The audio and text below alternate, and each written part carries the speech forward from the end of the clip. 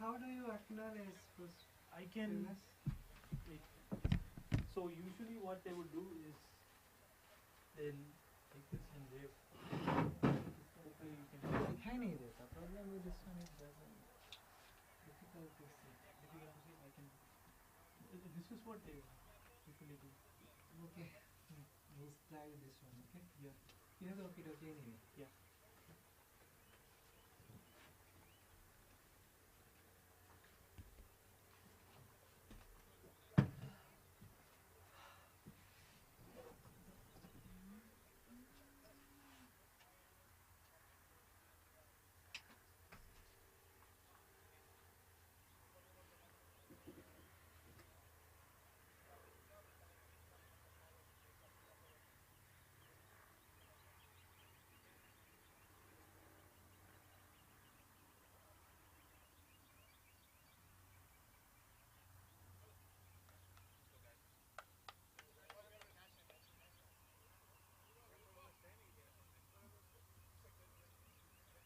Where are you from?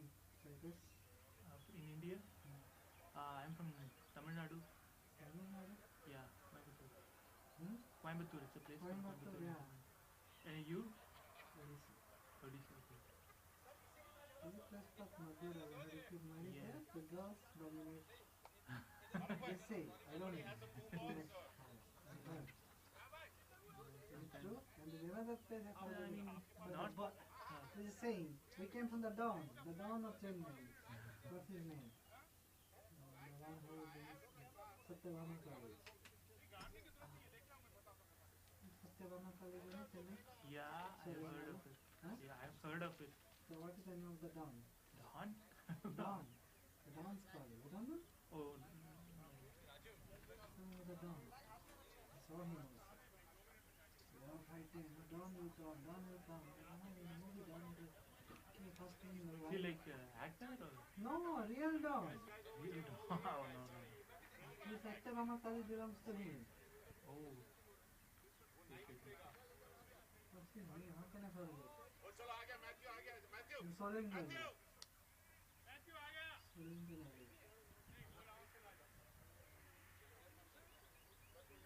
JPL? JPL. You don't know? No.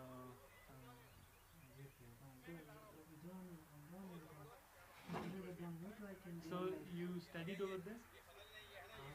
TCS. So the training happened. For 2 months I was there. For what training? TCS training. TCS, okay. First joined as a training. Okay. So you work at TCS? Okay.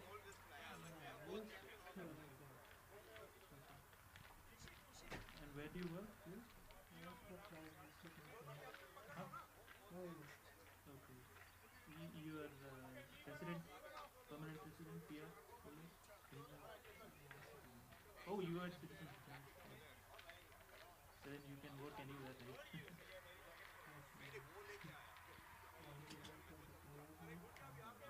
Honestly, the weekdays you can just do Uber, DoorDash. Time is here.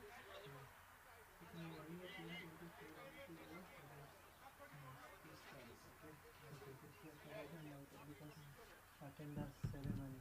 So 10:25 to ring, just discard it. If you don't discard, we can see.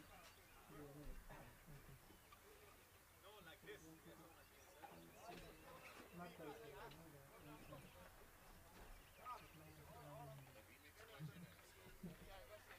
So what's your job title? QA team, quality auditing.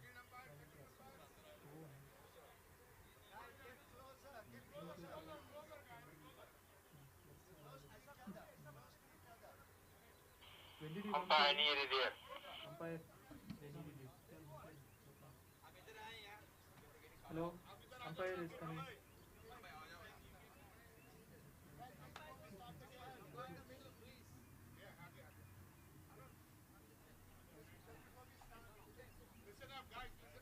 Okay.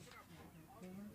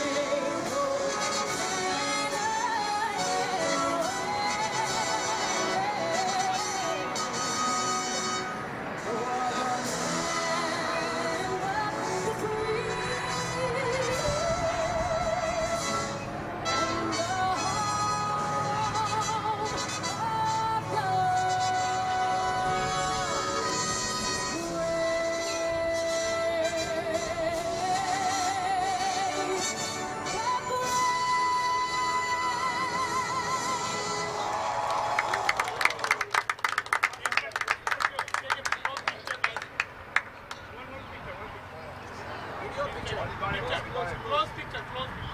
Zoom in.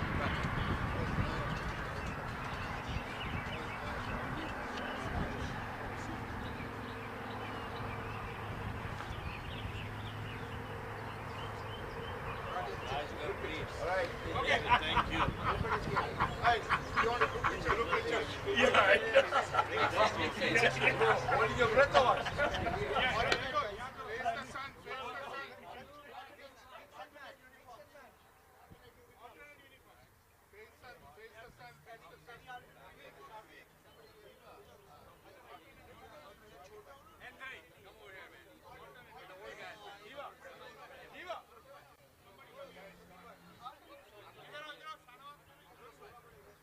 Guys, do alternate uniforms.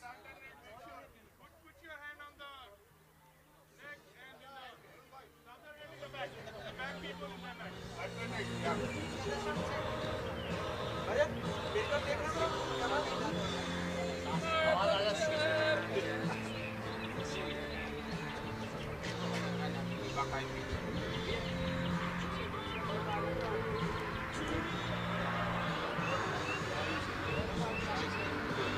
Let's go. Thank you. Good luck, everyone. Good luck. Bye-bye.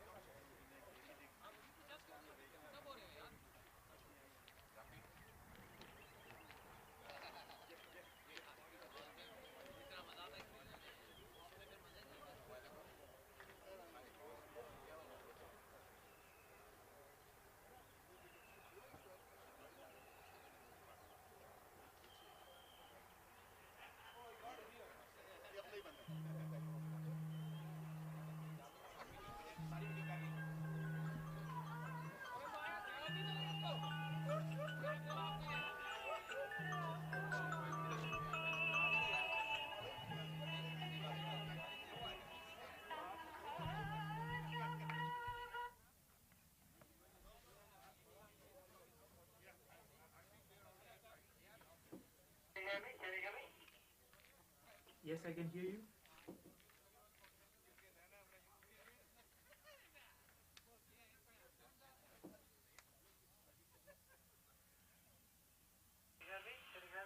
Yeah, I can hear you. Yes. Hello. Uh,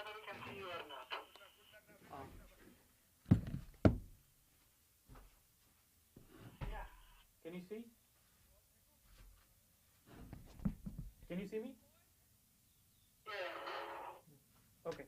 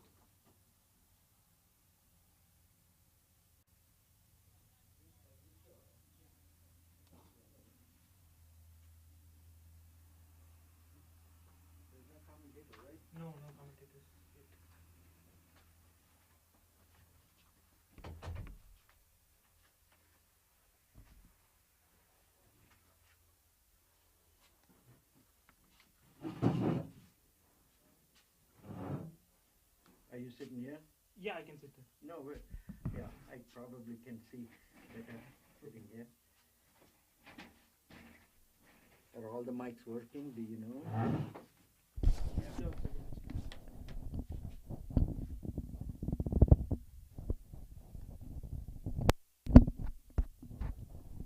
How can we do?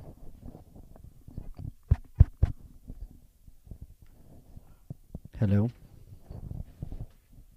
Hi. No, you can. No, I'm just here to control the things. Oh, please. So this I'm My asking. name is Arun. I don't have you. Bajwa. Bajwa. Nice to meet you. How do we? It's very simple. Just whenever you want to talk, Yeah. just switch it on and you can start speaking. Right now.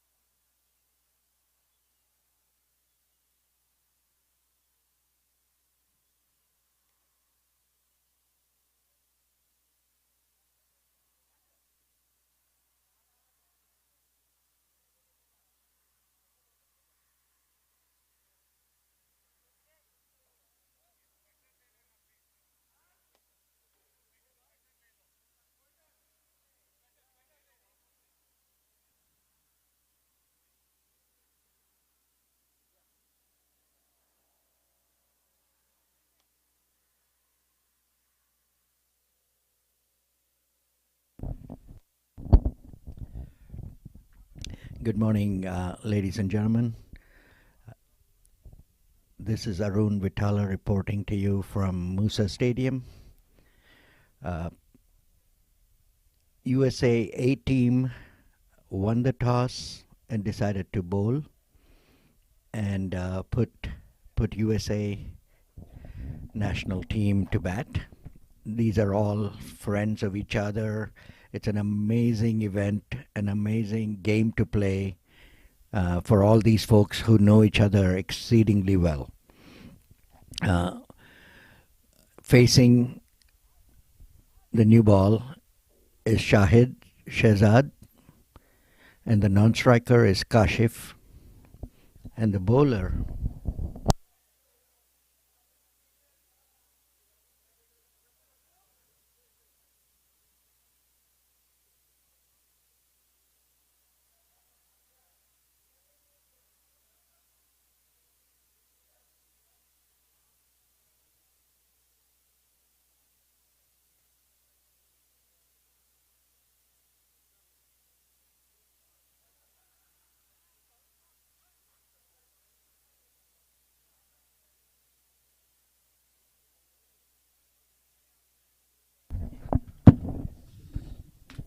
press this or this?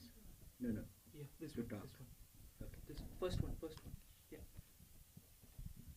Not ready yet. Please give it a 1 minute. Not ready yet. 1 minute. We'll be ready.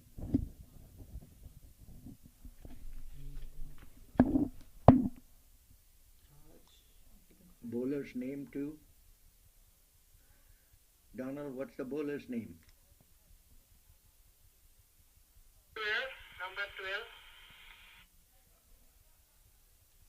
Thank you.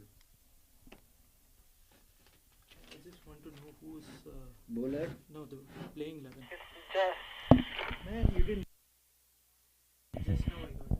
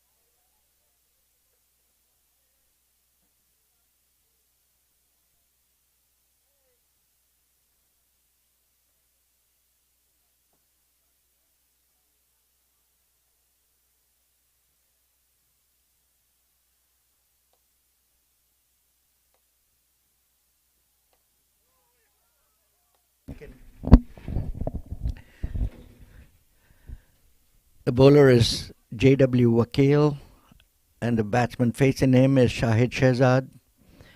Shahid had a good knock day before yesterday against Canada. And here he is facing J.W. Wakil, and the non-striker is Kashif Ali. That looks like another wide, and they ran for a single on the wide, so that's 2 runs. He's a good outswing bowler, and I'm looking at the replay, and it's quite wide.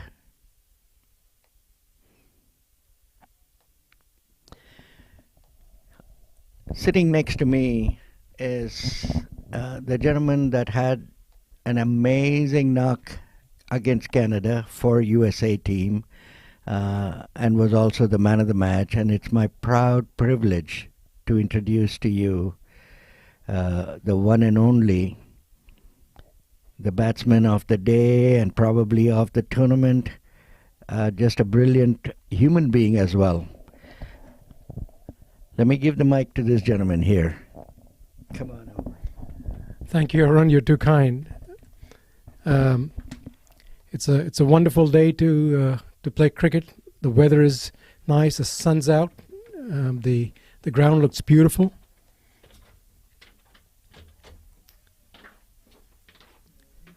And I think we've got a good game on our hands.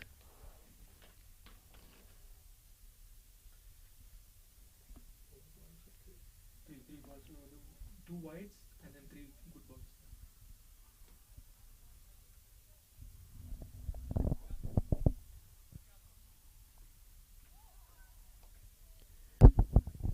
That was a good ball. The keeper actually was very, very quick to remove the bails.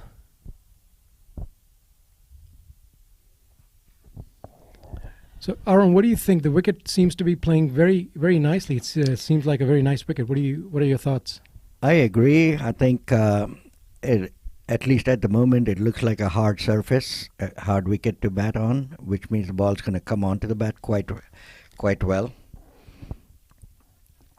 Rafe, you had a magnificent innings at Prairie View the other day, had a 70-odd not out.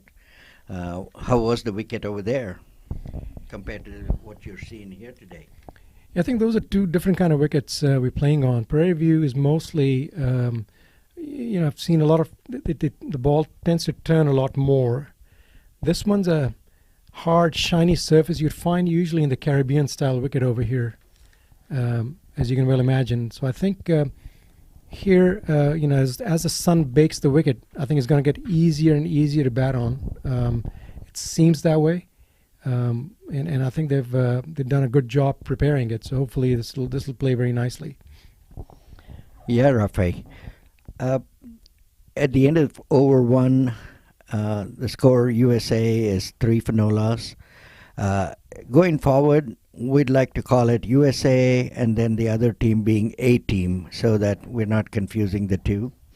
So it'll be USA or A team as we call it. At the end of the over, there were only 3 extras, so nothing off the bat. The bowler is Mohsin Khan.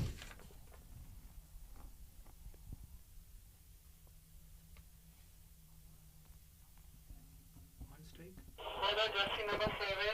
Should be the same guy. Okay.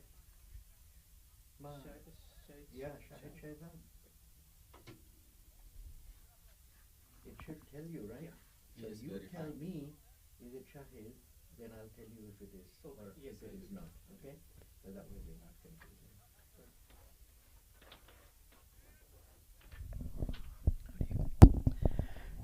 So Shahid is now facing Mohsin Khan, probably one of their top bowlers, one of the top bowlers probably in the country too, for the over 50s.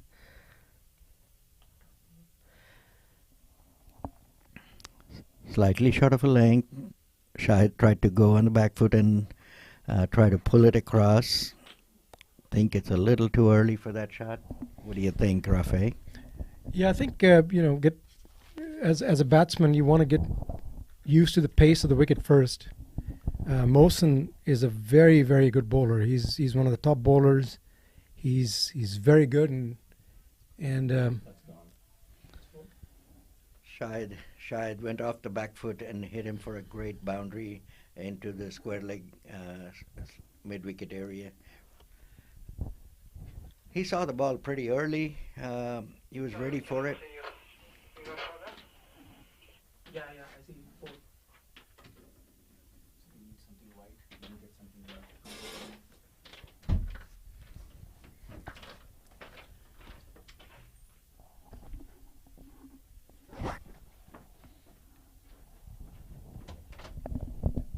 actually, do you have to press anything to talk, or just No. What do you do? Close but not out. That was a very close call. In cutter, in swinging ball. But I think Shahid was way on the front foot, and that probably helped him.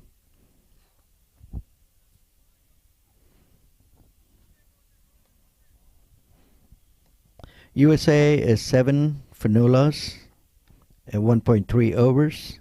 Mohsin to bowl the next ball.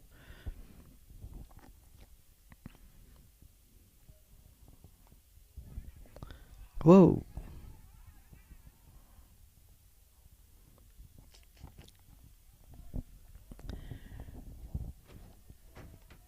Shahid was trying to take a single.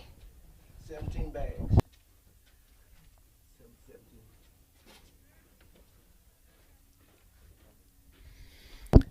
As we can see, as Mohsen's bowling, he's pitching short, and the ball's bouncing quite nicely on this wicket. Correct. Arun, so Yeah, so it might be good for somebody who likes to play across the line, which Shahid does.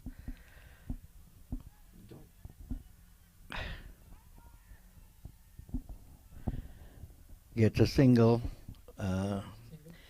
Gets a single. And that's Shahid. Shahid is batting on 5.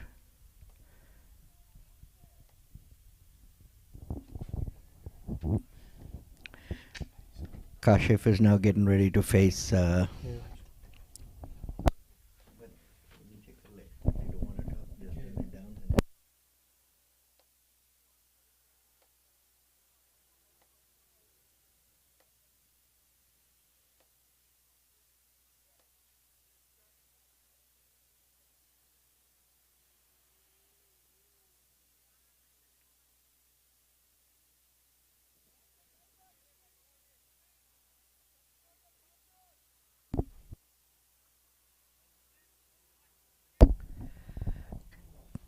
Kashif is getting ready to face Mohsin's last ball of his first over.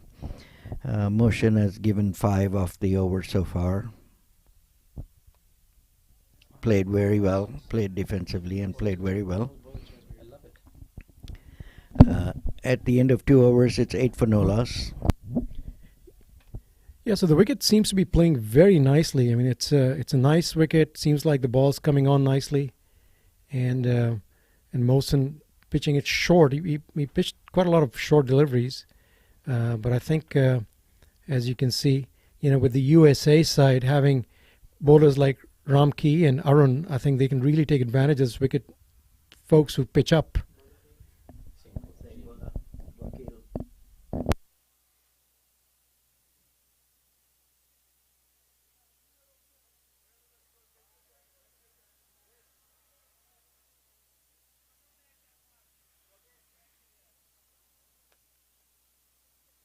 Good shot, boundary. Wow, that's a beautiful shot. As dangerous as it looks, Rafe, he pulled it outside the off stump and he pulled it out to the deep mid-on for a boundary. Shahid, as you can tell, is a very aggressive batsman. That's his batting style. So that's his second boundary already, and the score is 12 for no loss at the end of 2.1 overs. Yeah, Shahid had a wonderful innings in the last game. He played exceptionally well. He was a bit unlucky.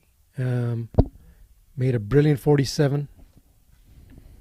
He was looking very good, and played some wonderful shots, and the other thing is his running between the wickets was also very, very good. So he's a keen, drop the ball and run. So he's a good partner to have on the other end if you want to make quick singles. He's an aggressive runner and an aggressive bat, which can trouble a lot of bowlers. This one takes the edge. He tried to drive it through mid-on, took an edge. It didn't carry. I don't think it carried, did it? No, it didn't seem like it carried. It was in between, I think, Balbir Singh and Anthony was the keeper. So I think it just went between the keeper and the first slip. That's the second boundary of the over. The score is 16 for no loss at the end of 2.3. Shahid is a very aggressive batsman. Anything short, he's gonna take advantage of it. Anything way up to him, he's really gonna take advantage of that too.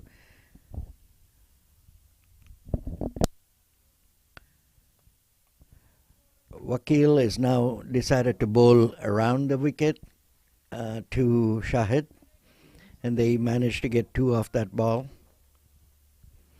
Shahid played this through point for a good drive through covers, I guess. For 2, the score is 18 for no loss.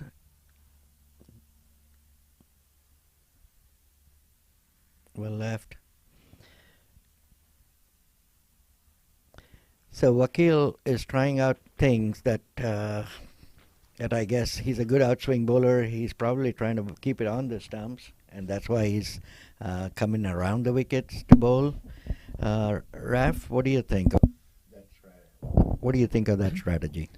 Yeah, I would have thought that he should have continued bowling over the wicket, because the way he's bowling, I think he just needed maybe another over to settle down.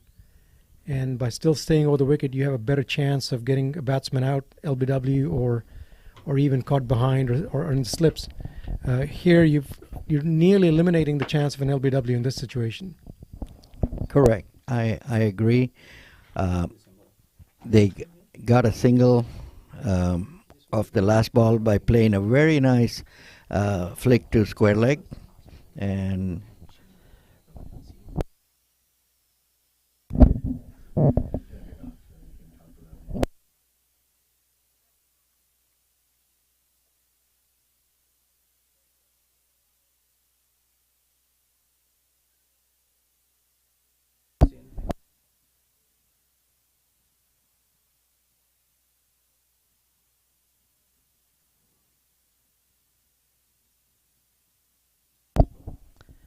Mohsin to continue bowling and bowls a very nice ball outside the off stump, beaten.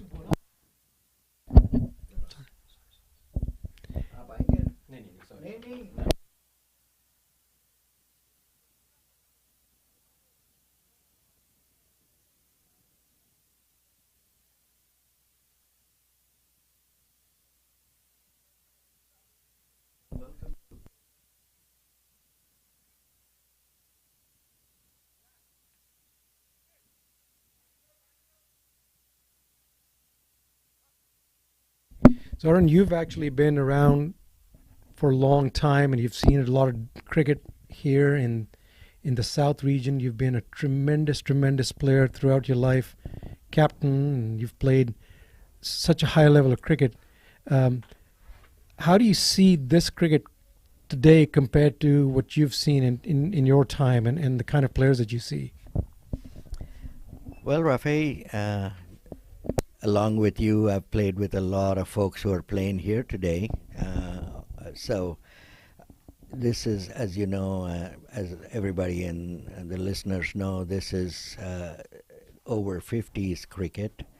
This is what we call the second innings, and it has been truly the second innings for a lot of these folks who are over 50, and then some who are over 60 playing cricket. To me, it's been an amazing journey for the last 1 year with all these folks. The cricket, as far as cricket in U.S. is concerned, Rafe, of course, the junior and under 19 and the national cricket is really gone up. There's a lot of great talent out there. And while we were talking, Shahid had a great cover drive, got 2 runs out of it through covers. Shahid, I'm beginning to like his aggression. It could be, the scary part is it could be a hit or miss, but I love his aggression. This keeps the bowlers in check, confuses them as to where to land the ball. This has always been the case anytime you have an aggressive opener. You know, the bowler is really confused, in my opinion. It takes a lot of experience to bowl to somebody that is so aggressive. Yeah, you're right. I mean, if you think back at the international level, Sri Lanka changed the way one day was played in 1996 when they won the World Cup, with Jay Surya and Kaluwatharna going after the bowlers in the first 15 overs. That was the first time a team really went after during the power plays and changed the complexion of the entire tournament, and then years to follow.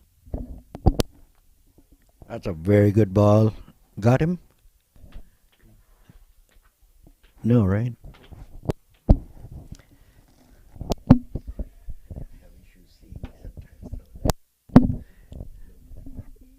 Now, Mohsen actually it was a much better over. When he's pitching up, he's a much dangerous bowler when he's pitching up than when he's bowling short.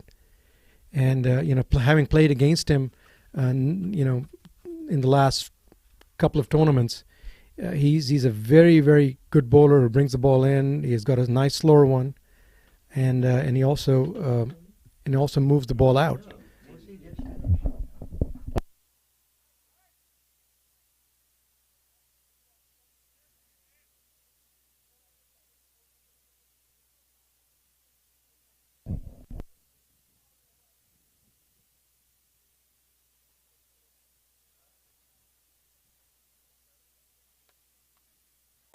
Kashif plays a great shot to point, deep point for a single. And I think that's his first run. Yeah, Kashif is also a very aggressive batsman, and he's, as I call him, he's a special talent. He's got such good hand-eye coordination. He can really, really take the opposition apart in a very, very short time. And you're right, Rafe. We saw him play a very good knock against North Zone in last month, when we were here playing the national championship.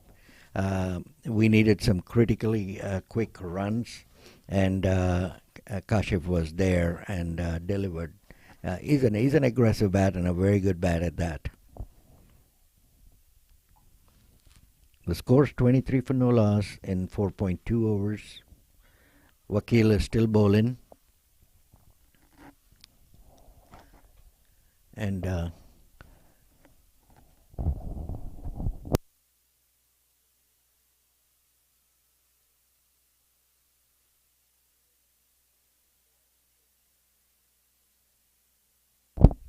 thank you.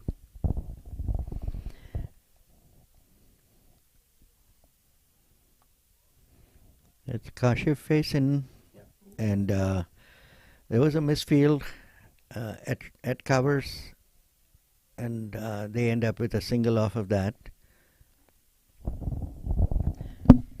So, Arun, you've been involved with the Masters cricket now for a while, and can you just run us through where we are at the U.S. level and how we're doing and what the plan is? Absolutely, Raf. While we're doing this, Shahid got a single of that ball. So we've got four runs off this over, and we'll try to connect on that issue during the end of the over. That's another good ball. Oh, there's some fumble, and somehow managed a single. There's some hesitation by Kashif after taking the first few steps. The score is now 26 for no loss at the end of the over. Right, Raf, I've been involved since last March. I just got to know about Masters.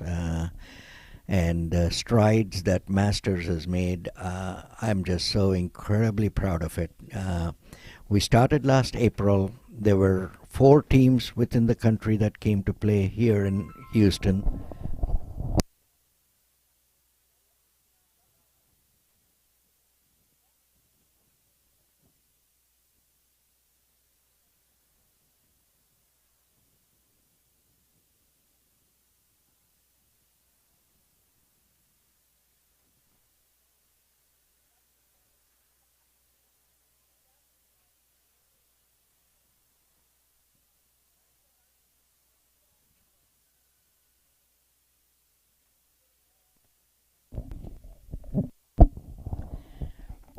So we started our Masters last year in April, and we had 4 teams from around the country that played. And amazingly, from there on, we have never looked back. That was our first tournament as Masters USA. And in July, we ended up with 8 teams, and we were in LA. We played in Woodley Park. One of the most interesting features that I liked about Masters is the high standards that they have set. One, that they do not want to play on concrete pitches. They only want to play on turf wickets.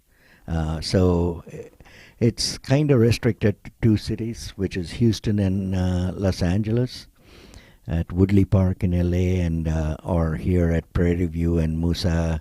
I cannot thank these 2 incredible gentlemen, Tanveer Ahmed from the Prairie View complex with 6 grounds there, and of course Sakibai, who started this whole incredible thing at Musa, the Musa Stadium.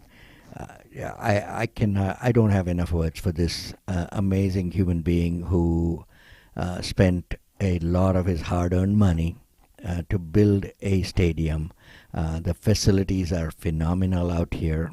I am just absolutely in awe with these 2 people that have done this more to promote the game than a financial angle. This is pure passion, and it's absolutely amazing to watch what they have done, especially this stadium.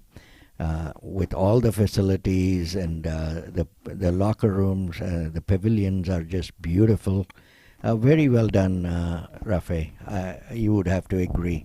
No, I totally agree. I mean, you're talking about the pavilion and the atmosphere, but we also, I mean, it's amazing how we are sitting in a wonderful commentator's box, which is incredible to be in this enclosure and having our screens and watching the replays. I mean, it's just incredible how things have really been put together. So both, Saki Muhammad, who's actually who was part of this whole Masters, and he was one of the original founders of Masters in the U.S., and then also going back to Tanveer, who's done a tremendous job with his Prairie View facilities.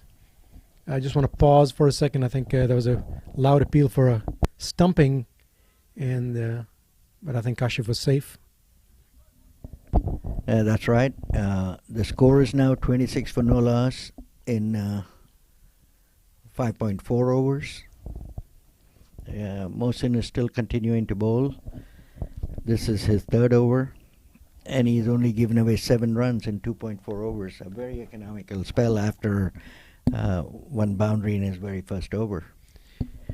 Yeah, and you have played and you've seen Mohsin quite a bit from the Dallas area, and you know him better than anyone else. So, what are your thoughts on his bowling, and how has he evolved over the last year or so?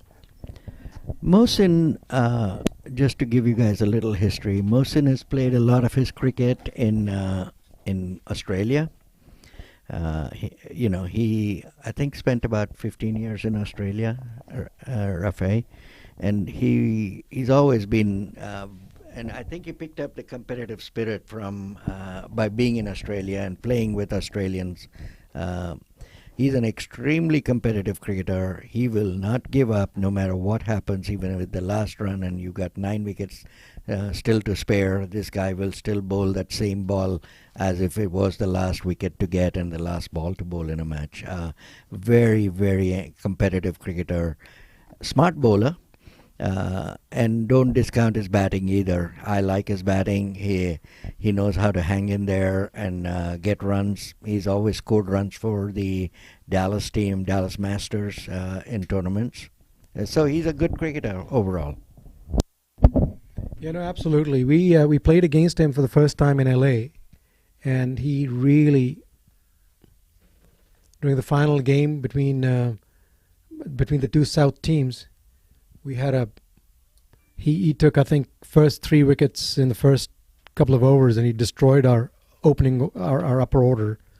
So he's a very, very aggressive and a very good bowler. And you're absolutely right. He doesn't give up. Absolutely. Vakil is continuing to bowl. It's a second ball of the over and 2 dot balls so far in the over.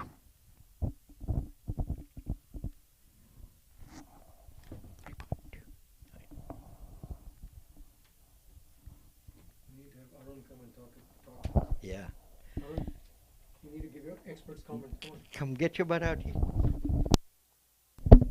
So we have a special guest over here, Arun, who's the USA Team USA opening bowler.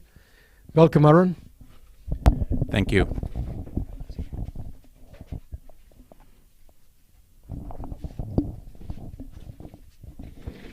So Arun, you played the game in the last match against Canada and had a great spell against them in a game that USA won by 9 wickets. Thanks to some incredible batting by Shahid and Rafi. Rafi got a 70-yard not out, and Shahid got a 47. And we really came through very, very well in that game. So what's your opinion of that game compared to what we are watching now? Yeah, first of all, it's just an honor and privilege to represent the United States. The facilities here are phenomenal. We played at Prairie View in the last game. It was really windy out there. The conditions were very different than today. The pitch was also very different. And I thought we did really well in the opening spell to keep them down and picked up a couple of early wickets. And the wicket was not easy to bat in the morning. And then kept the pressure on throughout when we were bowling, took a couple of good catches. Hard to take those catches with the wind. It was swirling. Sanjeeva took a really good catch there to get rid of one of their dangerous batsmen. And 160, I don't think, was a big enough total on that ground. So we did a good job bowling and fielding. And then when we went out and batted, the gentleman that I'm replacing here, Rafi, was just phenomenal. The opening partnership, Shahid and Rafi, they just settled in quickly, played some smart cricket, and the cover drives by Rafi were a delight to watch. And it was just fun watching it from outside. We made it look easy at the end, but I can tell you, anytime you're playing cricket, you just never know. A quick wicket here and there, and you're under the gun. But I thought we played very disciplined, smart cricket throughout. Today is a different day, a different game, a different pitch altogether, a very different pitch than the one that we played on at Prairie View. The ball tends to keep a little bit lower here. It's a hard surface, and you have to play straight. Arun Bhai, you've said this many times. You have to play straight, otherwise you could be in trouble. So that's what the batsmen are trying to do here. And when there's width on offer, take advantage of it. That's a fantastic shot. That's a beautiful shot by Shafiq Kashif for a boundary. I cannot ever figure that. Some water. Okay. Yeah, go ahead. Come back. Come back though. So while we were talking to Arun, there are 2 Aruns here, and it's a pleasure talking to this Arun. The second ball from Motion. First or second? The first ball from Motion was driven away through covers for a beautiful boundary by Kashif. Kashif is now slowly beginning to pick up. He's 9 of 21, 9 runs of 21 balls, whereas Shahid is 20 of 22 balls, a very aggressive bat. Uh, Here's Mohsin bowling the next one, driven again, this one through covers again, and there could be two, and they're taking two. They're very aggressive in their running, and they ran a good two there. So the score is now 34 for no loss, with Kashif 11 of 22 and Shahid 20 of 22. Mohsin's bowling, from everything I know, he bowls a nice off-cutter and in-swinger, and he's got a very good slower one that's quite deceptive. I haven't seen one so far, but I found that ball to be very effective whenever he bowls the slower one. There's one right there. There it is, right on cue. There's a slower one. But he bowls that very well, especially after he makes the batsman play on the front foot for a few balls, just like he did. These two drives that were there, they're usually a setup for a slower one, to go and get that, make them drive that slower one into somebody's hands that covers a mid-off. But it didn't happen. That was too wide. Kashif was probably beaten. Can't say beaten. He tried to go for another cover drive and missed it. Score is now 34 for no loss and 7.4 overs. That's a good ball again, just outside the off stump, cutting in. The one thing that I know, Arun, is that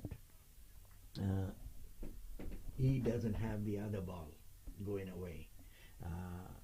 I think he would have been incredibly dangerous if he could get that one to straighten up at least, if not go away. A slower one, and Kashif saw this, and he's hit it through mid-wicket for a beautiful boundary. Full toss, and a slower one, but he hit him for a beautiful boundary. So Kashif is getting there. He got 10 runs on this over, and Kashif is at 15, and Shahid is at 20. So he's catching up pretty quickly. Yeah, that's a good start so far. One thing I would say is in all of these games, I feel like Mohsin is trying too hard to get a wicket here at this point, and the slower ones and not getting it right. Percentage cricket, wicket to wicket, keep the batsmen quiet and make them do the mistakes is really the way to play here. The outfields are lightning fast.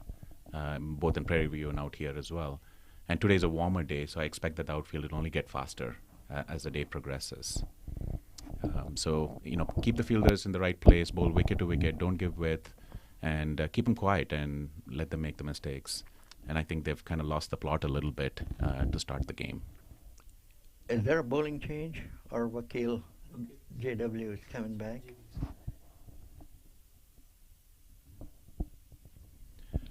While we're waiting for JV to come in, I just want to give a shout out to my mom who's watching the game in Chennai, Ayamma, and my brother as well, who plays cricket in Chennai, and all my friends from Colorado. A big shout out to you. I've played a lot of cricket over there. I know you guys are watching.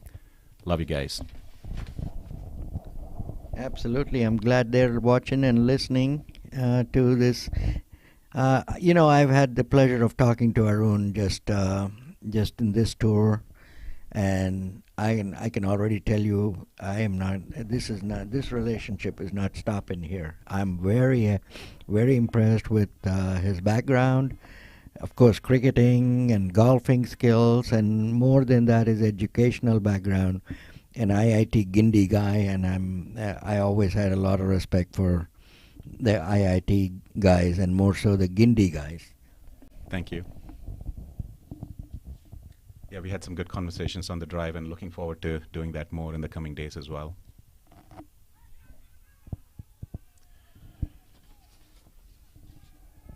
Shahid there trying to run the ball down to third man. That took a thick edge and dropped at slips. Not an easy catch. That was coming fast, but 2 runs to Shahid.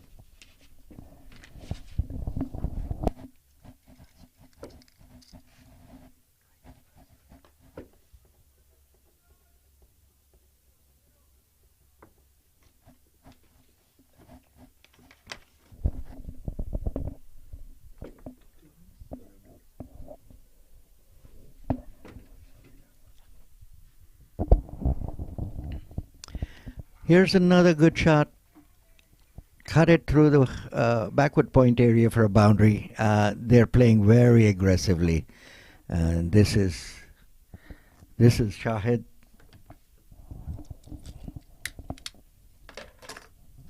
Yeah, Shahid played really well in the first match as well, and he was looking really good. And then he got out, and once again here you saw width on offer, and Shahid just cashed in on it.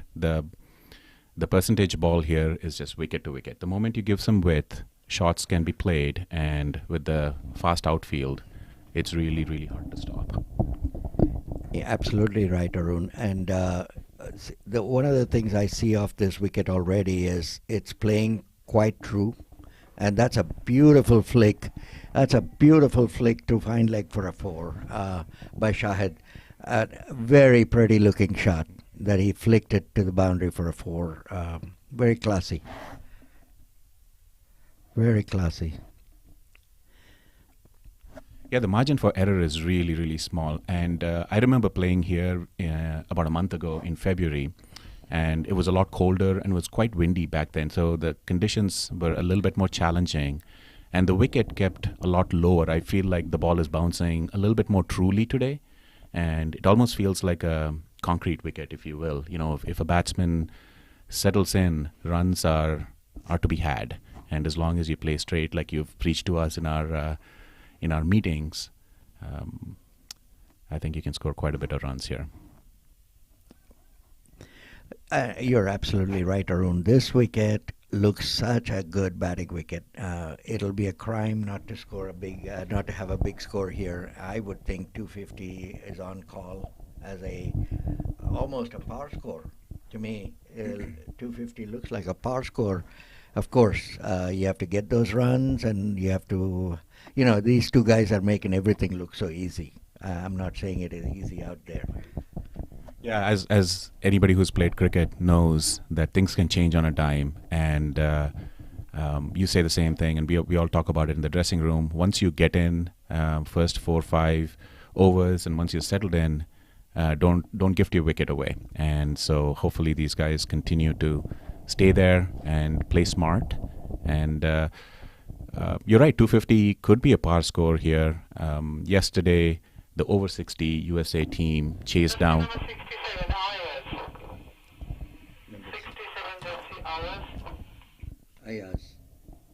Yeah, the over 60 USA team chased down 200 plus. Yeah, got it. And they won the game of the last ball. So 200 is definitely gettable. 250 is probably what you need out here. Yes, I got it. It'll be interesting to see how the spinners fare here. Already, I think we're bringing some of the slower bowlers in. Ayaz Sheikh is the bowler, Arun. Ayaz, I've seen him play in Dallas for quite a long time. Very intelligent bowler. Bowls both the off spin and the leg spin. He switches in between the two quite a bit. He's an intelligent cricketer, wicket-getting bowler. It'll be very interesting to see how he shapes up on this wicket. I really want to see what this wicket does and what it has to offer for a spinner now. Yeah, I agree. I think the change of pace, variations with pace, I think is going to be important for the spinners. I would expect there already you see bounce when you loop the ball. So I think that's a good start by Ayaz. That's a good start for a team. And it'd be very interesting to see this over finish. That's a very short ball, but he didn't take advantage of it. Could have been a lot of runs on that one, but it went straight to the fielder at short cover. They do have protection. They have a deep cover, a deep mid wicket, and a long on. Those are the 3 outsiders, 3 outside the 30-yard circle.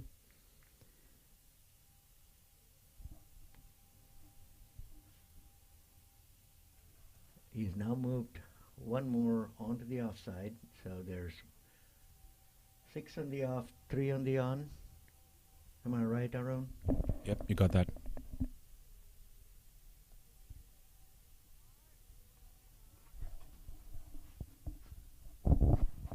Interesting bowler. He varies both. He bowls the off spin, he bowls the leg spin, and he's got a quicker one as well. That's the off spin. And I hit him for a beautiful boundary. If you see it, you can see it too. It's okay. Yeah, once again, width, slow, short ball, outside off stump, and this time Kashif found the gap. The second ball of the over, he hit it straight to the fielder. This time he hit the gap perfectly. So Kashif is batting on 19 in 30 balls, and Shahid is 30 in 28 balls. And this one was a good ball on the stumps, and he plays a defensive shot back to the bowler. No runs on that ball. End of the over, 52 for no loss in 10 overs.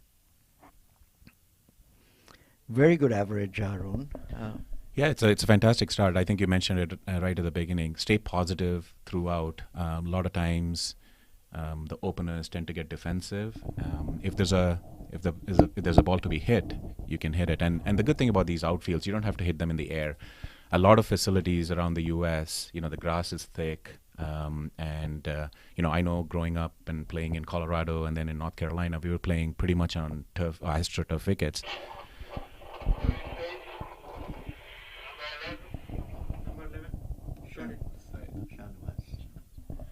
And your game changes as a result, because you can hit a perfect cover drive and all you get is one and maybe nothing even, because the ball just stops.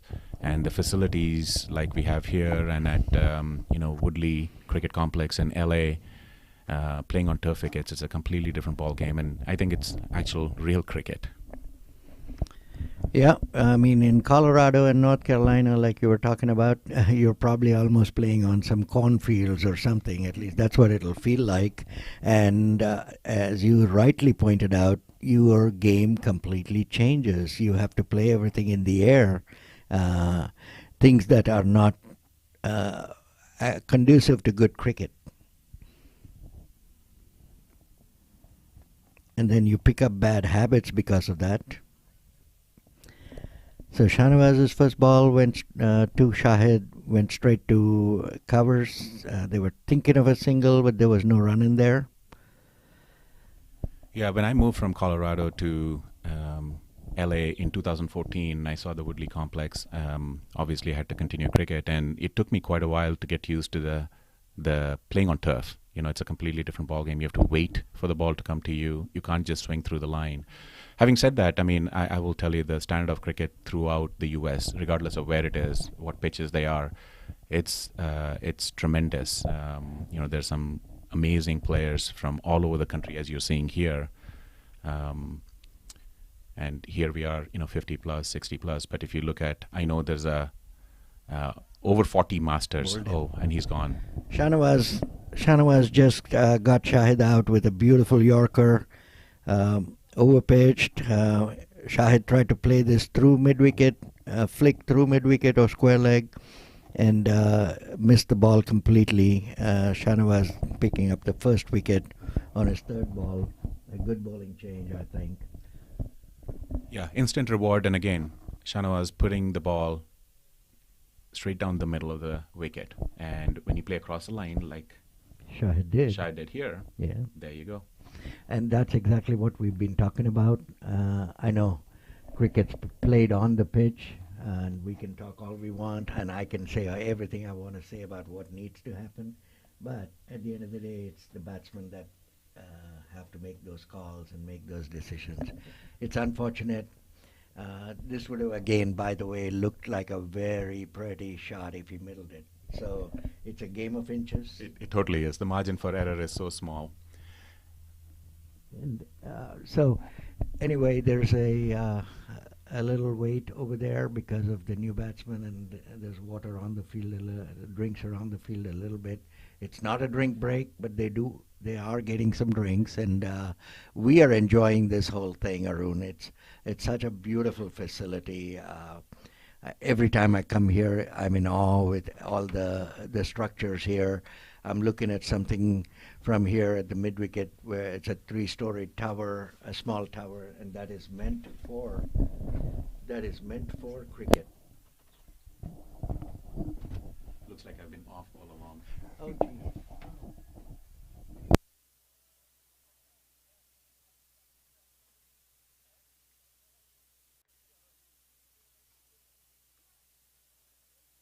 You want me to keep it on?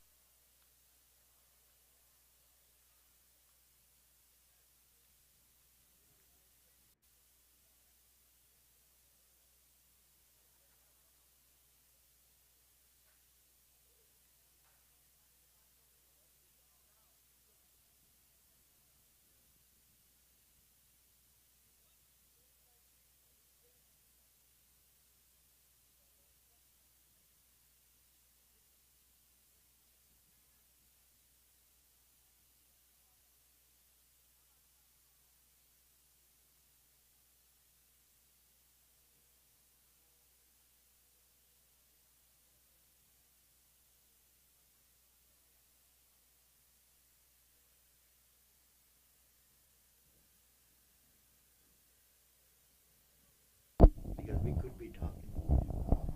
And we have Majid, who's joined Kashif at the crease. Majid is from Northern California, and he played for the West Zone. And in the zonal tournament, he and Jivaka had a fantastic partnership. Majid scored 70 plus, not out, and chased down 200 runs. Made it look easy. As you said, this is a batting wicket, and Majid is in good form. This one is wide down the leg side, but the first wide is okay. In over 50s cricket masters, one wide down the leg side is allowed. It was a great take by Anthony behind the stumps to get that one down the leg side. Wide ball, probably. Yes, it is. It's a wide ball. And they got 2 runs off of that ball. He bowled a great over until now, and Two runs? yeah, wide and one more.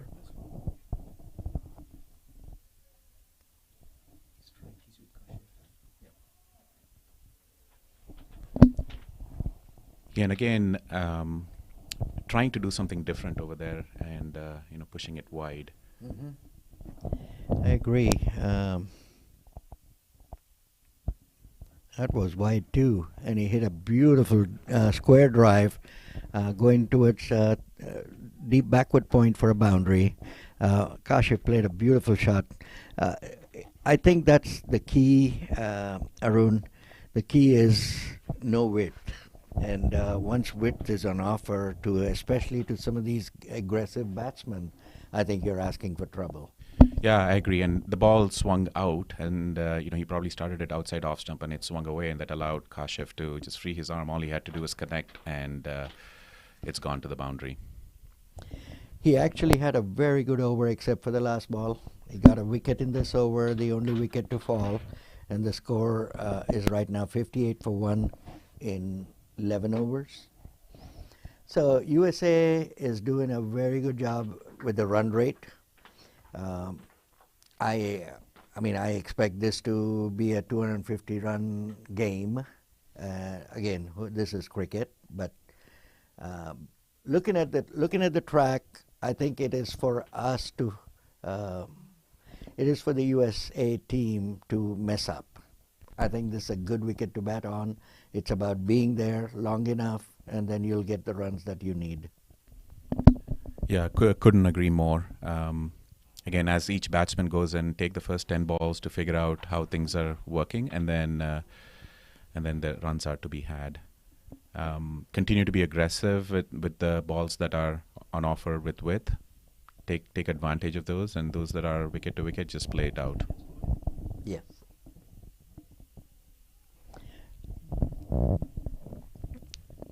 Ayaz continuing to bowl to Majid this time.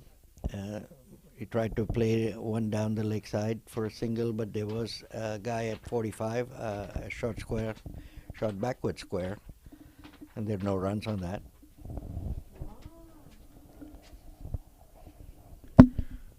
We've got some other visitors as well. So, Arun Bhai, shall I hand over to some other folks here?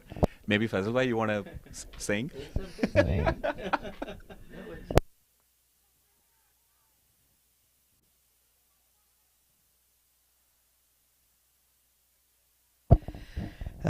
We also have another.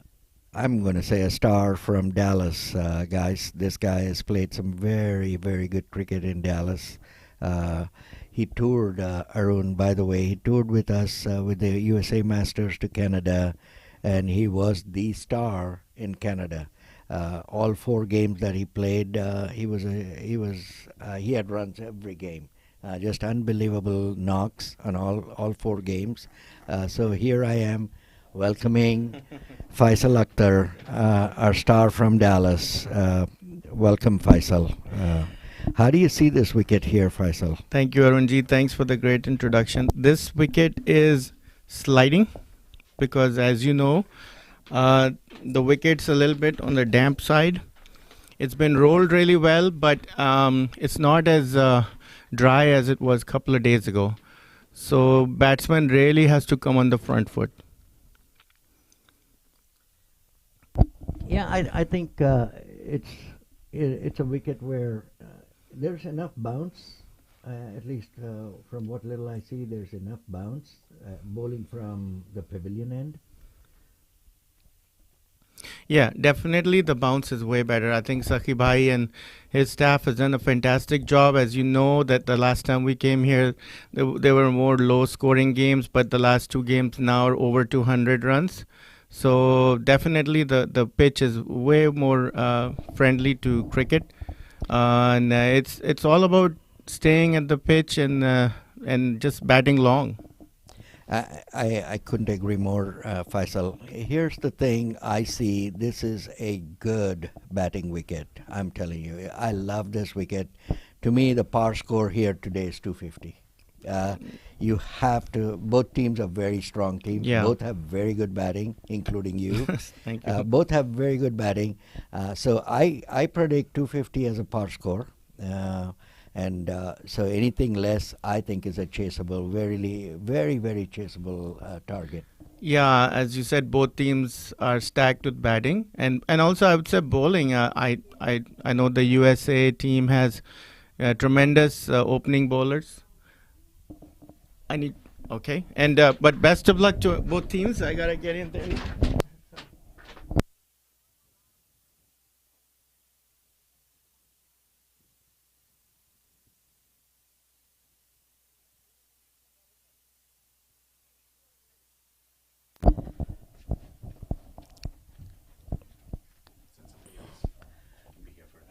Yeah, please, we need you.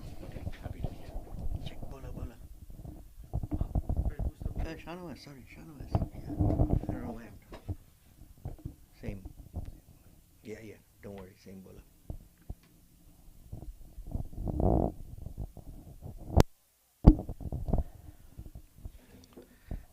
Syed Shanawaz to continue. This one was played through deep point. It's interesting. They have a third man, a wideish third man, and a deep cover point. And this one was played to cover point for a single by Kashif. Kashif is now batting on 25. Majid Mohammed is batting on 1. Actually, that's not that's actually a very good field placement with Shanawaz bowling those outswingers and potentially getting the width. He puts them on the boundary to prevent those fours. And then for Majid, they brought the fielders back in. He's new to the crease. So that's some smart cricket and captaincy and field setup. Majid. Kashif is facing. Kashif is now batting on 25.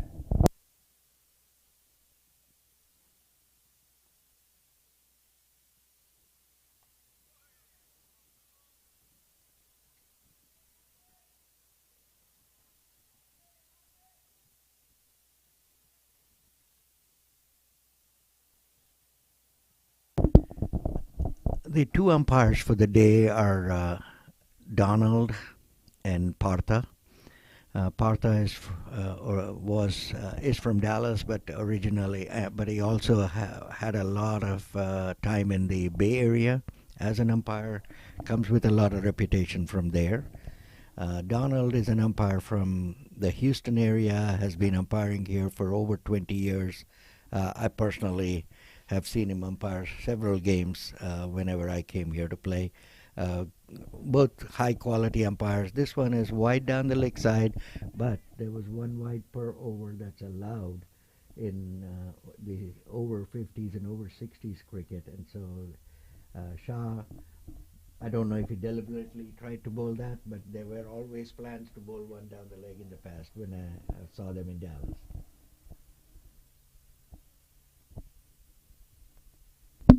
Yeah, you're right. When I bowl, my ball naturally swings in, and certainly at this level with over 50, with the rule allowing one ball down the leg side, I definitely appreciate it and try to take advantage of that particular rule. Especially, Arun, when you have a keeper standing up, I think it's a very good tool. If you have a good keeper standing up and you can, you have one of those aggressive bats who likes to play off the front foot a lot. They tend to do that if the ball's down on the leg stump and going down the leg side.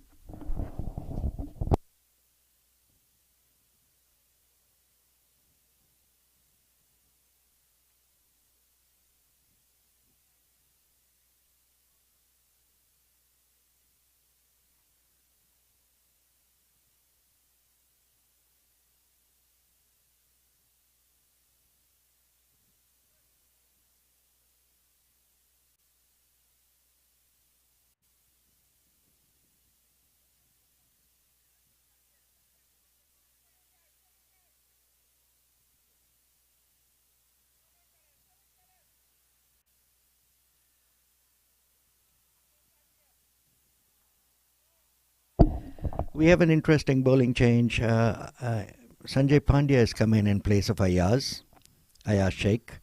Sanjay has played for the U.S. team. He has traveled with the U.S. team to Canada with the U.S. team, and then went and played with the U.S. team in England and Wales.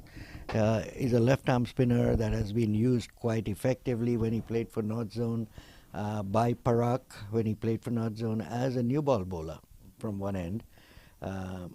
I somehow like that theory. I'm a left-arm bowler, but I like that theory of a slow bowler coming in with the new ball. I found it quite effective. And let's see what he does. There was a single off the first ball.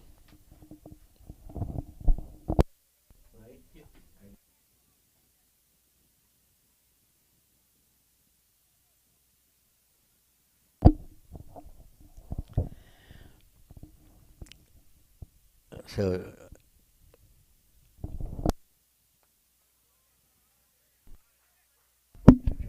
Majid is batting. Sanjay already settling in quite nicely. he's a good left-arm spinner, bowls a good line and length, very controlled bowler. Majid plays a nice on drive to deep mid-on for a single. Arun, coming back to opening with the left arm spinner, actually that's a good ploy. And when batsmen go in, they're expecting two opening bowlers that are quickish and maybe move the ball. And every once in a while, starting with a spinner can certainly, especially when you have quick bowling on one end and a slow bowling on the other end, when you're coming in new, it's a little bit challenging to adjust to the two pace from both ends. So that's always a smart choice. Agreed. Especially on wickets where, other than turf wickets, more on concrete where the ball comes through, it's a good idea to make the batsman wait a little longer to play the ball. I found it quite effective. That was a very good first over from Sanjay Pandya. Just gave away 2 runs off of that, 2 singles. Yeah, good start by Sanjay.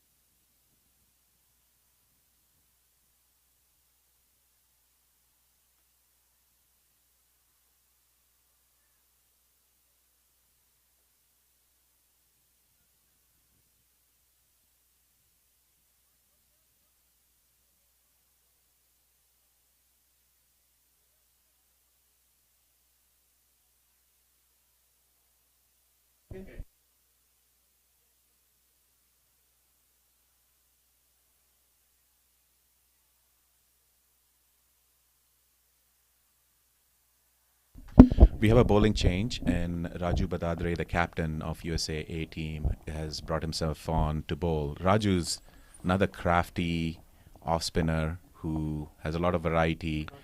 And I remember when back in February,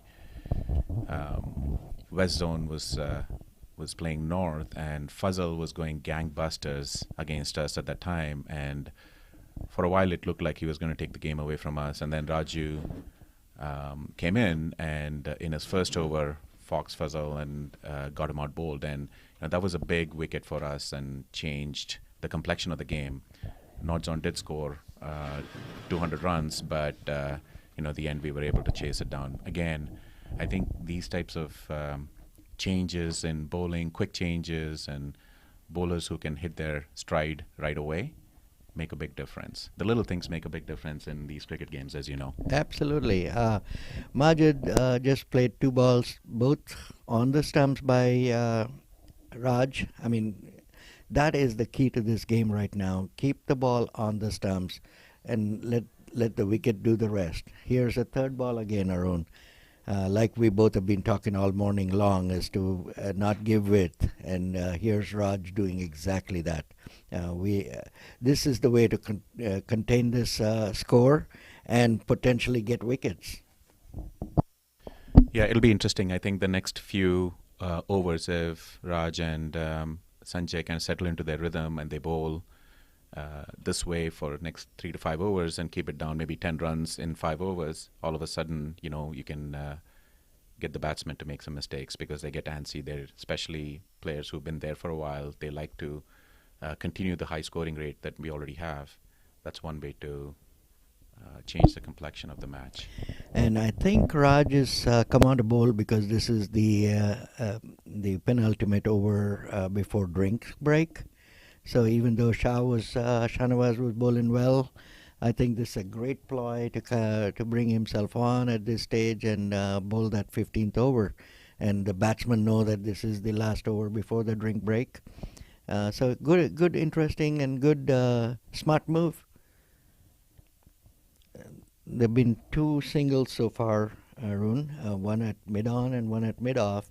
Again, this is something we both have been talking about, to play straight, and very smart of both these guys to doing just that. Play straight, take what they give you, and things will happen. You will get bad balls as you go. Talking about the wicket, I cannot tell you enough about what a great job this gentleman, Saqib Ahmed, has done.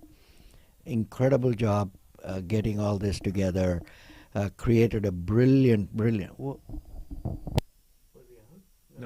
Drinks break. So there is drink break. The first drinks break at the end of 15. USA is 67 for 1. So the run rate has dropped a bit. We were at 5 most of the game, but we're now at a little over 4.5. It's a great start. Regardless, it's a great start for USA. And gentlemen, we've had people in this booth earlier from this morning, and the reason we're introducing some of these people is because of who they are and what they bring to this game of cricket, especially to Masters. There's one such amazing gentleman who is part of the executive committee for the Masters USA. When you see things happen, there is this gentleman that makes a lot of these things happen. He's an amazing human being from Cincinnati. And more than that, this guy is part of the executive body. He is the manager of the USA team when we toured Canada, as well as England and Wales. He was the manager, and now he's the manager of the USA team again over here. It just gives me an absolute pride and joy to introduce a gentleman like him, Matthew Varghese, our manager. Matthew, welcome, welcome, welcome to this to the commentary booth. And we cannot say enough about what you do for the game of cricket. Tell me your experience as manager of the team, how it has evolved from Canada to what it is today. What is your experience as a manager, Matthew? Thank you, Arun Bhai and Arun. Yeah. So we have two Aruns here. So thanks for the invitation, and it's a pleasure to be here. I came to Houston last April and fell in love with this place. It's a great, and thanks to Saki Bhai, who has helped us a lot in giving us this stadium to play for Masters. So I want to thank him too. And of course, the board of Masters and the executive committee. Yes, when we talk about evolving, yes, we have evolved from playing in Canada to UK. So I would say we are doing far better than we were in Canada, and we did little bit improvise in England, but now we did our LA Open, we tried the zonals, we are trying to do as much as we can to get the best players we have for the USA, and of course hosting the first international to try tournament champion trophy in USA with West Indies and Canada. It was a bit challenging, but there was a lot of support with the team members, people, teams, they all. And I would also like to thank Arun Bhai, who is also helping us a lot behind the scenes. Minor details, small things, setting up locations, providing umpire scorers. I actually, you'll be surprised, when I went to Canada first time, I didn't know much. So I shared a room with Arun Bhai for a week, and that's where I learned a lot of things from Arun Bhai. So anyway, we still have a long way to go, but we have done far better. And as per my manager experience, I'm also learning every day something new. So I would like to thank you all. Yes, we are there. We are doing better, and let's see how the championship goes, because our main intention is to prepare ourselves for the World Cup in March. And that is the ultimate goal, to field a USA team in the World Cup and showcase our talent. Yes, we are hosting international tournament to show we can invite teams other than what we have. We want other teams to come. Yes, UAE wanted to come, but there are some challenges.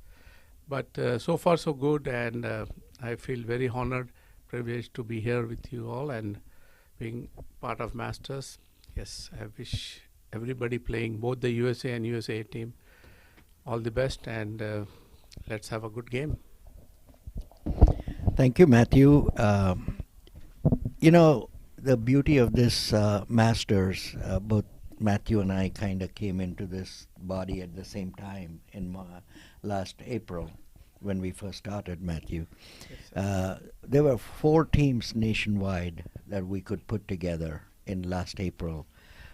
Today, so let me go through the list of things that we accomplished till today. We had 4 teams in April. Then we ended up with 8 teams in LA in July, and we had the LA Open. Yes. Then we had the tour to Canada in August. Yes. A very successful one. Played a 3-nation tournament in August, and then in September we had a USA team tour, England and Wales. Yes. Another incredible accomplishment. Yes. We come back, and in November we go in and have an LA Open again, and this time we introduce a new element into it. We brought in the over 60s team into the fold, into the Masters body, and we had 4 teams playing there. Right. We had two Two We teams. had 10 teams, 8 and 2 10. Right. Yeah. So we had 2 teams of the over 60s, and that was a great start for us. Yes. For over 60s, and that was in November. We come back in February to play the zonals, and the zonals was a group of people that were picked from the 8 teams of the over 50s. We picked and made it 4 teams from north, south, east, and west. And along with that, we had the over 60s as well. And this time we had 4 over 60s teams. And you can see the depth, the growth in this body. That was in February. And now we had the proud honor and privilege of hosting and inviting Canada and West Indies into this tournament to play with us. And not only did we manage to invite the over 50s to come play with us from Canada and West Indies, we also have the over 60s bring their teams from Canada and West Indies. And one incredible thing is that we also had the proud honor and privilege of having one of the world's most feared fast bowlers, Colin Croft, in the over 60s team, and he's still playing over 60s at the age of 69. Amazing, amazing, amazing feat. So we are proud to have all of these accomplishments. In May, gentlemen, ladies and gentlemen, we now have 12 U.S. teams participating in the May Houston Open. May 7th through the 8th through the 14th is when the tournament is. We look forward to a lot of people coming and watching this thing, because it's going to be very exciting out here in Houston at Prairie View and Musa. Once again, thanks to these two amazing human beings that have dedicated so much to this game of cricket. At Prairie View, it's Tanveer Ahmed. And at Musa, it's none other than Sakim Ahmed, who also happens to be a board of director for the Masters USA. Anyway, the drinks break is over. The game's about to start. Matthew, please talk about these two incredible batsmen.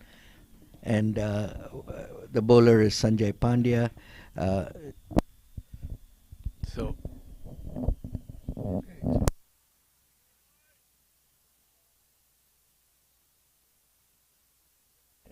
whoever is facing is facing. Yep. So Sanjay is okay. Regarding the two batsmen, yes. So I think Majid is on strike now. Kashif took a run to the mid-off region, and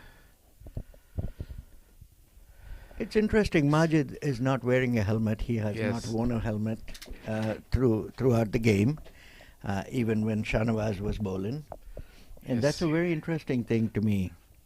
Maybe he's comfortable without the helmet, I guess.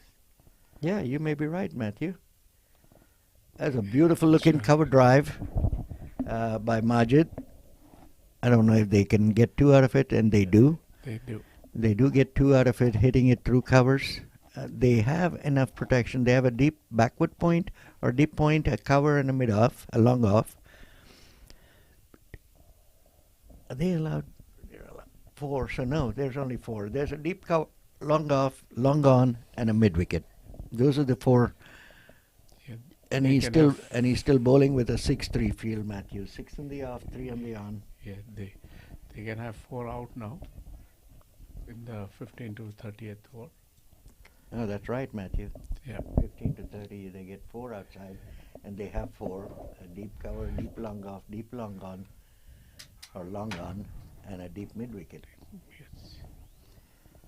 Sanjay is a smart bowler, bowls wicket to wicket,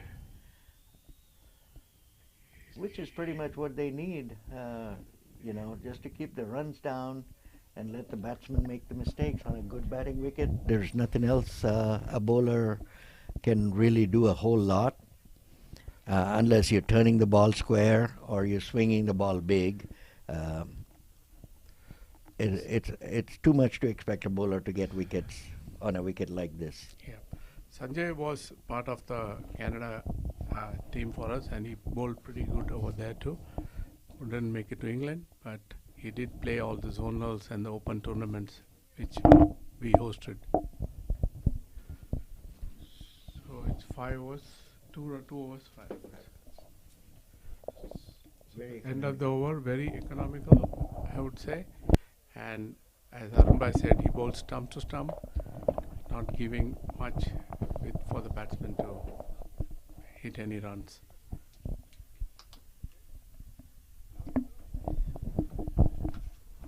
Shanawaz back in the bowling attack. Again, Arunbhai, you mentioned the strategy, the little things that happen within a game where Raj brought himself on just for that last over before the break. And now we're back to normal bowling back with Shanawaz. It didn't work in that particular instant. He bowled a really good over, but you have to try those things to upset the rhythm of batsmen who are well set. So Shanawaz is back. So like we suspected, Arun, it was a 1 over before the break that Raj came on to bowl. So Shanawaz is now back on to bowl. He has the only wicket that the A team has gotten. 2.1 overs, 9 runs. Here's a nice square drive, almost square drive to the backward point area for a single by Kashif. The one thing about this facility and what we are viewing here, I wish I could share this with people out on the outside. This commentator's booth is as professional as it gets. It's just amazing. Indeed, it's a lot of fun sitting here. We have a little TV in front of us where we can watch the game live, and then the replay booth, it comes on as you've seen already. And then you also saw there are multiple cameras. It's not just one view, and you saw the camera panning. Just an all-around incredible facility that's been put together by Sakhibai. Hats off to him and the crew that make all of this possible. The entire team. I mean, it takes a whole army to win this, and really, this is an amazing. We can keep talking about it forever, but this really, I'm in awe with this facility. All these countries' flags around here, flying high, completely fenced up facility. There's a seating for several hundred people on one side, which is concreted seating. To me, it's amazing what this one gentleman could do for this game of cricket. Yeah, you also have dressing rooms, one for the visitors and one for the home team. And, as you walk in, you have an area for all the players to put their stuff down, change. There's a little massage table if you want to work out the kinks, and then you have the showers and the bathrooms. There's even washer and dryer in there as well. So just phenomenal facilities that make it a pleasure to play out here. I haven't seen anything like this.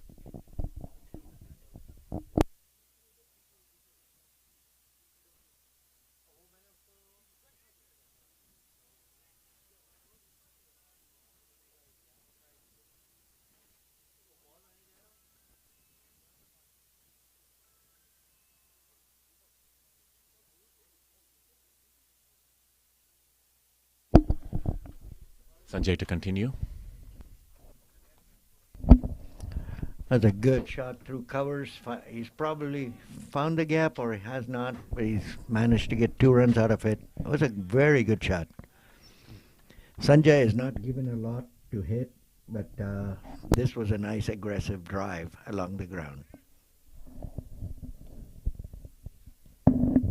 The score is 73 for 1. It was 67 for 1 at the water break, and they've already bowled 2 overs for almost nothing. Here's a push to deep mid-off for a single.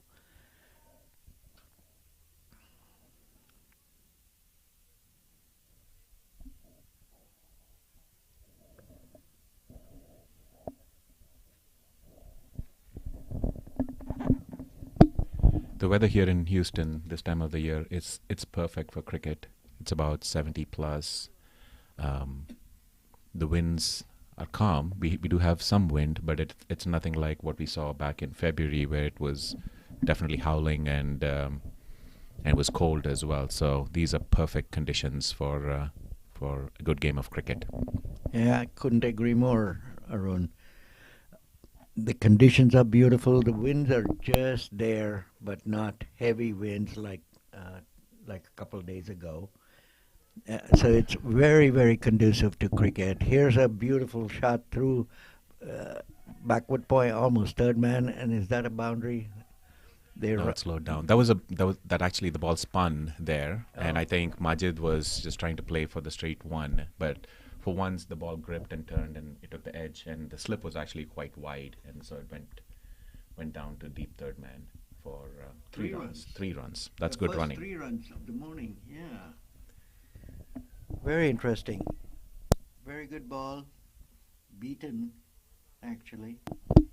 But lucky to take the edge, and there is no slip in play. Oh, there is one. Yeah. Yeah, the slip was pretty wide. Even now, I think Shahnawaz is a little too wide. He could be a little finer and closer to the keeper.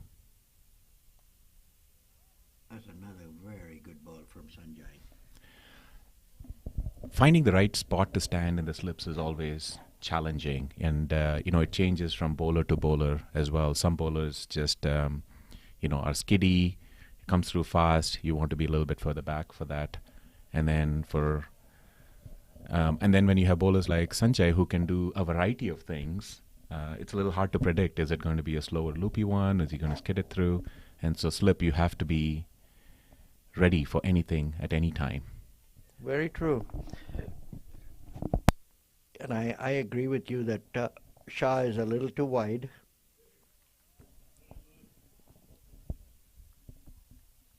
That's the end of the over. He has given away 7 runs on this over. That was his most expensive over. And the total is 78 for 1 at the end of 18. Yeah, 3 of those 7 runs, I would say, unfortunate, right? Yes. So not his. That was a really good ball, and that's cricket. Sometimes those things happen. You've bowled a really good ball, and either goes to the boundary via edge or otherwise. And a short ball gets you a wicket. Yeah, sometimes. that is so true. Yeah, so that's cricket, and that's why you play it and not sit in the pavilion and write it.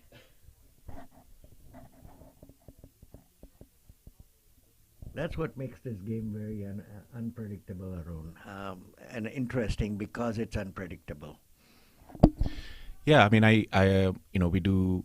A lot of us actually coach kids as well, and one of the things we talk about is, cricket is a little bit of in one day summarizing what life could be like over many years, many decades. And there are times when you go out and do everything right and you get out for a duck, and there are times when you do nothing right and you can score 50 runs, and that's kind of what life can be like as well. And what you take away from it is just keep doing the right things, and in the long haul things work out. No question. This game, if you really had to analyze it, and I, just like you, when I talk to kids and their parents, I tell them the beauty of this game is it teaches you life. It really teaches you life. You learn to live with others. You learn to accommodate others. You learn to accept that sometimes you're not the best and still be there and be a part of a team. This is life everywhere. If you're in a family of 6 or 8 and one of them could be doing really well, but here you are cheering for that other brother or sister or your siblings, and that is the beauty of this game. It teaches you all these variety of things that you apply in life knowingly and unknowingly. Kashif was trying to cut that ball. It was quick, and he edged it to the right of the slip fielder, who couldn't react in time. I mean, it was just almost impossible to catch. It went down to third man for 4 runs. Yeah. I wouldn't call it a catch. It was wide. Yeah, too far. But again, that shot came only because there was width in offer. Right. It could have been a very, very good ball if it was a couple of stumps closer. That's another good shot for a single, though. Yeah, you were talking about team and cricket and how it reflects life in itself. One of the things that I often talk about is, I love to play golf, and golf is a one-man sport. You're playing basically by yourself, and given a chance to play golf versus cricket, I take cricket any day, mainly because of that. You're sitting in a pavilion, you're playing with teammates. There are days when you don't perform and your team picks you up, and there are days when somebody else doesn't do well, and then you pick them up. And so I just love that aspect of it, being around people. And again, today, to be successful, it's not about one person. Even at work and other places, it's all about the team. So the more you can learn about how to be part of a team, contribute to a team, lead teams, all of that you can learn in cricket. Okay. We have a bowling change, and Ayaz Sheikh is coming back to bowl. He had 2 overs for 6 runs. He's coming back to bowl. Arun, going back to your comment about what this game has done for you, t- absolutely the same thing. I can just proudly say all my friends are from cricket. And that is such an amazing thing. All my friends are from cricket, and we, both in India and here.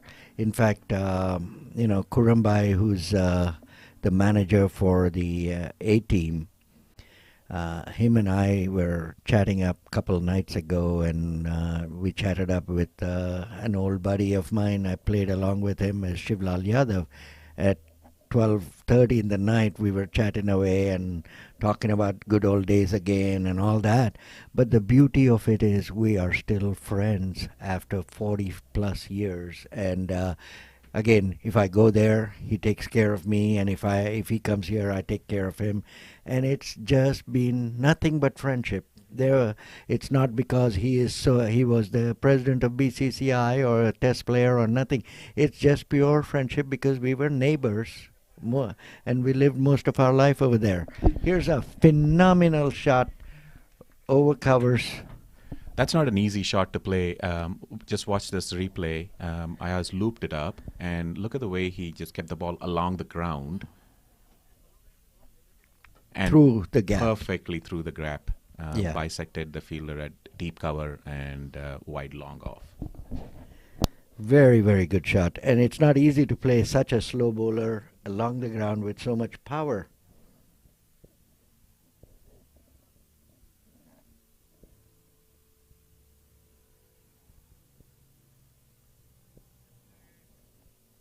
That's a good ball from Ayaz. Yeah, you see that ball skidded on a little bit. Slow through the air, but then skidded on. And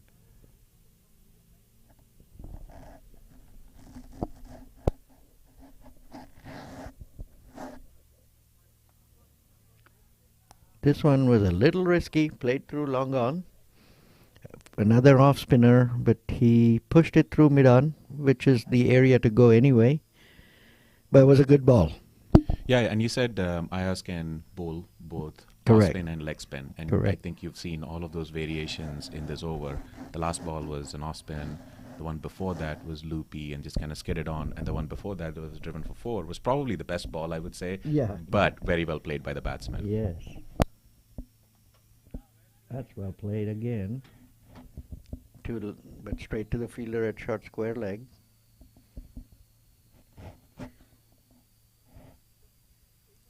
That is the end of the over. The score is 92 for 1 at the end of 20.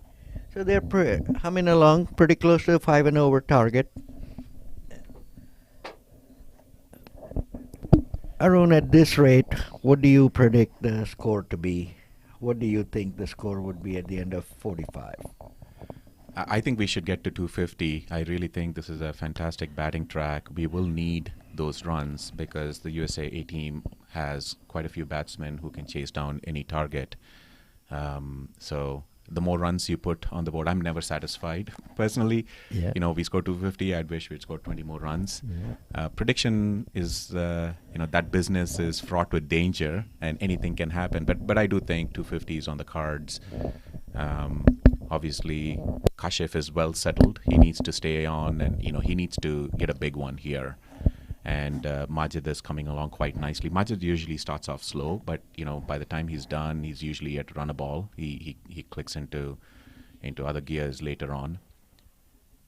And then we have quite a few batsmen still left in the pavilion. Fazal is there, Sanjeeva is there, and Parag is there, and just that's the danger of naming names. You're going to miss out some people, but yeah, we do have a strong batting lineup.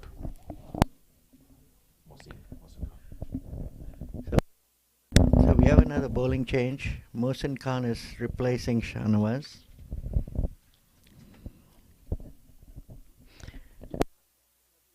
And like you were talking, yes, we missed another name, Ajit, another batsman at the top.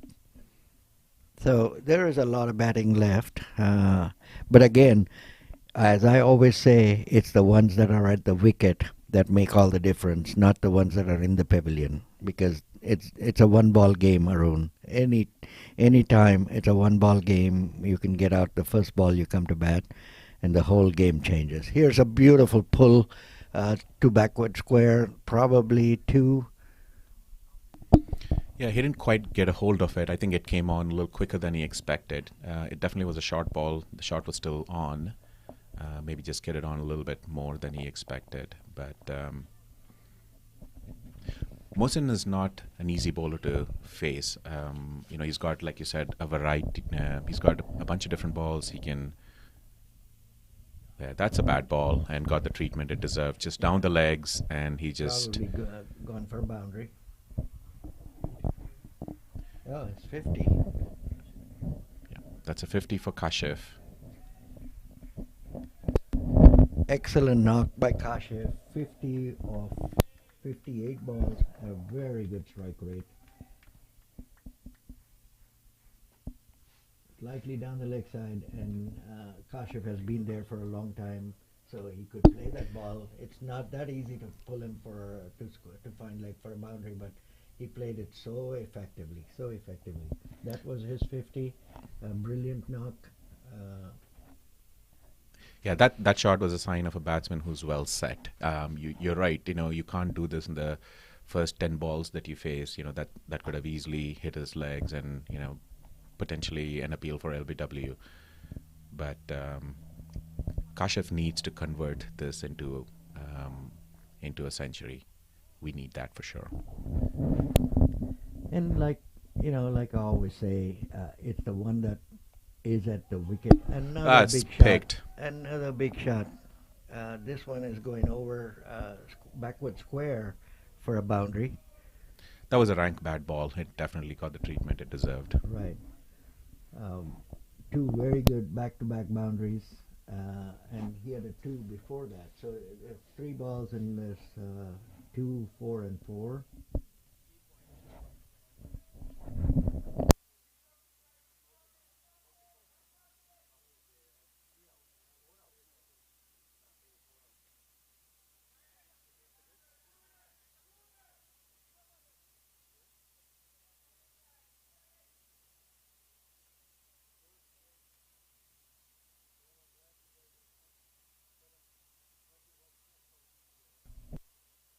Got it? Yeah.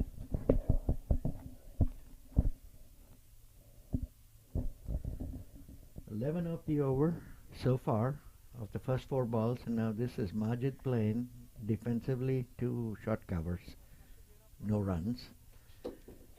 I think, Arun, the run rate is well within the target of the 250 plus. It's now about staying there, and Majid needs to continue to stay there and allow Kashif to do what he's doing, take advantage of the bowling and the fact that he's been seeing the ball for so long. So 12 runs off this over, very expensive over from Mohsin. 104 for 1 at the end of 21 overs. So we're right at 5, almost 5. Yeah.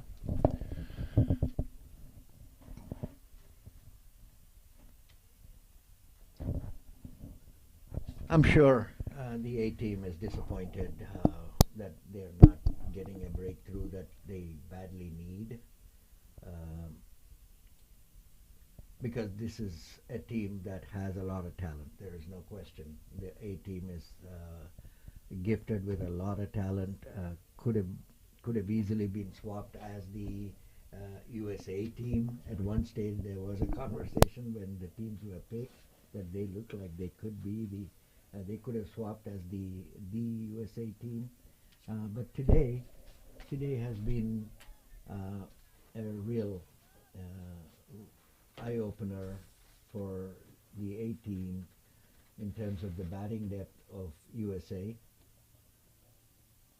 That was a good ball from Ayaz, well pitched up, but Majid drove it straight to covers. I see the focus in Majid's batting. He's seeing the ball all the way through to his bat, right there. Yeah, that's classic Majid. This is what he does. He comes in, he plays a few balls, gets settled in, and then he just ones and twos and ones and twos, and before you know it, he's at 50, and then he switches on towards the end, and gets his run rate up to strike rate up to 100. And which is the way to go. Yeah, Which is the way to go. a perfect one-down batsman. Yep. That's the role of a number 3 guy. Rotate, strike. Especially when you have somebody like Kashif who's well set, and so you don't have to try to do the heroics or try to hit those big shots. Let the well-settled batsman continue. Very true.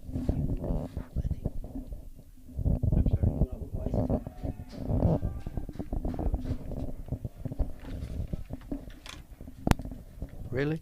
That's an excellent shot by Kashif. The ball is drifting down the legs. He picked it up quite nicely and pulled it away to square leg. For a boundary. I think Kashif is seeing the ball incredibly well. So this is his third boundary in the last 5 balls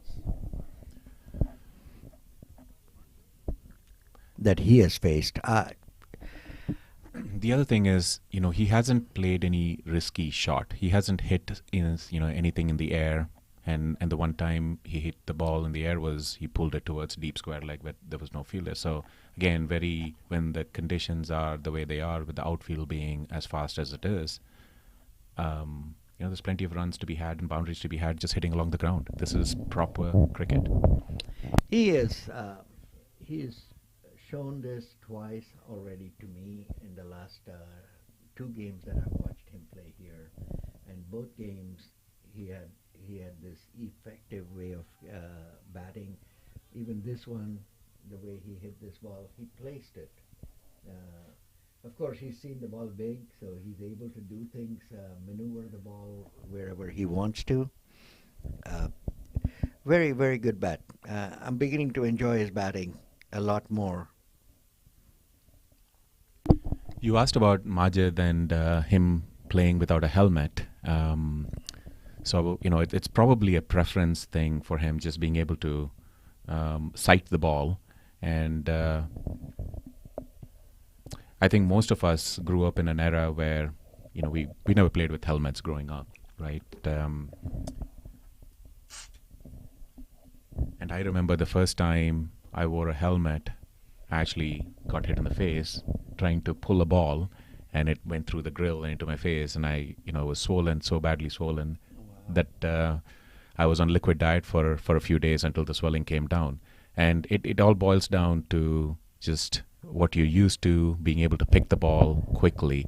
And I'm sure that's part of what goes into Majid's thinking. He's very comfortable. Again, these pitches, I don't think the bowlers are fast enough to be able to bowl bouncers and things like that.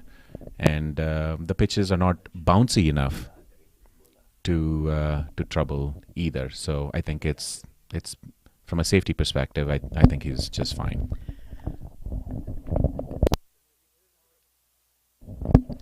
So the captain has come back on, Arun, to bowl the 23rd over. Raj Badadre. Raj is also from the Bay Area, and he captained the West Zone team the last time. A very smart cricketer. I've seen him play both in Canada and then in England, and he got a good 50 in England in one of the games. And good bowler, very smart bowler. Yeah, I played under him for the West Zone team, and you can definitely tell the cricketing acumen, the ability to read the game and make the changes. A very smart player. Okay. Oh. Yeah. There was a single off the first ball by Kashif. Majid is now getting ready to play Raj. Raj is making some adjustments, and that's the sign of a good, smart bowler. Make adjustments that you see that based on your bowling, and That's an excellent single. Really smart batting there. Soft hands, places it, and then takes off for a single. I'm really impressed with the batting. Both of them. Of course, Kashif is aggressive, which is good. Keeps the run rate moving. That should have been a single there. Majid caught napping there. Again, these little things, a run here, a run there, missing these things. You just never know how it's going to turn out at the end of the game. That missed single could be the difference at the end of the day. Certainly hope not. And they add up.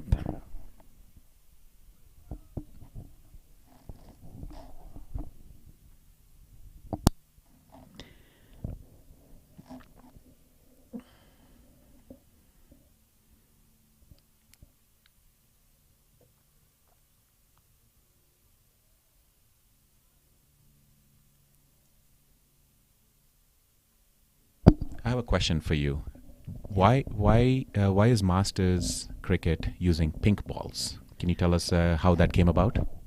Good question. And of course, I raised the same issue, but here's the answer. They play. Masters is played world over, and in Australia and England and some of these other countries, they still have a lot of grounds with white background because they play a lot of traditional cricket.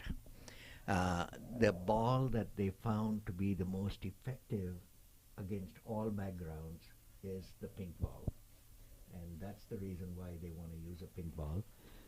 Otherwise, on a black background, the ideal ball would have been a white ball.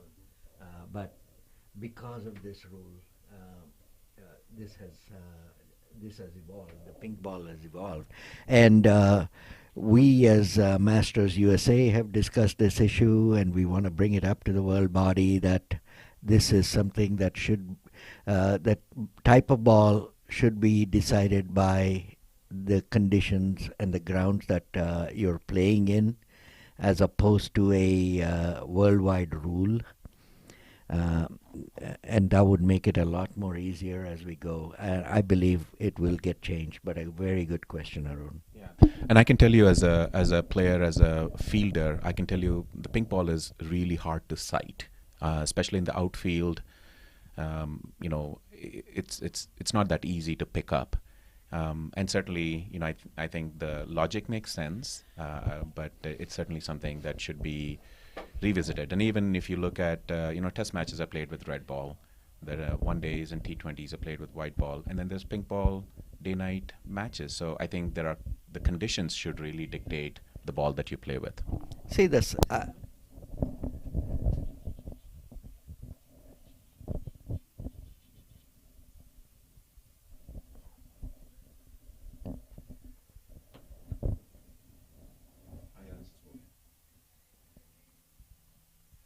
What do you? Yeah. Yeah. Bowling change. Raj's over is done.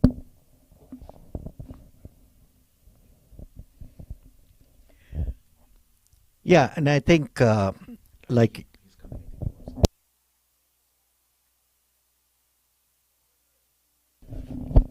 I think one of the things that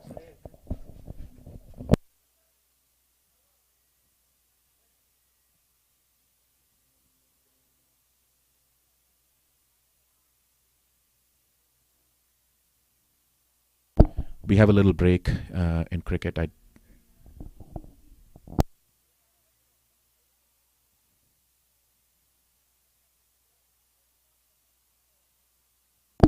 trying to figure out what's going on here.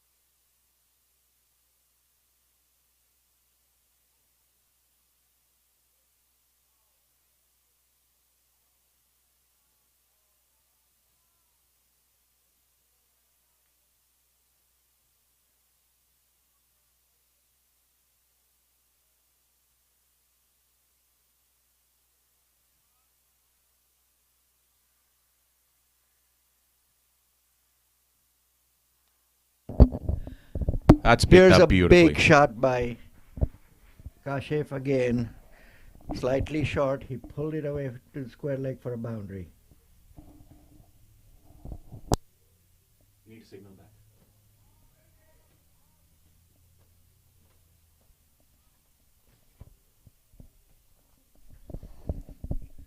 Kashif is already in his late 60s, 69, 68 now.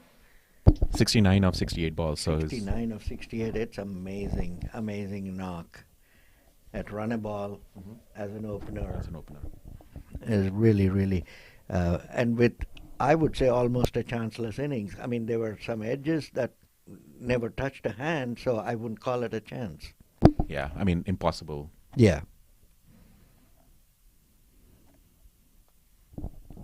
A big shot straight through, right over the bowler for a boundary. Again, I'll see how he hits that shot. He hits it relatively flat. Something like this, most batsmen would pick it and hit it high in the air. Instead, hit it flat, so that makes it, Yeah. from a chance perspective, you're not giving a chance for a catch at all. Very, very safe shot. Everything that he's played so far has been very safe, effective. It may not look a copybook shot, but it is an extremely effective batsman. Yeah, his hand-eye coordination clearly Yeah. is top. And he's got the smarts to play the gaps. It's not just hand-eye. And it shows there's so many different ways to be successful in the game of cricket. There's Correct. no one way. So you look at different players with different styles.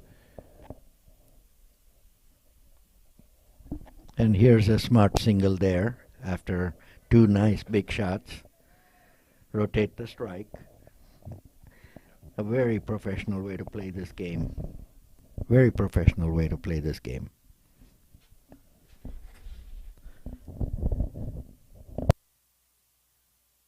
Again, talk about the facilities here. You're seeing us in the commentary booth. Here's Majid playing one straight to mid-off, but manages a single. At the end of another expensive, well, I think we have two more fifth, balls. two more balls. There's already 10 runs off this over. Yeah, and that was that was hit hard and straight to the fielder, but Majid immediately took that run. So that's smart batting. That's what we should be doing right now. This one was wide outside the off stump, almost a wide.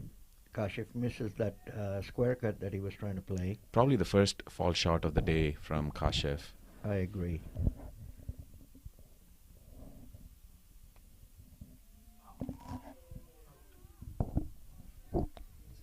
Yep, that's out. That's a brilliant catch. That was an excellent catch Who at caught it? mid-wicket. I think that's Faisal. That was a full toss, not definitely not a wicket-taking ball, and he just looped it to mid-wicket. You'll have to go find out.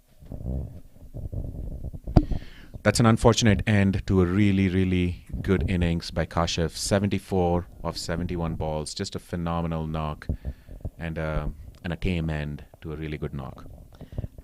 Not a deserving wicket-taking ball, but you know, like we always talk about, there are some very good balls that you don't get a wicket for, and then here you are, get a ball off of a full toss. Very, very good knock. Very good knock by Kashif. I'm sure he's, even though he scored 74 runs, I'm sure he's walking away really disappointed because I'm sure he felt like there was a big one there for him. 100 was definitely in the making, and he played a brilliant knock. Our next batsman in is Sanjeeva. Sanjeeva Veerasinghe has played this game at a very high level back in Sri Lanka, and you probably know him more than me, Arun. He's played some very good cricket in LA area as well. Yeah, I mean he's been a rock there. He plays pretty much in all the divisions, and he's a run-making machine over there. I had the good fortune of playing under him for the West Zone Lions in the tournament last year in November at Woodley. And one of the things that stands out about Sanjeeva is he's just such a simple, humble person. As a captain on the field, he doesn't talk a lot. He just very simply expects his players to do their job, and he's out there always positive. His positive attitude is so infectious. He's never yelling at anybody. Drop a catch. He understands everybody is doing their very best. So just an all-round, a fantastic captain to play under, and someone that if you're playing in his team, under him or with him, you're always rooting for him, and you'll do anything to. Sanjeeva has played some very high level of cricket back in Sri Lanka, both for his college and for the state. And we were chatting. I was chatting with him, and he's played some very good level. His brother is Jivika is also another extraordinary cricketer, and Yeah, the Veerasinghe brothers definitely.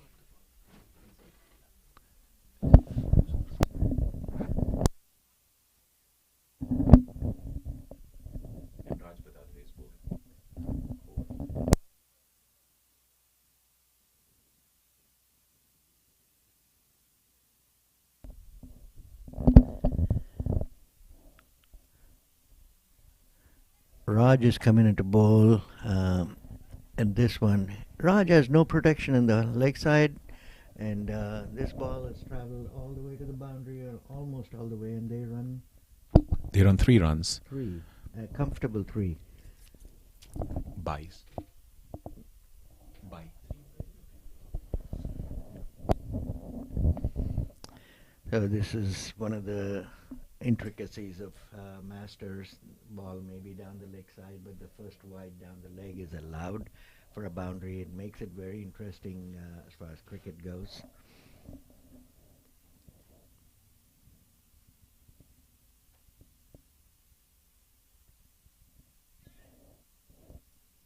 That's a very good single by Sanjeeva. You can tell, Arun, from the technique and the way he played that ball that he's got the technique to play. No doubt about it. And even Play the this previous game. ball, you saw that Sanjeeva took off immediately. He almost lapped Majid for the 3rd run. Yes, he's new to the crease, but he's taking a start. When you watch him at the non-striker end, Correct. he's doing all the little things, 2 steps, coming out of the crease and ready for that, for a quick single, or even converting a 1 into a 2. Very true. once again, if you're an aspiring cricketer, just watch Sanjeeva out there. All the little things, he does them perfectly.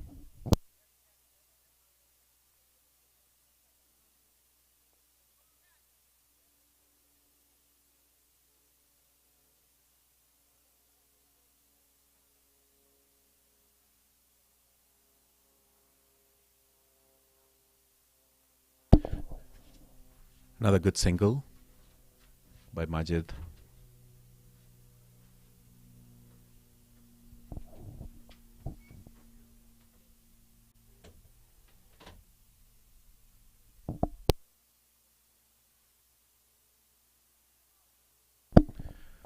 That's a good ball by Raj. Didn't turn.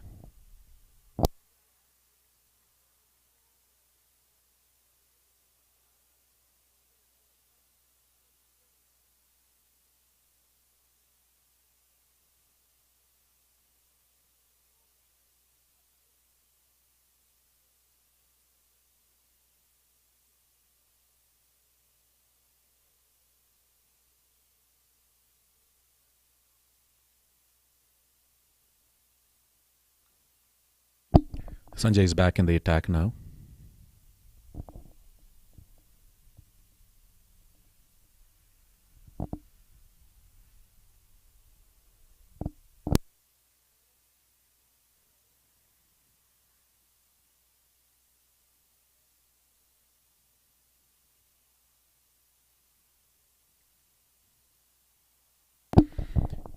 You'd expect the USA team to double their score from now on in the remaining 20 overs. So that puts us right around 250, 260. That should definitely be the minimum target for the USA team. Of course, a long way to go here, but with plenty of batting to come, I think anything less than that, the USA team would be disappointed.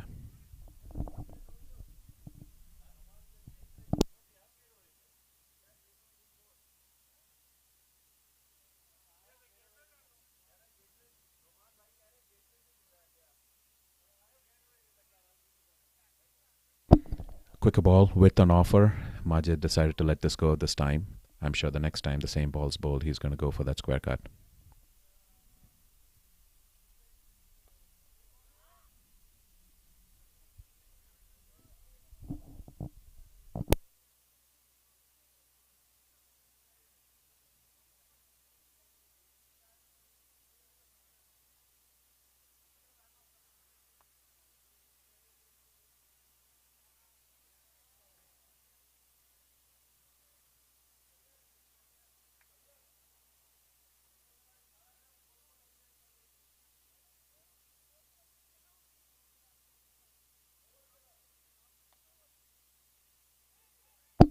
Right on cue.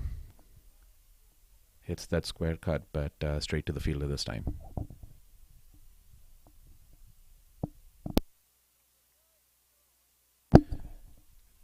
Good over so far by Sanjay. 4 dots in a row.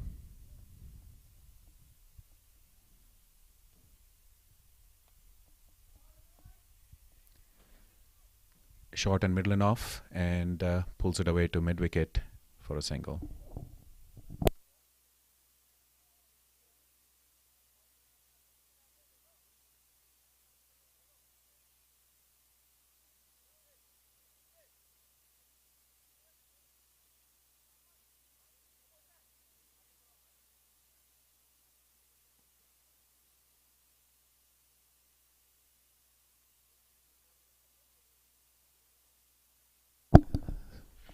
Sanjeeva facing the ball from the other end for the first time. That's well bowled.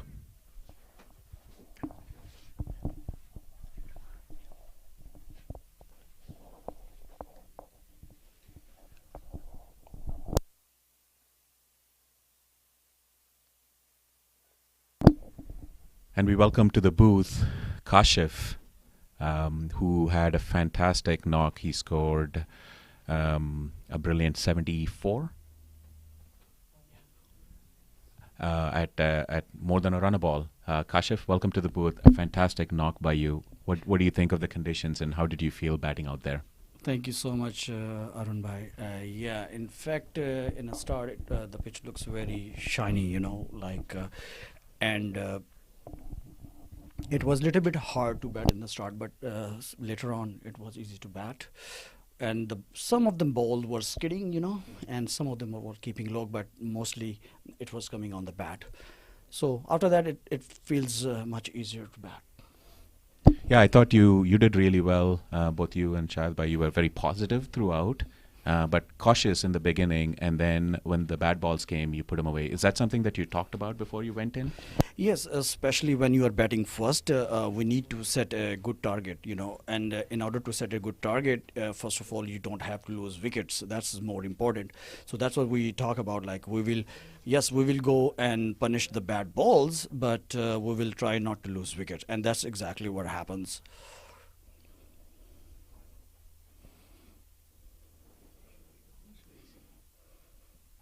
Sanjeev was facing.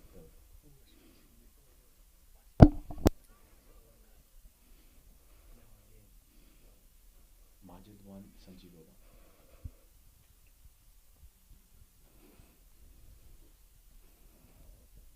Yeah, some of the shots that you played, can you, one of the things we were talking about in the booth is, and we talked about it before the game as well, is to try to play as straight as possible. So some of your thoughts on that? Yes, in fact, in the start, when both attacking bowlers, one was doing outswing bowling and other one was doing in-swing. So we know that we have to play straight, and we did, in fact, and that's why we didn't lose the wicket. And when they bring the spinner in, the ball wasn't gripping that much, so it was a little bit easy for us to just, rotate the strike. And when you see a full toss or short, you can just dispatch that to a boundary. And there's Sanjeeva converting a full toss and pushes it towards mid wicket. That's vacant and picks up an easy 2. So what do you think of? What do you think is a par score? We've been debating it a little bit here, but from someone who spent time in the middle, what do you think is a good score? Given we are about 135 for 2 in 26 plus overs. Yes, especially the position we are in. I think we should go for 250 runs here, and I think it's possible. And yeah, we got another 4 runs here. Yeah, and that's a fantastic shot and a class all over that. Sanjeeva just not trying to hit it hard. As you can see, the ball's coming into him. Raj flights a ball. It's an off spin, and then he just helps it along with really good timing. Right. So I think we have like 18 overs left, right? And we are already on 140. So I think 250 plus will be a good score, especially when you are chasing. And especially our bowling line is very good, very strong bowling line. So I think we will be good shape if we score 250 plus. Another good shot by Sanjeeva, just picking the gap, and really, really smart cricket now. Now when Shahid got out, he played across the line, right? You were at the non-striker end. What are your observations on that wicket? Because both of you were looking set. We were looking for a 100+ partnership at least. Yes, I think that's the only ball he tried to play across the line. And Shahnawaz Bhai, he was trying to bowl within the stump with a quick one. Okay, so that ball kept a little low. That's why he probably missed it. But that was unfortunate. He was playing so good. And but yeah, again, especially in a start, even though you spend 5-6 over there, but if you play across the line and the ball kept low, it's very hard to play that ball. So that probably he was unfortunate. The ball was little low, You're right. We were talking about it as well, and we were saying that both of you are just playing perfectly, and then probably the first ball that he played across the line, he played all over it. Yes, I think for now, if these players can just keep rotating strike with a runner ball or so, we will be in very good shape. And later part, we have very good pinch hitters in our team, and they can go and slog the ball, and probably they can even go for 275 runs as well. But again, the key is not to losing wickets quickly. Yeah, and that's something that you guys did really well. Usually, as you know, in cricket, when a wicket fall, one becomes two, becomes three. And so is that something that you spoke with Majid when he came in, when Shahid got out? Yes, in fact, before the game, captain and coach, they just told us, even if the wicket fell down, you're making sure the second wicket will do the partnership. So this is a very important, that was a very important message, in fact, and it's a basic cricket, I think, so we have to do a basic right and things will fall for you. Yeah, I think everybody here has played a significant level of cricket, and I think everybody knows what needs to be done. But knowing what to do and converting it into actual practice, I thought you guys did really, really well, both you and Majid. And certainly Shahid and you at the top, and then you and Majid had a good partnership as well. So well done. Thank you so much, Arumai. Thank you so much.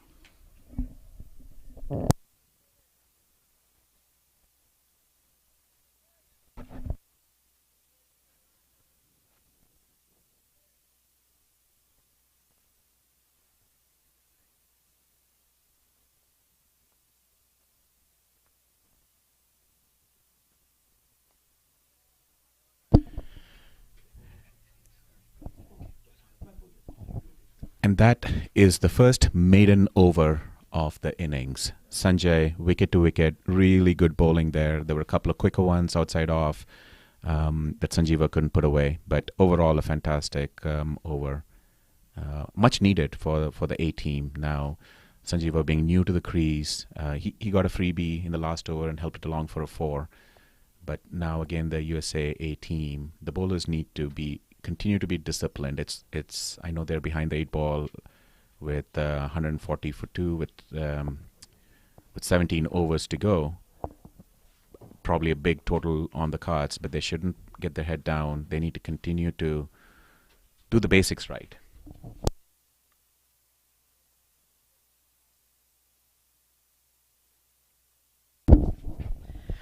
Yeah, Arun, I think Sanjeeva's, as we talked about, a very experienced batsman with Majid, and both of them are very capable of taking this into a long innings. We talk about this game and how incredible this is for all of us to be playing, A, at this age, and B, with so many days off from work or whatever we're doing, it's not easy. And along with that is something that people forget. With this game comes the other big element of being away from your family, being away from things that are important to you in life, along with this, of course.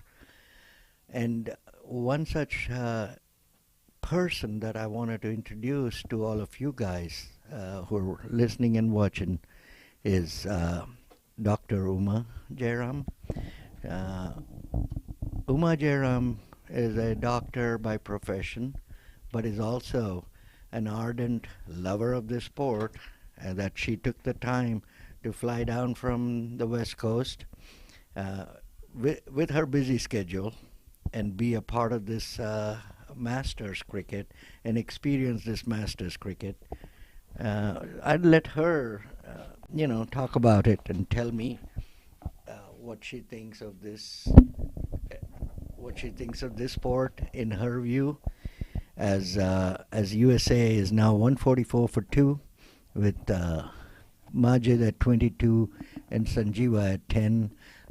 I'd let the doctor talk to us. It's an incredible experience for me to have met with her, and I'm happy to have met her, and I'll let her now talk.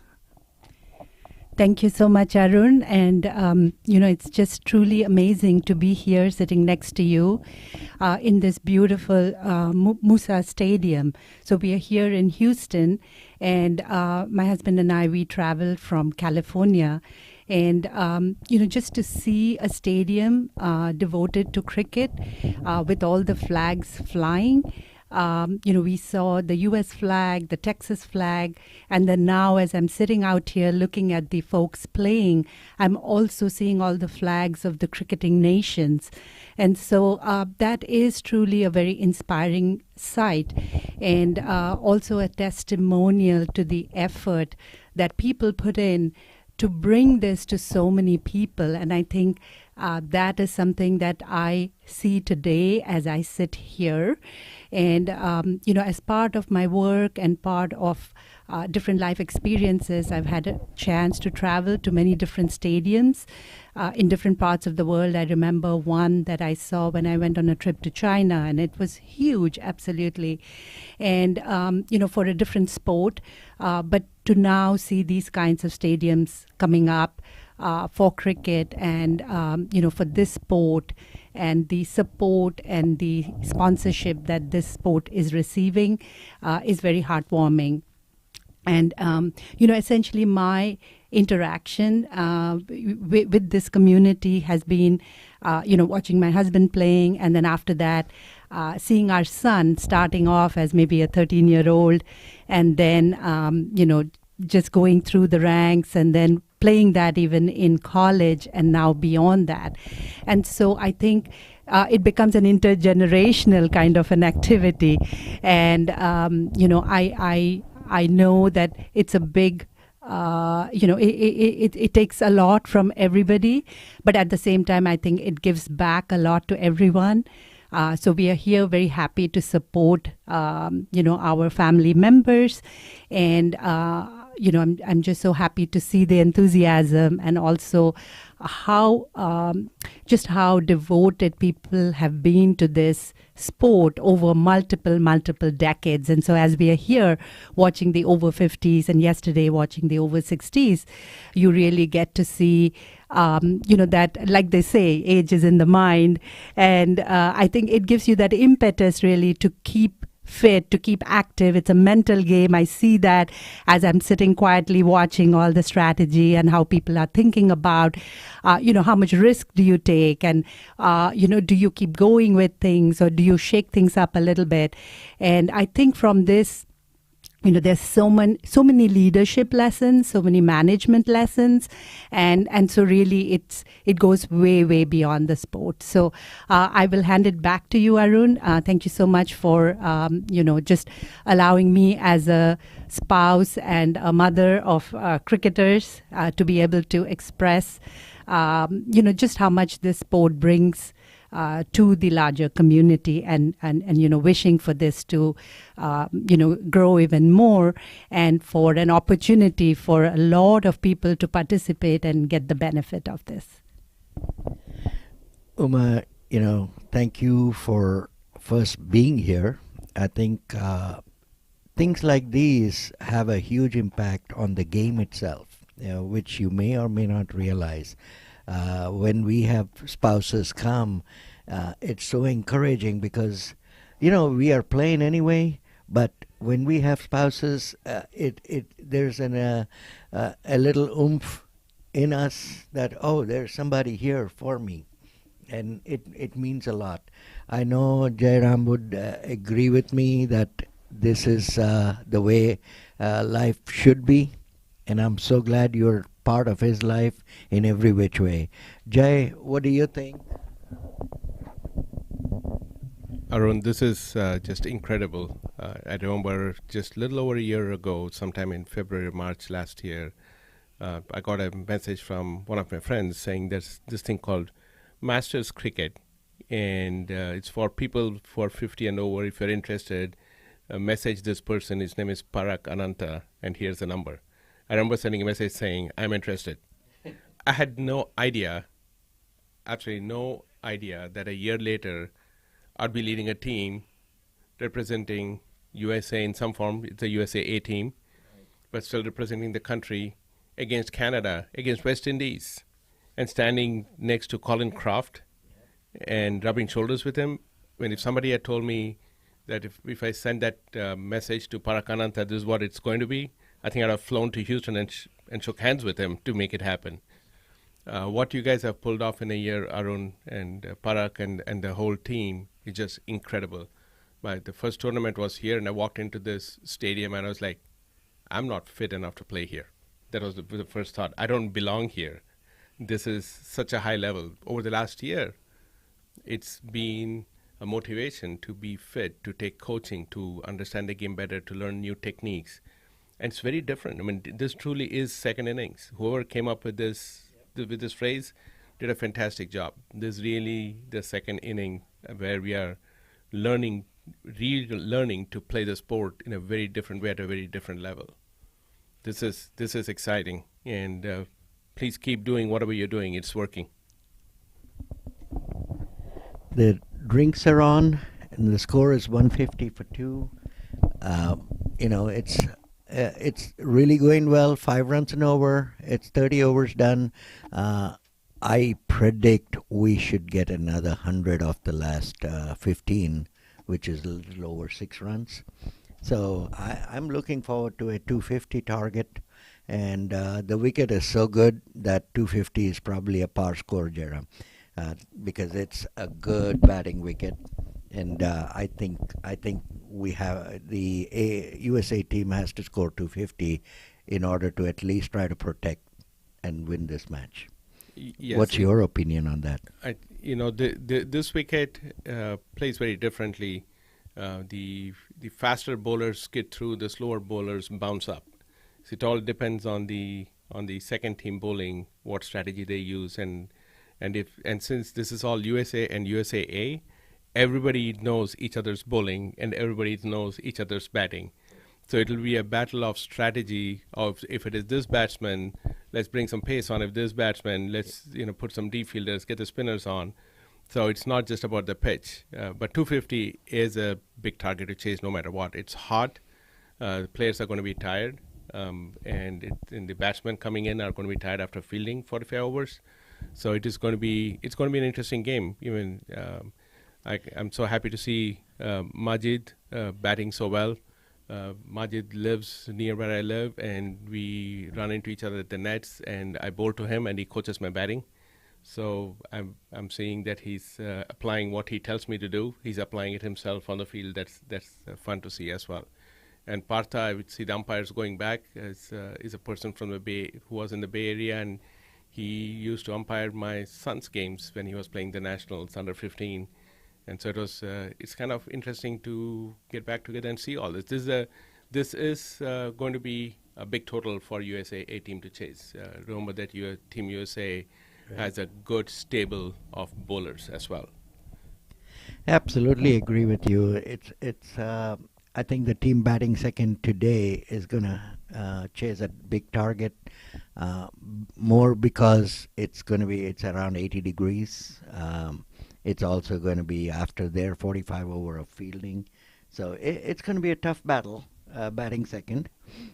You need to bring your concentration level up and need to be there, believe in yourself, and say, that's a target that I can achieve. All I need is a good partnership at the top.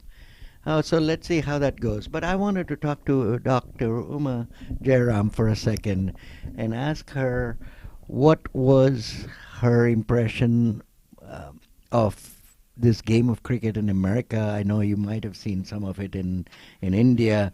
And how do you see this developing, especially since your son is also playing?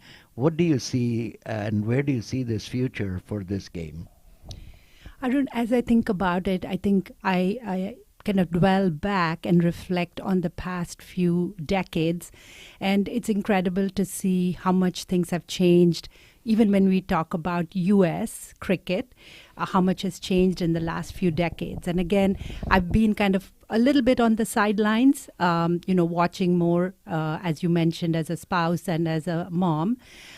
So a couple of things that I would like to talk about.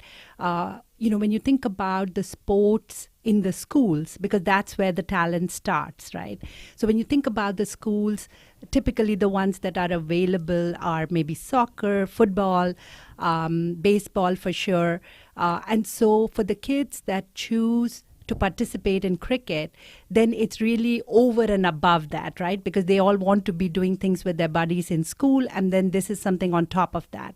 So the interesting thing that I'm seeing from some of my friends who now have, younger children going through the school system and so on, I think in a couple of places, there are some efforts and initiatives going on to bring that as one of the sports offered by the schools. And so I think that would be something that might have some, just in filling the hopper, right? Filling the pipeline and making people learn these right at an early stage, because, we see that now, like most of the sports have become hyper specialized. And I think there is a debate about that. I think there's a school of thought that says it's better not to over specialize upfront, because bodies are growing, minds are growing, and you get the benefit when you participate in many sports. Whereas there is another school of thought that says you pick one and you have to get very good at it right from the beginning, because it's getting so competitive. So no matter which camp you fall in, I think having these kinds of options and having these kinds of choices, I think will then allow you to pick the one that works for you. So I think that's one thing that I see. And the second one essentially is more of an awareness. So, for example, we were in a small town in Washington State called Pullman, and again the university and other places so supportive of the activities, even as a fledgling kind of a sport, and making the grounds available. And then some of the colleagues and friends who had never seen anything like this would show up and just want to know more. And of course the frame of reference was always baseball, and so you would have to use that and then kind of make an analogy and say it's like baseball, but you do this. And I think that would be the starting point. But I think now more and more you don't have to go through that route, and you kind of start right away and people have some understanding of cricket. So I think this is the way that's evolving. And I remember in a couple of games they also had baseball players. So they born and brought up here, and baseball players coming in, and then when they start playing cricket, they have this very unusual way of playing, and that gives you an advantage, right? Yep. So I think those are the very interesting things that come about. And so I think definitely so much opportunity, so many just I think worldwide there has been a further maybe resurgence in these kinds of opportunities. So that's amazing. And I think in as a final point, what I wanted to say is again, coming from the point of view of a mom also, and the value system, inculcating that in the children, I really think that cricket traditionally has been called the gentleman's game, and I think the sportsmanship, I would really love that if going forward and continuing very much, this sport and the individuals, if they continue to shine the light on that and truly show what sportsmanship is all about. Because end of the day, yes, winning, losing, there's heartbreak and the massive highs with winning, but you will lose some, you will win some. I mean, that's just the way things go. So I think if you keep it on that foundation of sportsmanship, friendliness, and just bringing teams together, exchanging ideas, spending some time together. I think if that's the bedrock of these kinds of tournaments and these kinds of initiatives, I think everybody really comes out as a winner. Thank you, Umaji. Very, very nice having you here with us. I really appreciate your time and effort. I wanted to kind of echo along with what you said about cricket at the school level. I've always said this, and I hope someday it takes off in a big way, in the sense all the time from my association with the U.S. cricket at the national level, it has been only one thing, that we need to find a way to reach a Sundar Pichai and a Anurag Jain and some of these people that are already contributing a large way to their alma mater. I want them to call that a cricket scholarship. Give the same money, but call it cricket scholarship, and now you'll find a lot of parents putting their kids through cricket as opposed to them kids playing till 15, 16, 17, and then they have to go into studies. As Indian parents, we push them into something because we want them to be secure in life. And that takes away from cricket after they really probably have done so well from 10 and 11 and go all the way till 17 and 18, and then here's a dead stop. So I think I echo with you, but in order for school cricket to develop, there needs to be college cricket first. If there are scholarships in college, initially it may be people from all the immigrant countries that will come and get in, but after that, it would be our kids, that generation later, who are in school, who would say, yeah, parents would say, absolutely, here, I'm saving $250,000. Let me put him into cricket. And I think this is the way to grow this game. Anyway, after the break, Faisal Akhtar is now bowling. It's 152 for 2. And Faisal earlier took a brilliant catch to get rid of Kashif, and that was a very good diving catch, by the way. Majid is probably a very steady cricketer, and he can up the ante when he wants to. He's steady at the front end, but he goes on to score big down the road. Faisal is a very slow right arm off spinner, loops it a lot.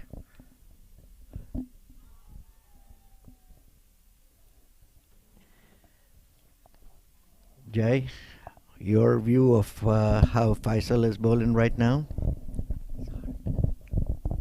This is probably a good thing that they're doing here, because when you want to slow things down, bring on the slow bowlers, and the batsmen get impatient if you can pitch the ball in the right spot, and you have tight fielding. The batsmen get impatient, and your job right now is to get a breakthrough. If this partnership builds up, Sanjeeva and Majid, that's going to be a very difficult thing for the A team. So they got 5 of that over. So at the end of the over, it's 155 for 2 in 31. So they're maintaining their 5-run over. And thank you, Jairam, for coming here and spending time. Thank you, Umaji. Our pleasure. Thank you for very having much us. for both of you. Thank you, Arun. And I'm let be here me the rest of the week. So let me congratulate you on your anniversary as well. You celebrated it yesterday. we did. And congratulations. Thank you. So much. Yeah. Have a wonderful time as long as you're here, and I know you got to go back to California, but thank you. Thank you so much.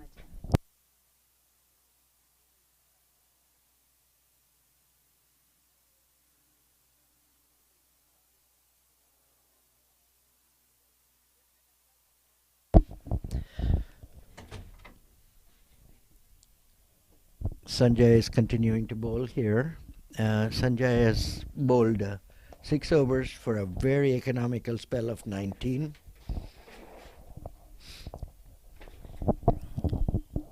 Coming into bowl his 7th over.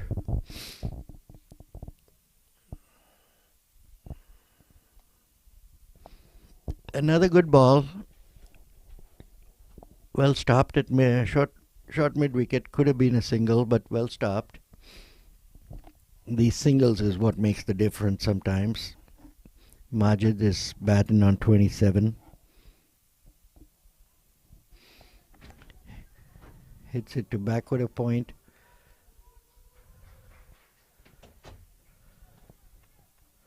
Boundary for Majid.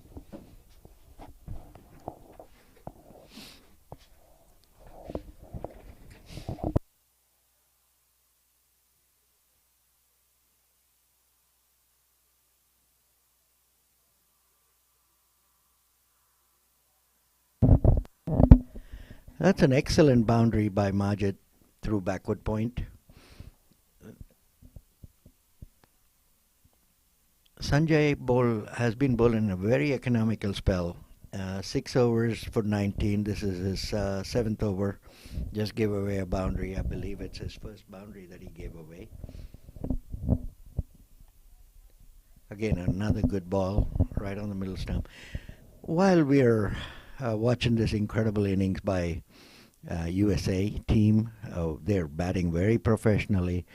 A lot of credit goes to the gentleman that is the captain of this team, and it's a real pleasure to have Mr. Parakananta, Dr. Parakananta, amongst us at the booth.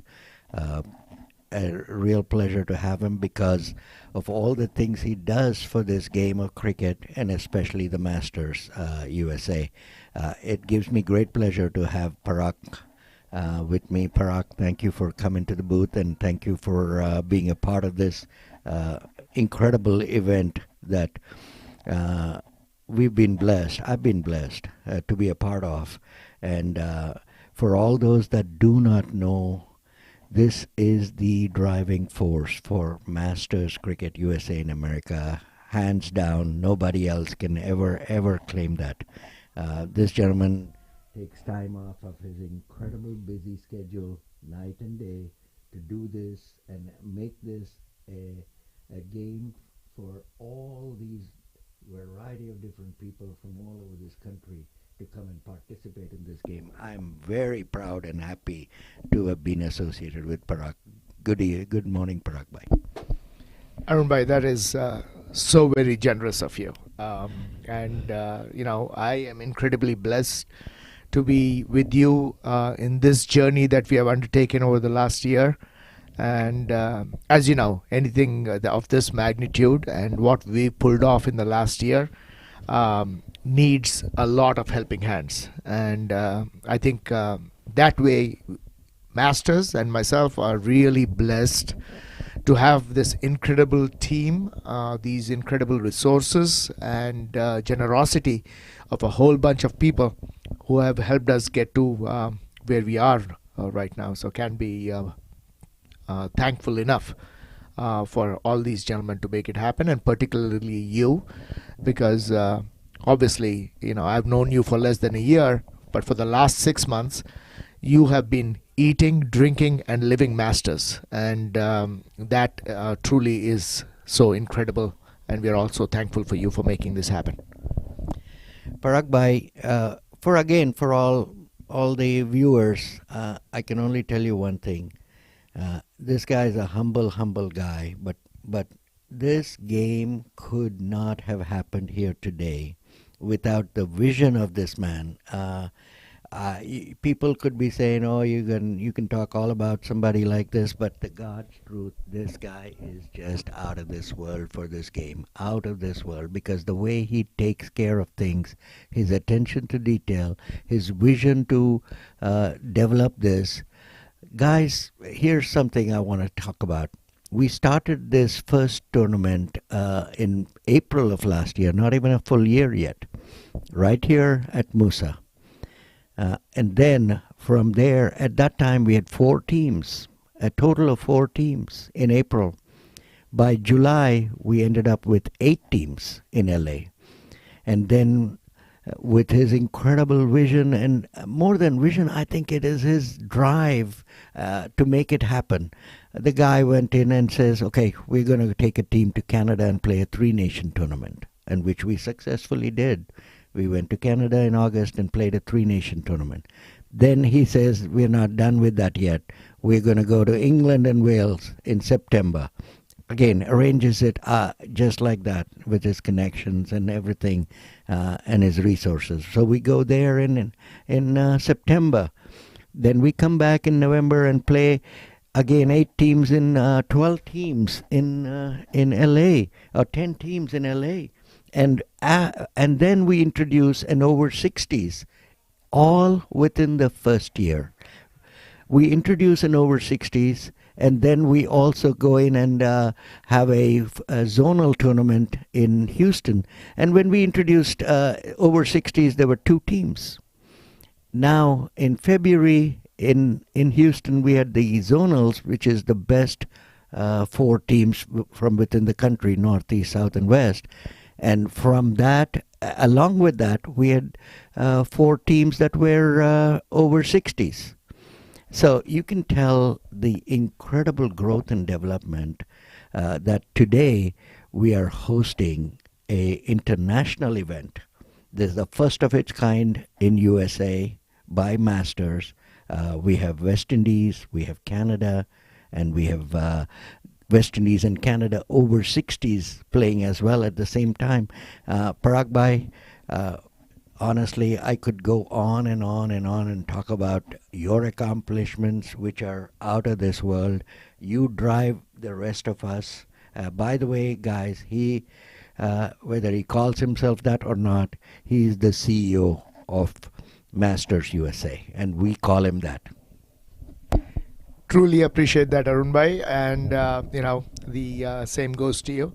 And I think we are enjoying this beautiful game of cricket. That is indeed a blessing at our age, and we've seen some actually incredible batting that's going on here.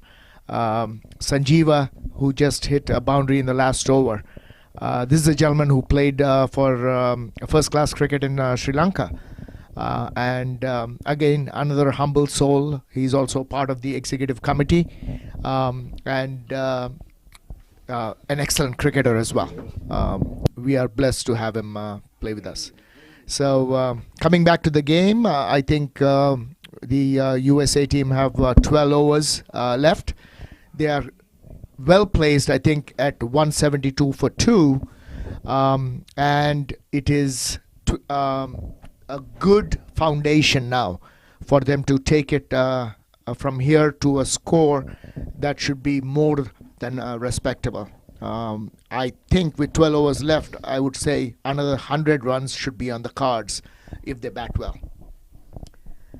I agree. I am definitely saying at least 250 to 260, Parag. That's my prediction, between 250 to 60. Anything above that is obviously gravy for the batting side. By the way, Parag is the captain of the USA team, the national team, and again, very happy to have him on in the booth here. The more I've seen of this player, Majid, Arun Bhai, I'm really impressed. So this is a gentleman who plays remarkably well, and it's tough to get him out. He goes into bat and he says, I'm not going to get myself out, you get me out. And he's been playing, I think, for about 30 overs. Yeah. And does the little things well. Here's the first ball of Shanawaz's bowling, and he there is no deep fine leg, and there's no protection there, and he glances it so beautifully for a boundary.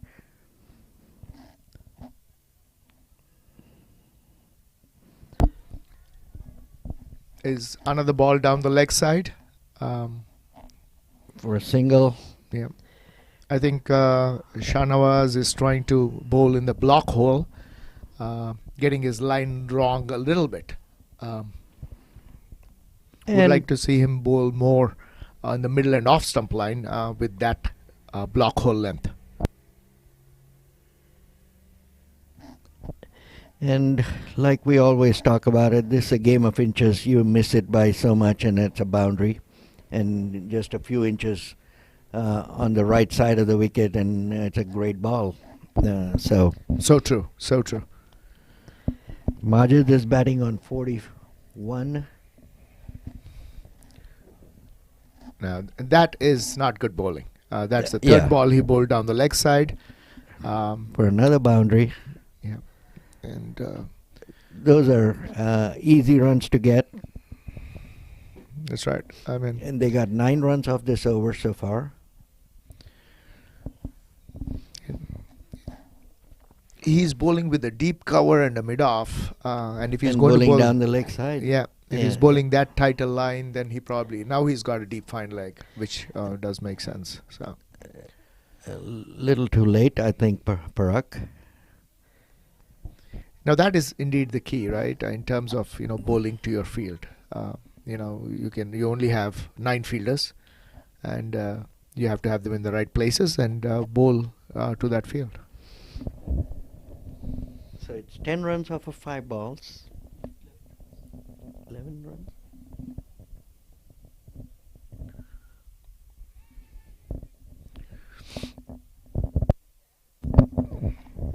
End of a very expensive over from Shanawaz. He has bowled 5 overs now for 28, but this was 11 runs off this over. He was pretty decent until this over. True. That's a good launching pad now for the Team USA. They've got 8 wickets in hand, 11 overs to go. Anything between 8 and 10 runs an over should be their goal from here on out.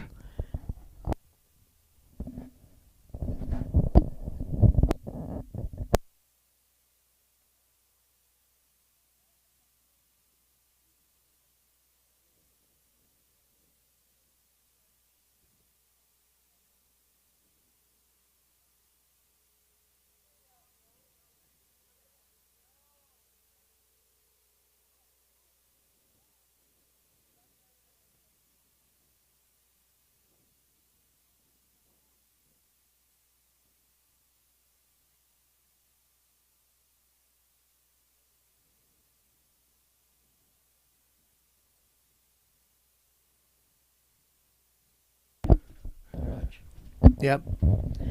So there's a bowling change from the top end. Raj Badadre has come back to bowl. Raj has bowled 5 overs for 22.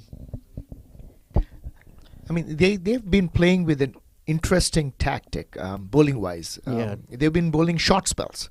Yeah. Every bowler has been bowling 2 or 3, and they've been changing ends. I wonder how that strategy usually works, because typically, I mean, especially for a spinner, again, this is my take, and obviously, you can always play cricket in 10 different ways. Yep. But if a bowler is in rhythm, stopping the runs, bowling well, I wouldn't take him off. Yep.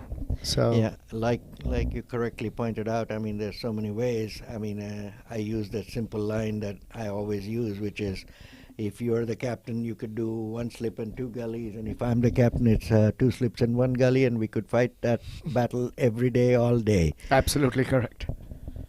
So, and of course, everything gets exposed when you don't get the result that you desire. That's right. If everything turns out right, you're all roses. Yeah. Hindsight is always 20/20. So that's, by the way, 50 for Majid. That's a very well played knock.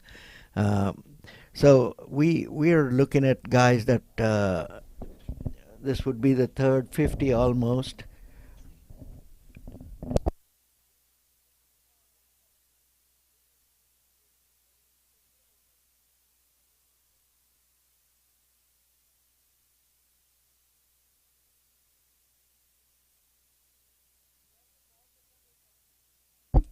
No, that is an excellent knock by Majid. A chanceless 50 and playing very sensibly. Right now, rotating the strike, trying to get the run rate going up. 50 of 77 balls, and he was way slower at the start, which we expected because that's the style of his batting. And once he gets going, he's really effective. No, I mean, he can hit it long. I mean, we saw that in the zonal tournament as well. Right. But he chooses to preserve his wicket, play long, like every batsman should, Right. and puts the prize on his wicket. That's an excellent run. The fun part, if you watch over 50 cricket, it's a little different than your regular cricket. Your strategy is a little different. The way you play the game is a little different. We, as the US cricket team, are still babies in this and are learning how to play the over 50s cricket game, if you may. Running between the wickets is key. It was very interesting, Arun Bhai, when we went to the England tour. It was such a learning experience. We played against both England and Wales, and I don't recall them playing a single shot in the air, at least until the 40th over. and they were still going at 6-7 runs and over. As you know, obviously, when you are over 50, you're not going to be as fast as when you're 20. So they're singles all over the place, and they were just placing the ball in the gaps, and we were concerned about the pitches. But at the end of the 5th game, we realized we need to know how to play with the outfield. The outfield was the difference and not the pitch. Yeah. That was very interesting learning experience for us. Very true. And here's one that Majid is beginning to open up a little bit, because he knows that we have what I think is already a par score. And so he's now looking for the gravy. Parag, what was your impression of, you were here yesterday and you saw the over 60s come up with an incredible win yesterday. What's your opinion now of the over 60s? And as you know, they are going to Australia to play the World Cup for over 60s. Give me your thoughts on that. Yeah, that was another quick run by Sanjeeva. Yeah, I was here watching the game with the over 60s team, and they have had 2 international games, and I'm proud to say they won both of them. But the really satisfying part to me in that game, as you know, people who were following the game yesterday, they won with 1 wicket in hand with 1 ball to go. They were chasing. Canada had an excellent team. They had Mukesh, who played first-class cricket in India for Baroda, play of excellent innings, 76 runs. They had Rohan Jayasekara, who played Test cricket for Sri Lanka, score 40 runs. They put up 202. And on this wicket, USA chased it down. I think they were 9 down. They had 35 runs to go in 5 overs. And the fun part and the most satisfying part was I was sitting in the pavilion with the 60-year-olds. You couldn't tell them the way they were behaving, whether they were 12 or 60. And to see that exhilaration on their faces was such a gratifying experience for me. Absolutely. And here's a wicket by Shanawaz. Sanjeeva tried to square cut and he got caught behind.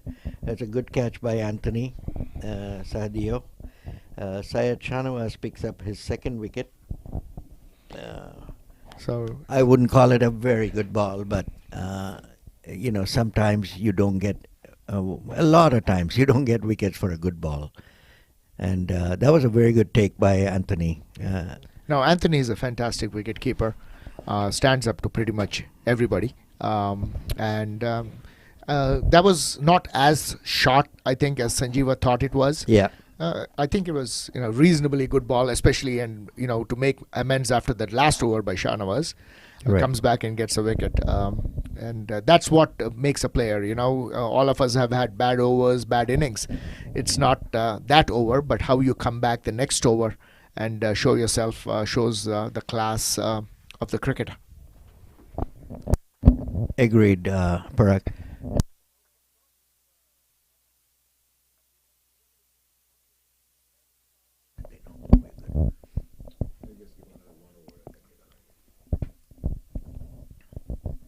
Now we have Fazal Alam, a good friend of mine actually. He's from the Boston area.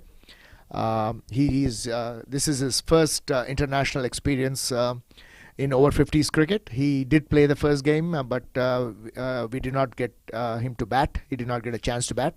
So this will be his first debut innings in over 50s cricket.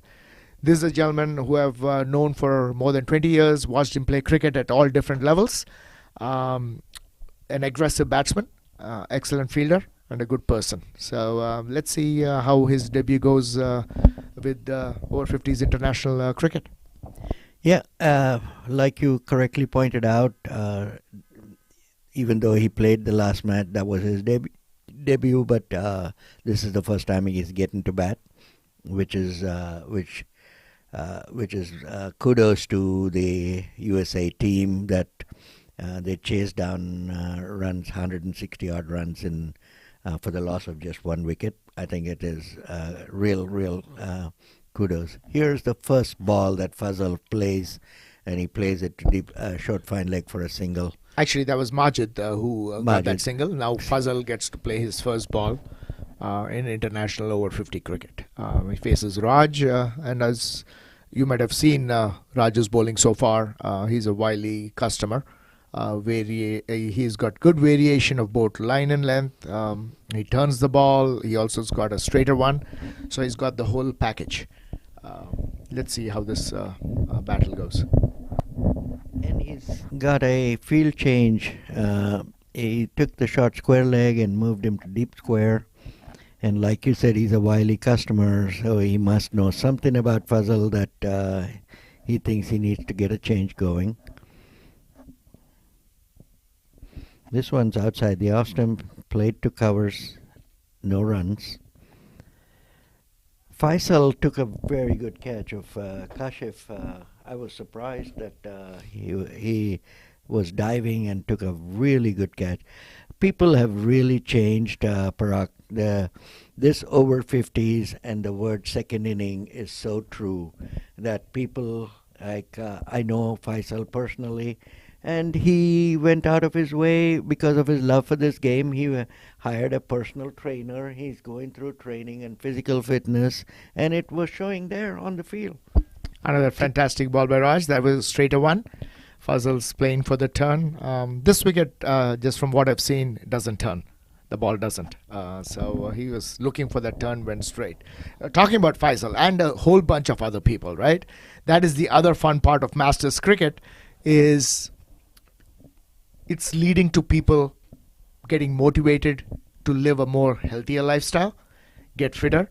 So whether we score runs on the field or not, we are definitely coming up trumps off the field. So that indeed is one of the benefits of our second innings. So Fazal, by the way, just ended up scoring his first run in international competition of over 50s Masters. I find a lot of these balls drifting down the leg side for both Shah and now even Raj. Somehow they've got to keep it on the offside, if you ask me. My opinion on where they need to land the ball. Oh, absolutely. I mean, there is a little bit of gentle breeze going, but I don't think that has had any significant effect on the flight of the ball. So I think they're just getting their line wrong a little bit. And the breeze is going the opposite direction. That's correct. So That is. yeah. So it may be a problem for Shahnawaz. Agreed. One of the fundamental things that I find in this game that may be harder to do at this age or whatever is, people tend to drop, when they bowl in, they tend to drop that shoulder a little bit early, and that's when you drag the ball down the leg side.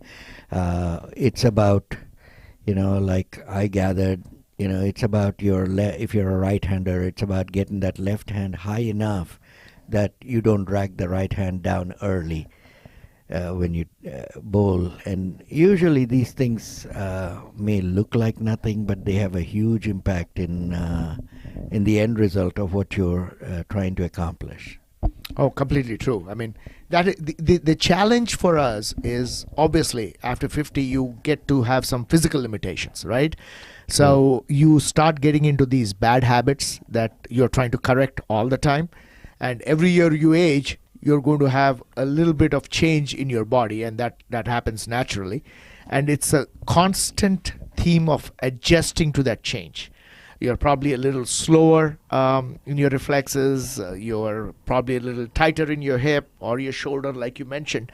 And that it's always a constant change of your technique and trying to keep up with the changes in your body. Absolutely. Here was a very good ball from Shahnawaz, just off in middle and keeping a tad bit low. And Fazal had a little trouble trying to play this down. It was a good ball.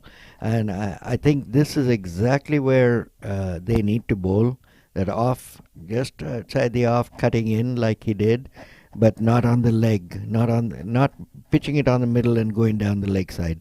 That's a no-no, but they have to make those adjustments, and that comes again, like I said, with your with how you drag your arm down, and as much as it sounds technical and boring, but that's a fundamental thing that bowlers need to adjust very quickly. After you bowl one down that way, you have to know where to get that arm going and how high you need to get it going before you bowl the next ball.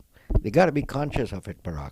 That's No, the first absolutely, absolutely, no question about it. I mean, that's where it all starts, right? Getting your arm angle right, your wrist position right, your alignment right when you're bowling. The score is 197 for 3 at the end of 38 overs. We have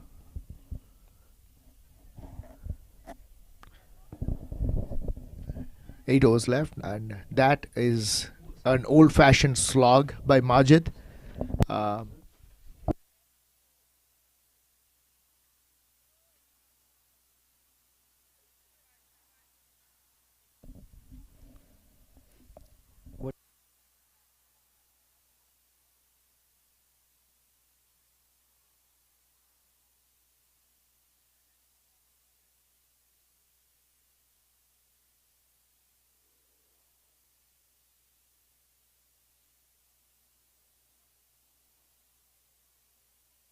Again, there was an old-fashioned swipe by Majid. Luckily, the ball landed in no man's land.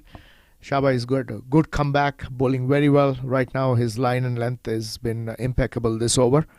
And he bowls a ball that's, in cricketing terms, that's called a heavy ball. So it's really tough to get underneath what he bowls. But let's see, Fazal, I mean, this will be a good battle. Fazal likes to hit in the air, and Shaba is a tough customer to let him to do that.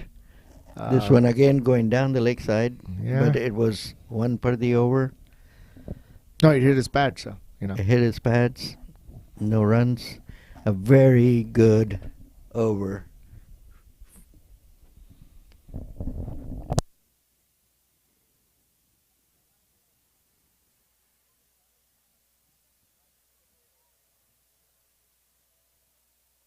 All right, Arun bhai, I have to just head out of this, and I thank you very much for this opportunity. And like I said, every moment I spent with you, it's really a pleasure. Thank you very much.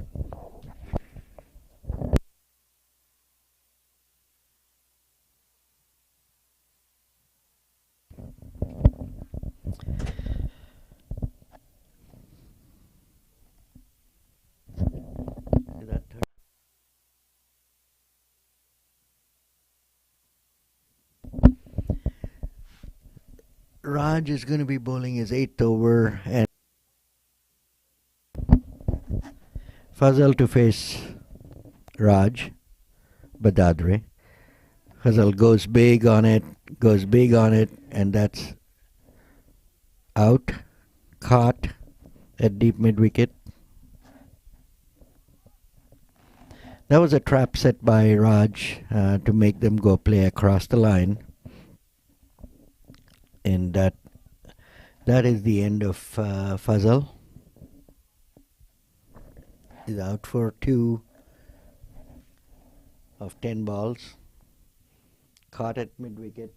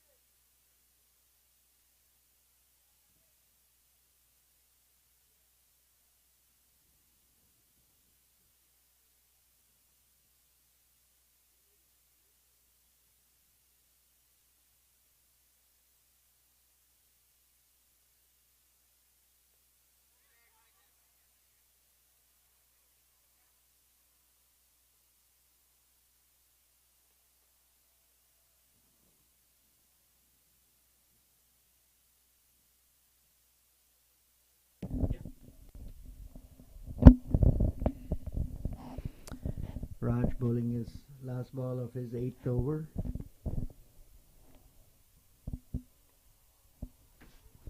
He's comfortable playing it off the back foot. The ball is coming off a lot slower, and that's pretty smart.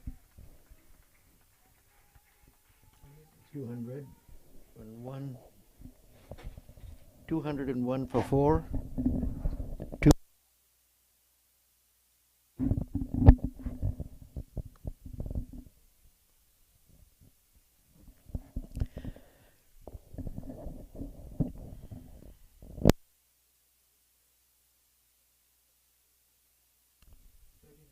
39.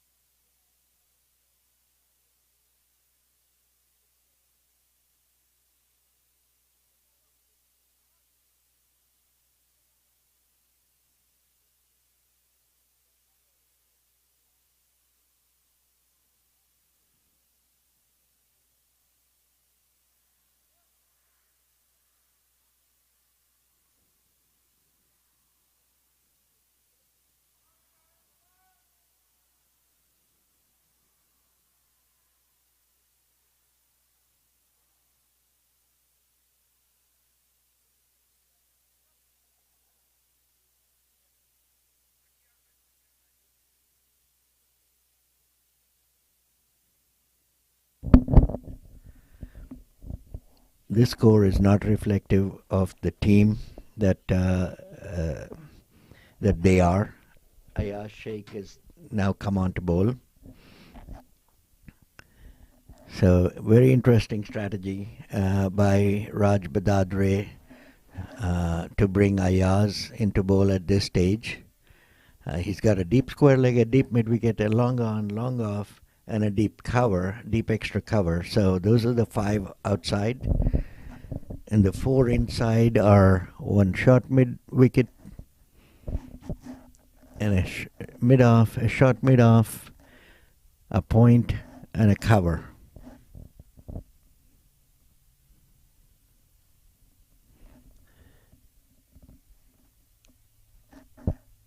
A single to short square leg. There's nobody there, and Anthony does a good job stopping that and getting a single into not giving more than a single. Ayaz is a very wily bowler.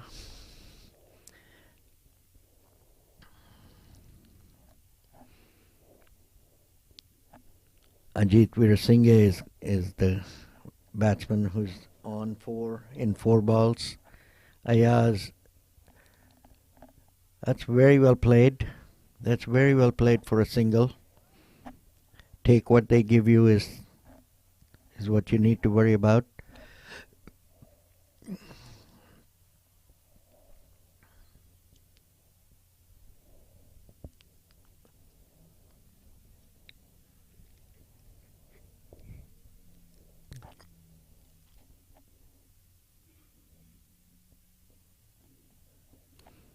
Once again,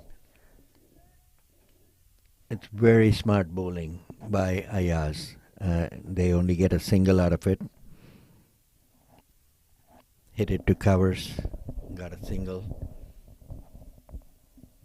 Very interesting ploy by Raj Badadre to bring Ayaz at this stage. I think it's a very, very smart thing to do. But this one was an edge to third man for a single.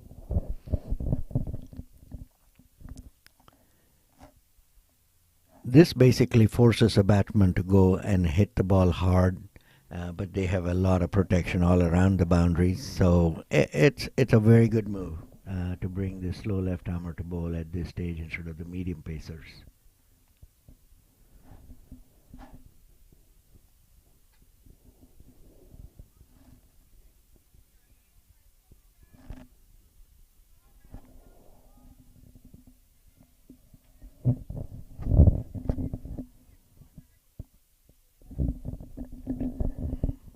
This is the last ball of the over from Ayaz.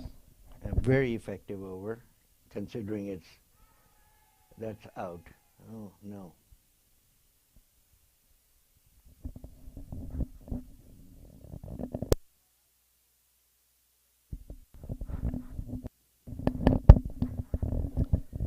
End of the over, 208 for 4,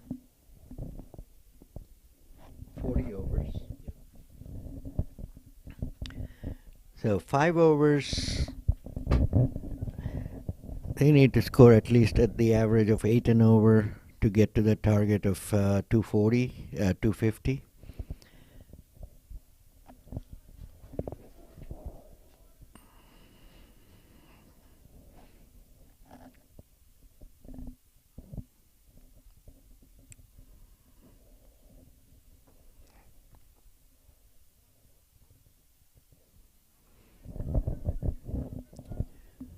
Raj Badadre is going to continue and bowl his last over.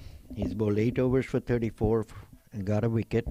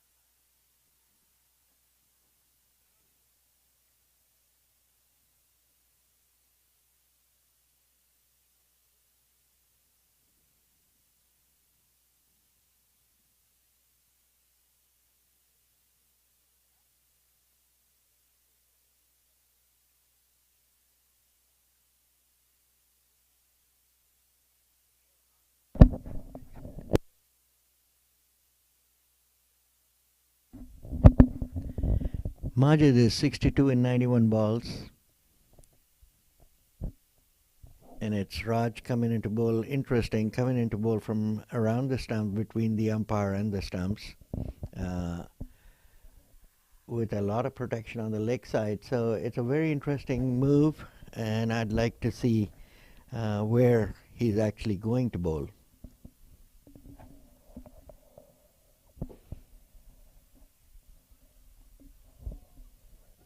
Outside the off stump, beaten. Tried to square cut it, but beaten. Ajit is tending to bat more off the back foot. I guess that's his comfort zone.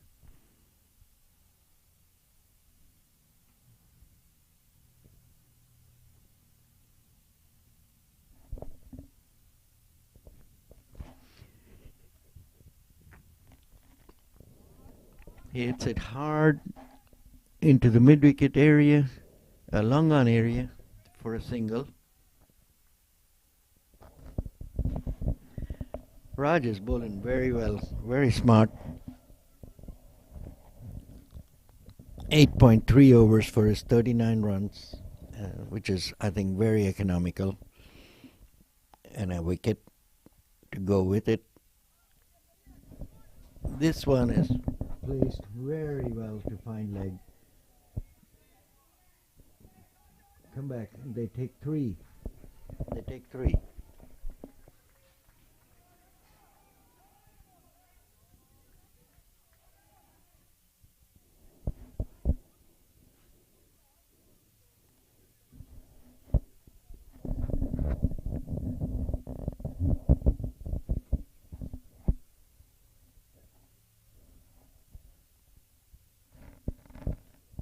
So who are you going to bring in if you go?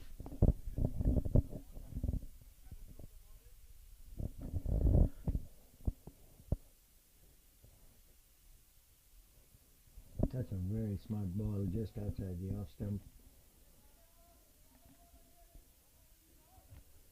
And Ajit misses that. That's the second time he's missed a square cut outside the off stump.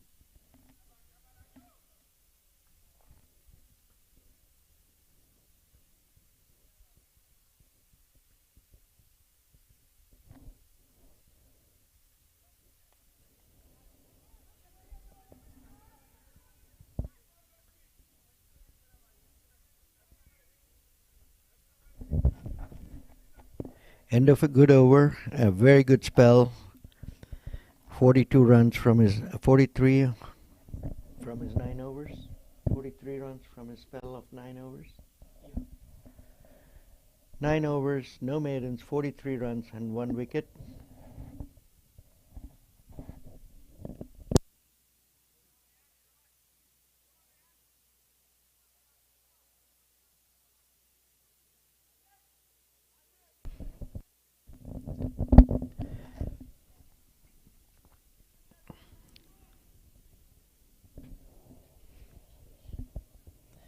Sanjay Pandya is coming back to bowl.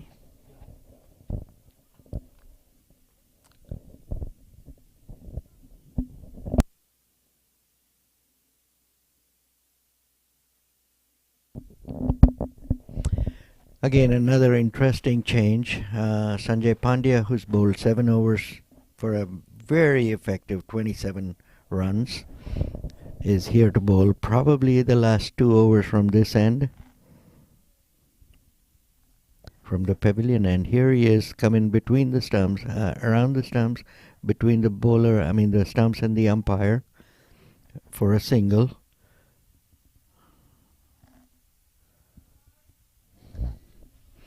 Single by Ajit.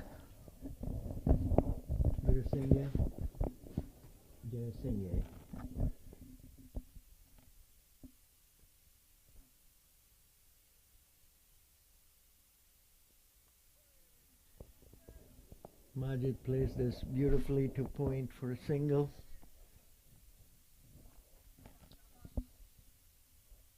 So they have to at least go run a ball, and it's not going to get them to the target of 250. It's going to be interesting to see if somebody puts puts a big shot into it. Single again, 3 of 3 from Sanjay, which is still a very good over at this stage.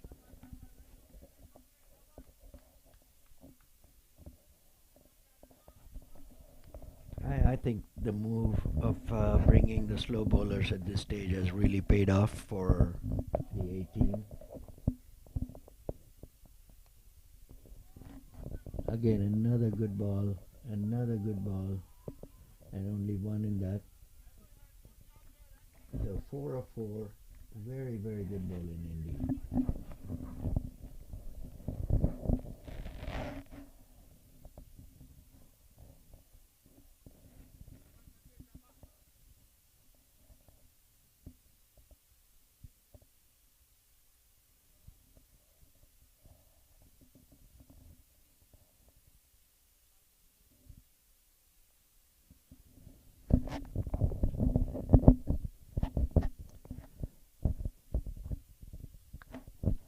Another single, so 5 of 5 balls.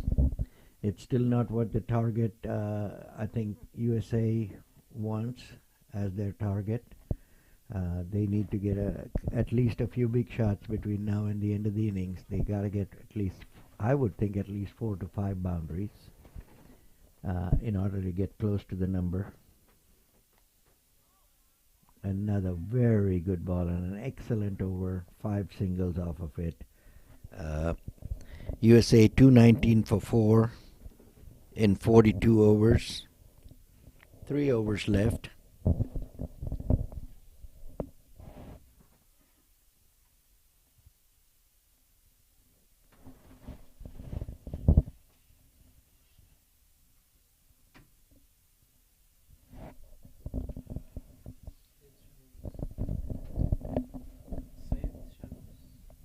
Yeah, if he's coming, that's Shanawaz, yeah.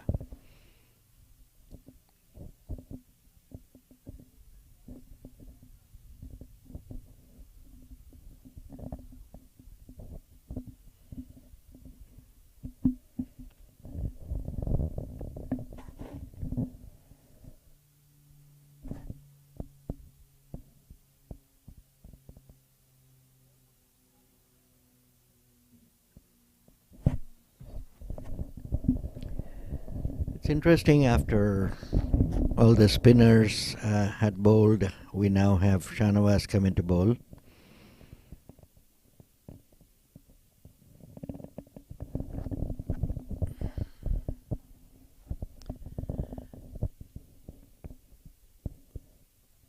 So we have a short third man.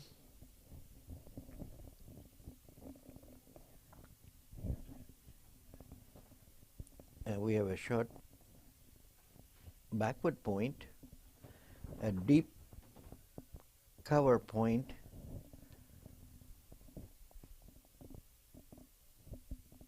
an extra cover, and a mid off. There's 5 on the off, and the 4 on the on. I don't see a deep fine leg though. I see a deep backward square, a short mid wicket and a long on, and a deep mid wicket. And that's a boundary. That's going to go all the way. Oh, 3, no. They ran 3.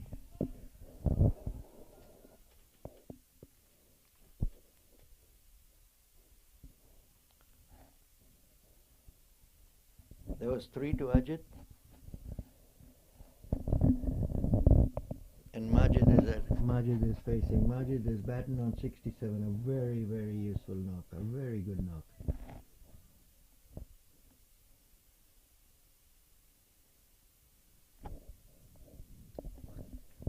So they have a deep point and a deep third man, a wideish third man. So it's a very interesting offside field with 1, 2, 3, 4, 5, 6 on the off, 3 on the on. So he cannot afford to have any balls down the leg side.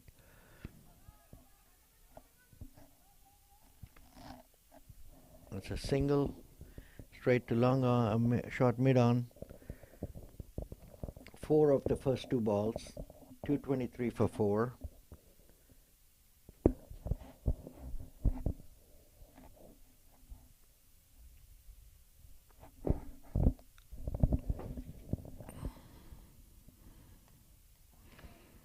That's a big shot through extra cover. Probably get 2 out of it, and they do. And that's Ajit. So they have 6 of 3.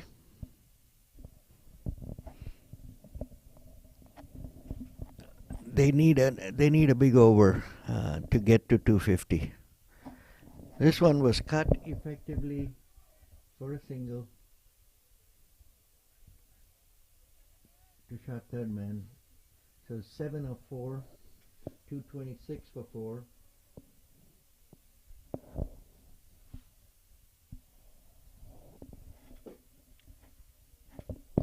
Majid to face Shah.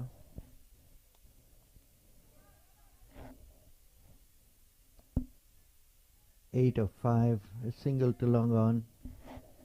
1 ball left.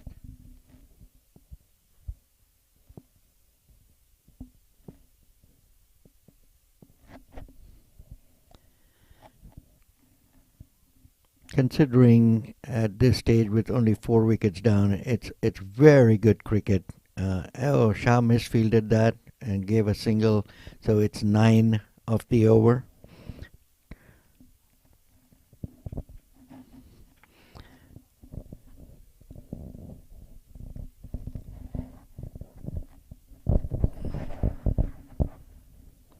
Two overs left. 228.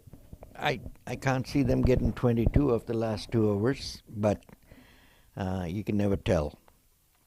It's going to be very interesting how these two, how the bowler comes off in this spell, because anything which is like a volley or a perfect one to push it out of the park is probably the most dangerous balls to bowl at this stage. So it's very interesting. Sanjay comes in to bowl the 44th over and his last over.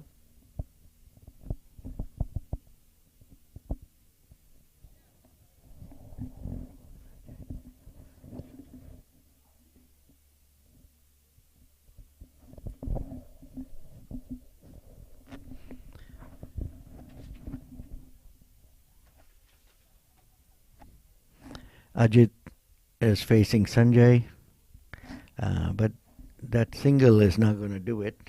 at this stage.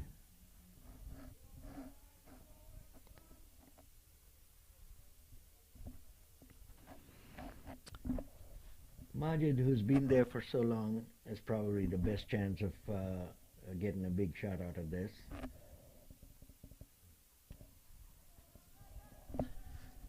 Two is probably the call. They only get one.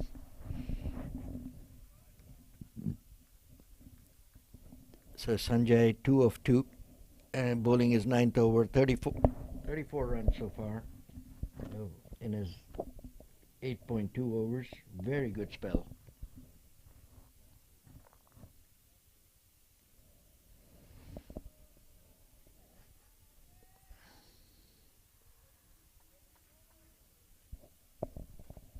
Boundary. That's finally we're seeing a 4 after a very long time. So very good boundary by Ajit.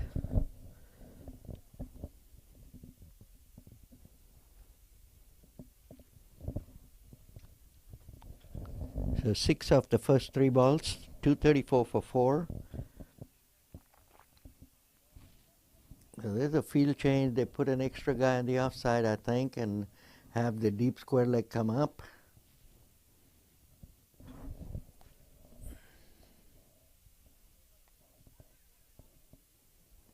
That's another good ball.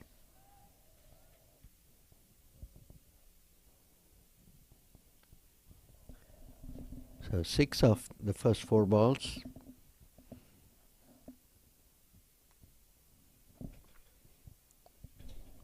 Single to mid-off. 7 of the first 5 balls. So I would think now that they'll be short by 7 or 8 runs of the 250 target that I thought they would get. Last ball of the over, last ball of Sanjay's spell. A great dot ball. A great dot ball. A very good spell by Sanjay. 9 overs for his 39 runs. Very, very good. This is against a batsman who's been set, who's been batting at 70. For him to miss a ball, that means it had to be very good, very effective ball. Final over of the innings. Again, an interesting over that I think it's going to be. Shahnawaz is going to continue.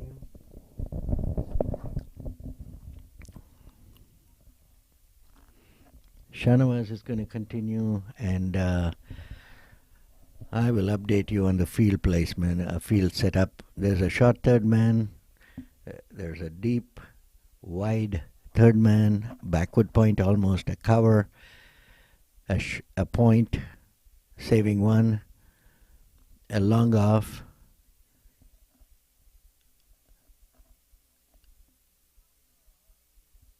and a short mid off. So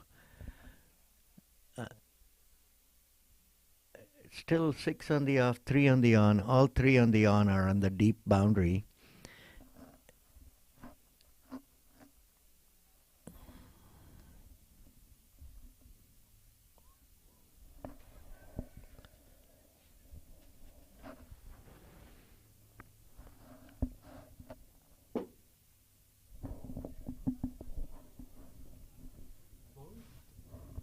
No, wicketkeeper just attempted to stump him.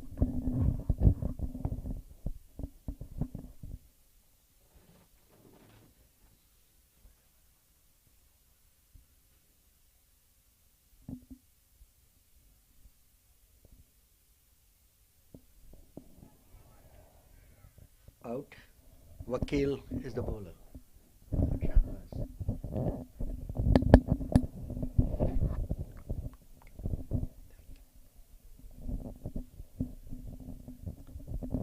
Vakil is the bowler. Again, Anthony caught it, and it's an excellent catch. Excellent catch. This is the second one that Anthony has taken.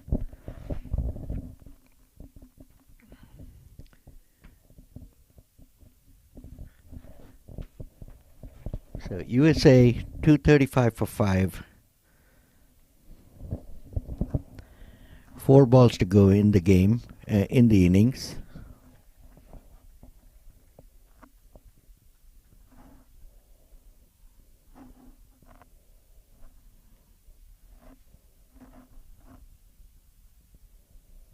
Good catch. 4 balls to go.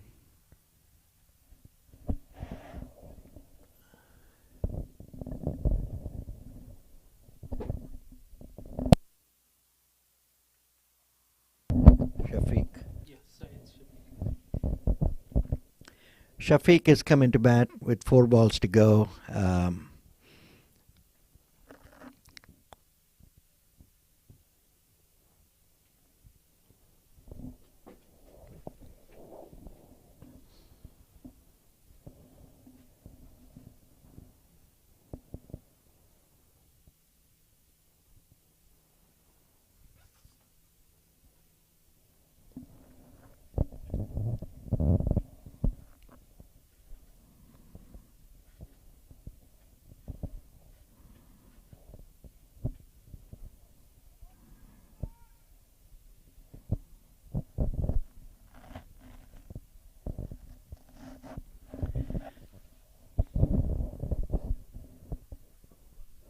Vakil has bowled some good balls so far in this over. Here he is coming in to bowl the third ball, which is a great dot ball. Very, very good.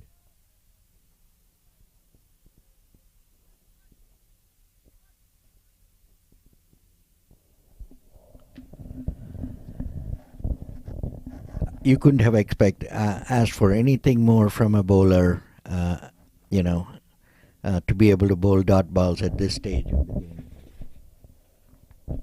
In the last over, and with 5 wickets still left, so it's excellent cricket. There's a big shot. That's a boundary by Shafiq. 239 for 5. Very good shot. Tough to do it when you just walk into bat at this stage, and found the gap between long on and mid wicket, and didn't bother to. There's no need to run. So here is 2 balls to go. Very interesting if we can get another boundary. They're running for the second.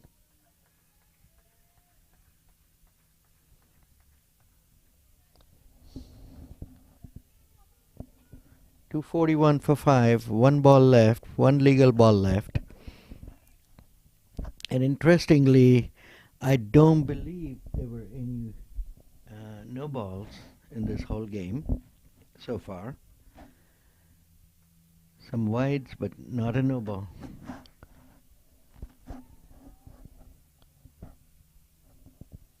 Did they get a single?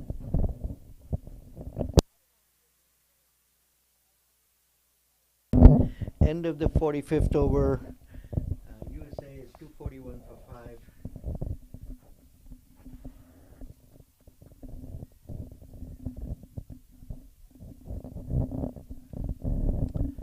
A very good knock by Majid, 70 not out.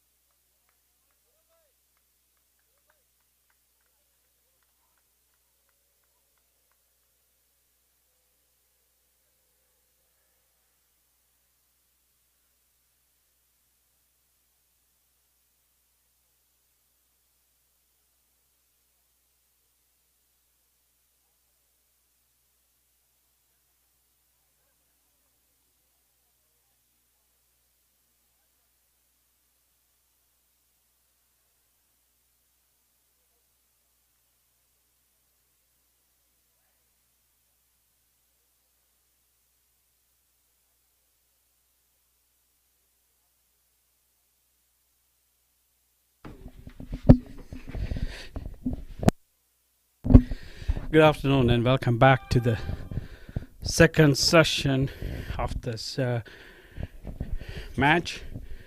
USA A chasing 242 to win in 45 overs. Anthony and Balbir are the opening batters for USA A, and Ram Kishan would be taking the new ball for USA.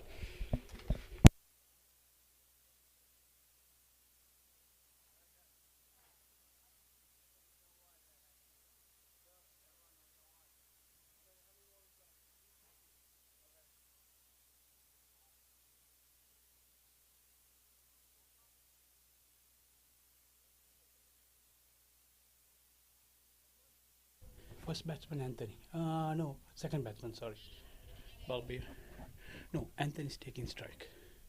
What's one? Left hand Anthony. Anthony is the first? Yeah. Okay, second batsman? He's Balbir. Balbir Singh or somebody. Yeah. Just give me like half a minute. Okay, bowling? Bowling Ram Kishan. Ram.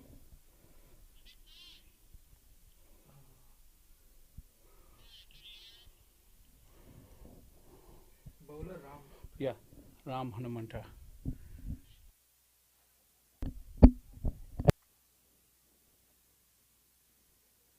Good to go. Anthony's facing Ram Kishan from the pavilion end. Ram, who played first class cricket in India. Yes, we're good to go. Very talented left arm fast bowler. He's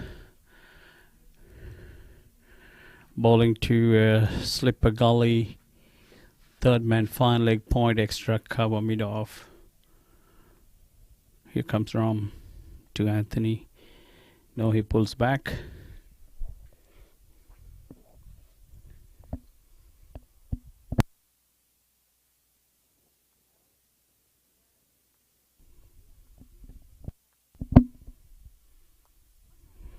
First ball on the midline leg. Anthony pushes towards square leg for a single.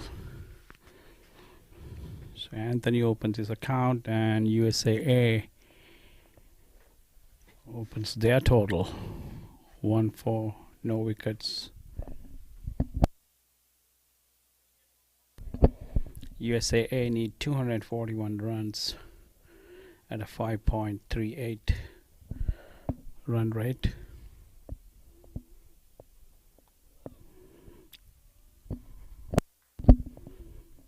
Right on the stumps, played watchfully by Balbir.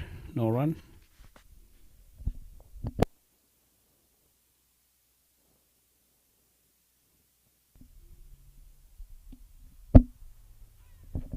Oh, that's a beautiful ball moving away. Balbir tried to have a go at it on the off stump, was completely beaten.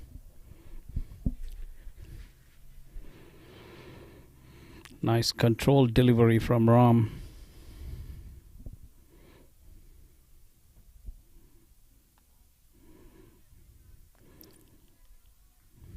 Balbir pushes on the offside, no run.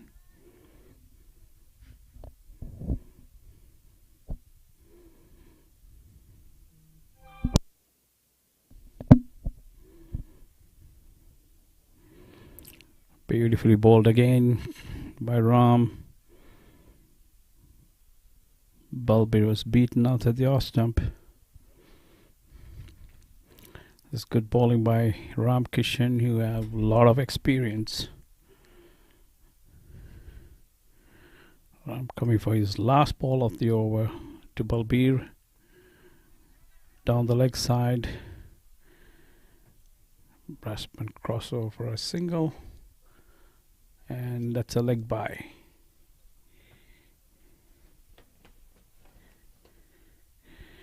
End of the first over.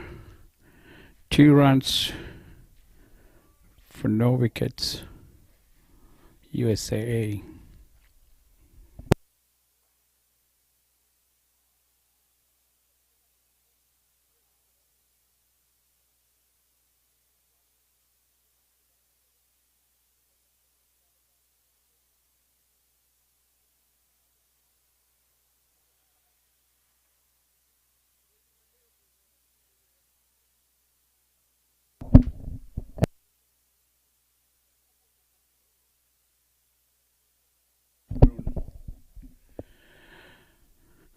Arun coming from the far end, who did well in the zonal games. Arun had been playing cricket for Hollywood Cricket Club in Los Angeles. Going with the similar field set, slip gully, short square, short mid wicket, long on, mid off, extra cover point. In comes Arun to bowl his first ball to Balbir Singh. Outside the off stump, Balbir slashed at it, well fielded by Sanjeeva. It slips, he had to run towards his right side and stop, cut that single. Shafiq is the wicketkeeper for today's game.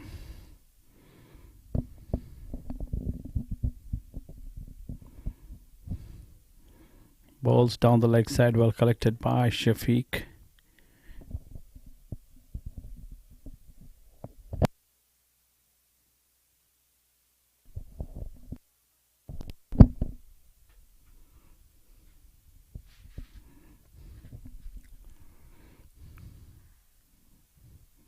Again, down the leg side, umpire calls it a wide.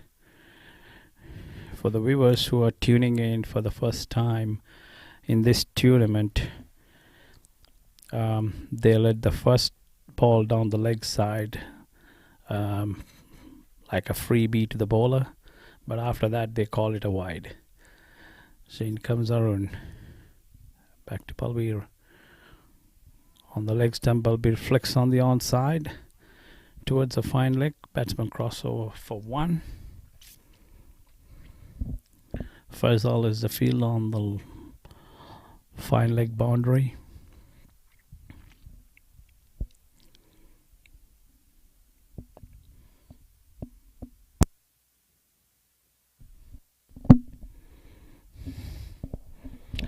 Left-handed Anthony taking guard for the first time to face Arun from the far end.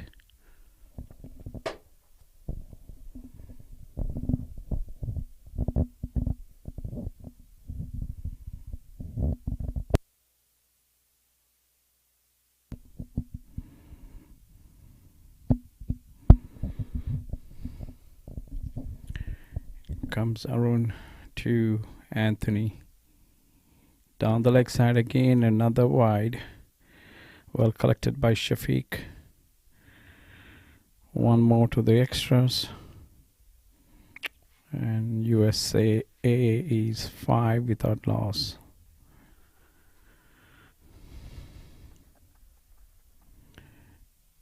Arun balls on the off stump. You know, it's a quick single. Batsman push towards the extra cover and crossover for a quick single. That takes Anthony to 2.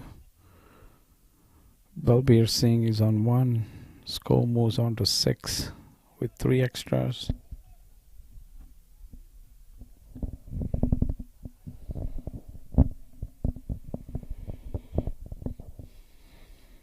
Anthony coming into Balbir. Watchfully played, and they're crossing over a quick single. That's good running between the wickets by Balbir and Anthony. Just push towards the mid-on fielder and cross over a quick single. The pitch is a pure batsman's paradise. Comes beautifully to the bat. In comes Arun to Anthony. Down the leg side again. Another wide in the over. Arun having a bit of a struggle controlling his line and length.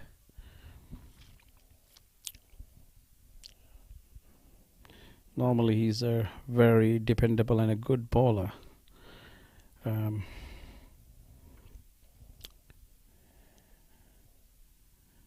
to the on stump. Anthony had a go at it. No run into the second over. USA 4 without loss in 2 overs. I beg your pardon, 8 without loss in 2 overs. Anthony on to Balbir Singh on to with 4 extras.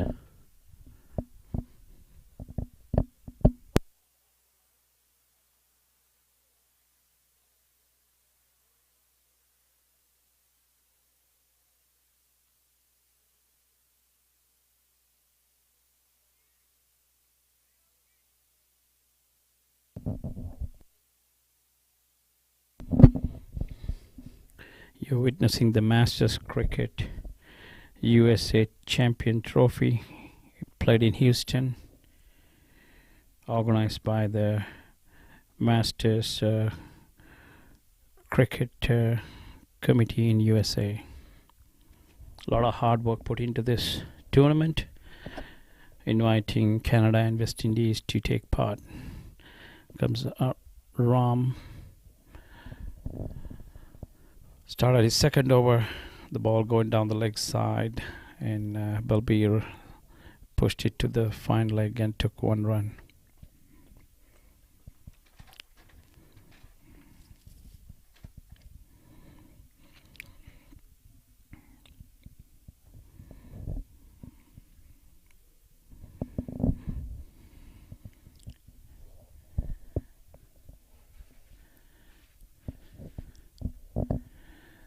There is a slight delay with I think a player on the ground, or umpires talking to them.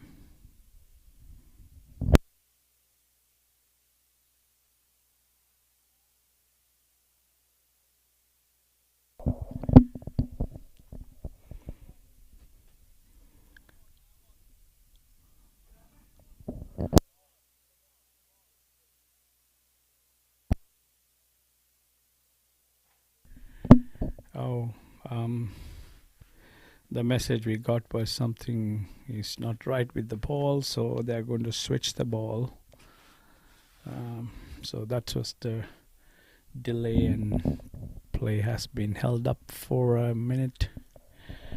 Just to recap of the day's play, USA batted first. They lost the toss, batted first. Got 241 for 5 in their 45 overs. I think USA did well by containing them for 241 at one point. They were looking at somewhere around 275, 80 to 300 the way they were going. But few wickets fell in between, and they contained them for 241 for 5 or 45 overs, which is quite a chaseable score.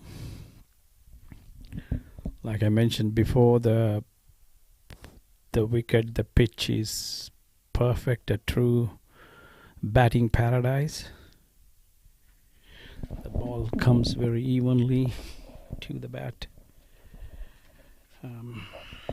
But also they have a little bit of a challenge because there are some talented bowlers in the USA side, so it'll be a good contest. We are resuming play again. Ram coming in to bowl to Anthony, who tried to play him on the back foot, and the ball kept low to the wicketkeeper. Shafiq did well.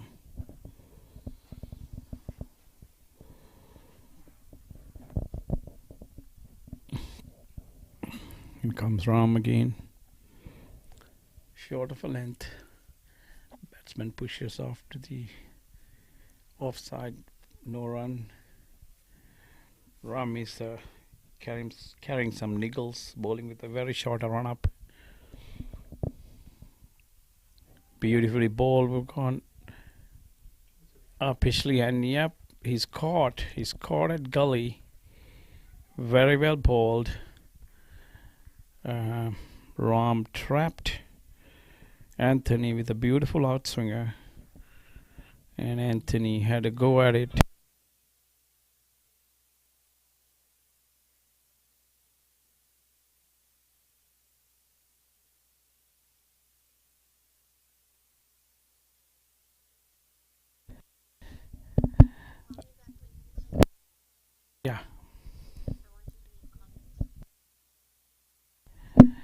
So 9 for 1. Ram Kishan got the wicket of Anthony. Beautifully ball moving away from the left-hander who went to kind of drive it towards extra cover, ended up edging it to the gully fielder. And so USAA is 9 for 1, chasing 241 to win.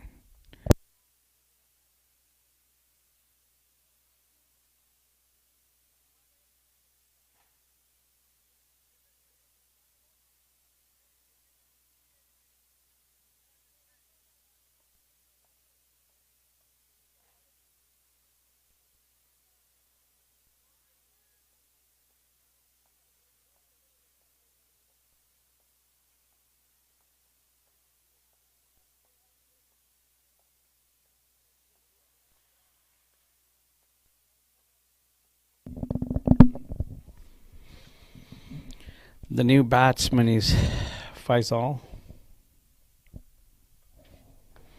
coming in at number 3, facing Ram. First ball outside the off stump, he let it go to the wicketkeeper.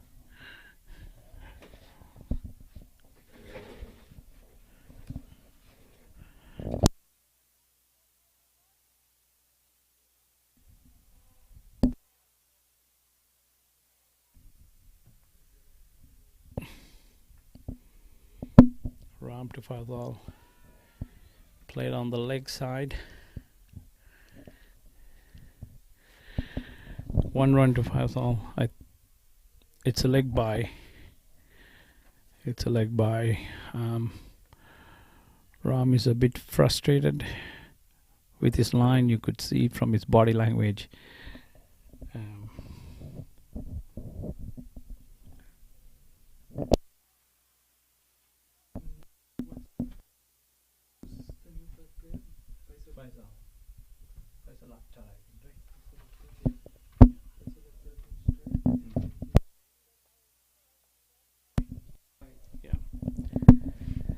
So Ram finishes second over.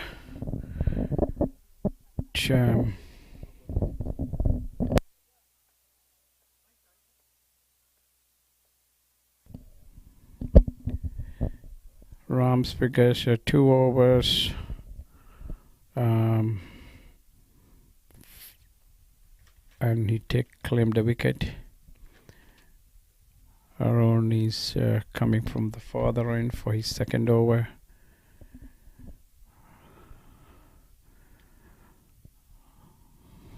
USAA need another 232 runs or 42 overs. In comes Arun, the off stump. Faisal let the ball go to the wicketkeeper. No run.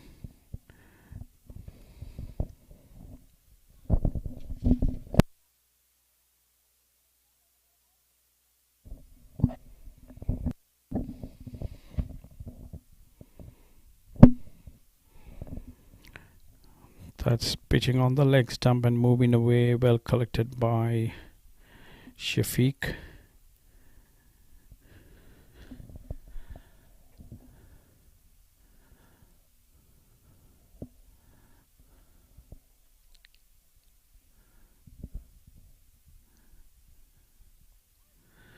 On his pads, Faisal just flicks it away towards fine leg. And batsman crossover for a single. Good return by Ram from the fine leg boundary straight to the keeper's gloves. 11 runs for 1 down, loss of 1 wicket of Anthony. Comes around to Balbir, outside the off stump, well outside the off stump. It's a white ball.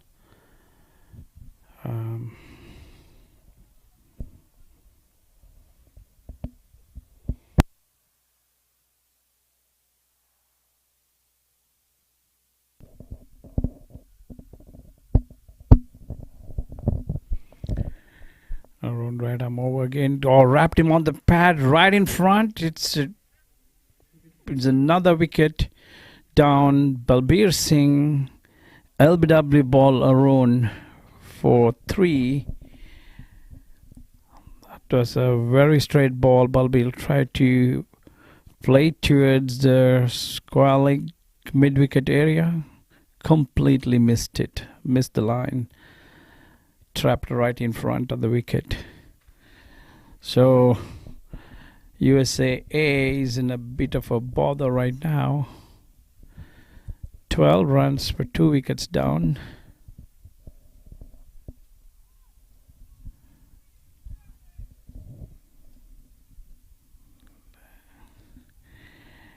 And what they need is a good partnership, couple partnership to see them through. Dilip is the number 4 batsman who's coming into bat. Another right-hander who had been in the Masters team, USA Masters team for few tours. He toured England and Canada, and been playing actively.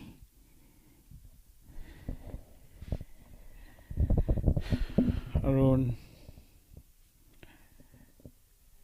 to bowl his 5th ball to Dilip, who kind of chases out to the off stump, but there's no run.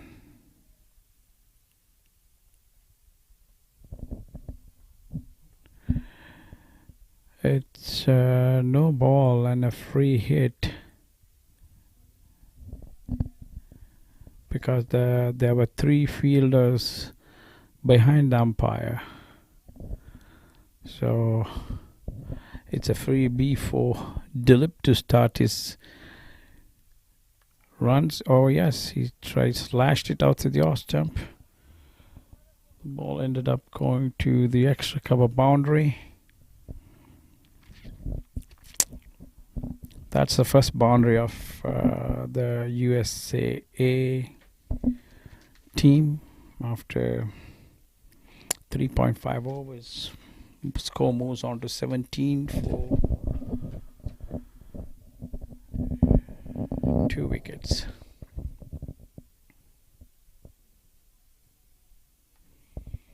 In comes Arun for his last ball of the over. Very well bowled. Batsman pushes over to extra cover. Crossover for a very quick single. That's good running between the wickets by Faisal and Dilip. So end of the 4th over, 18 runs for 2 wickets. Arun bowled 2 overs, 14 runs for 1 wicket.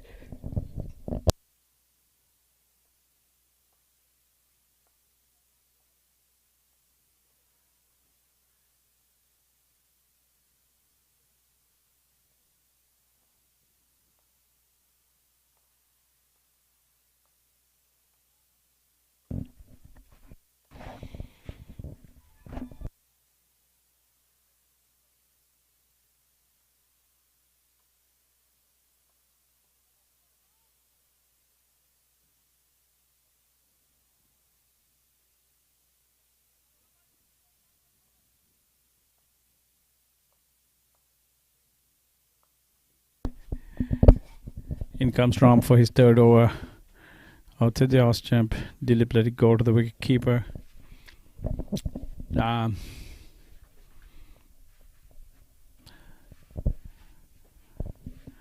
having a bit of attacking field with 2 slips and a gully to the new batsman Dilip.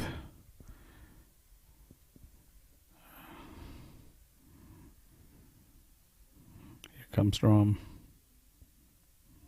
Gone! That's a beautifully held catch. What a catch it was. It's a blinder. Blinder of a catch.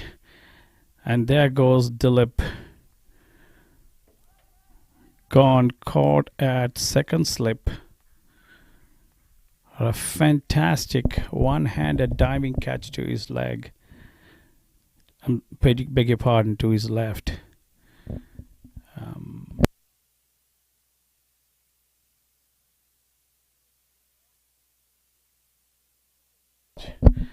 USAA in a bit of a trouble. 3 wickets down now for 18 runs.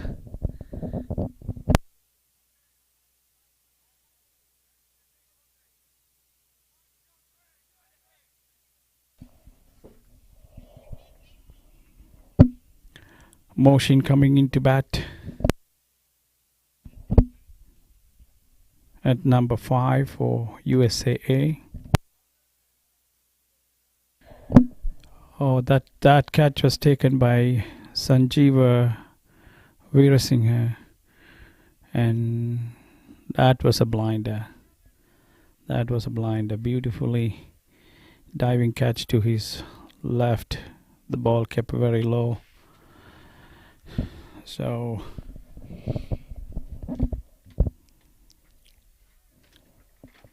USA is right on top now at this moment. Motion is a new batsman facing Ram Kishan, who has a figures of 2 wickets for 2 runs. That's fantastic off 2.2 overs.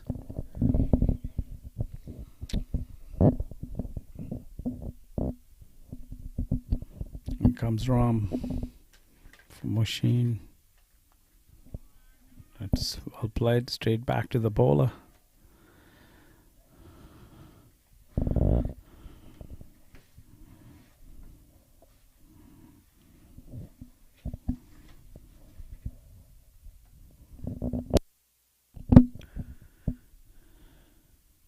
Whoa, it's beautifully bowled again. Ram is just toiling with the batsman right now. That ball moved away from the right-hander. Motion was beaten, all ends up to the wicket keeper.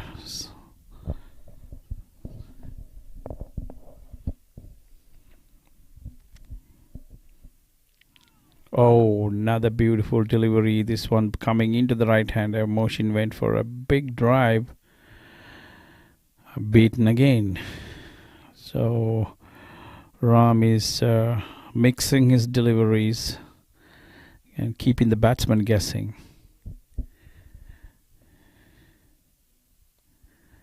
That's on the leg stump. Motion just flicks it towards the square leg for a boundary. That's very well played. Good shot there. And end of the 5th over, the scores moved on to, the total moves on to 22 for 3 wickets. After 5 overs.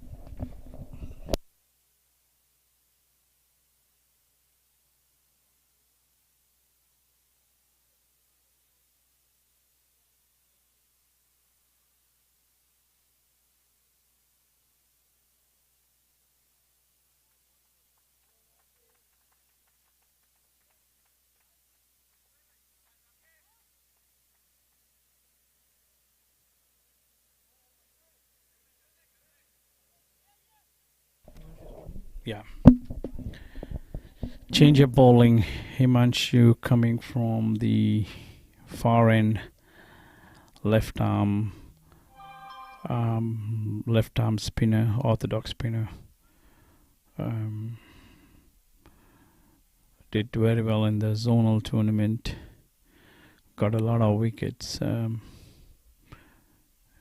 got a match bag of 6 wickets against the West Zone in his last game.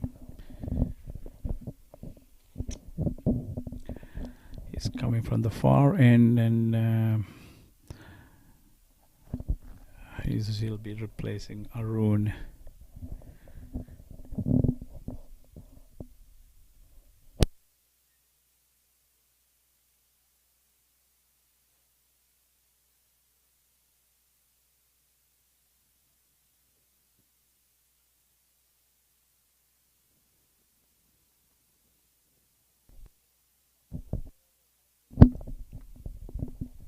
Ball on the midland leg. Faisal flicks it towards mid-wicket boundary for 4 runs. That's a very well played shot by Faisal Akhtar.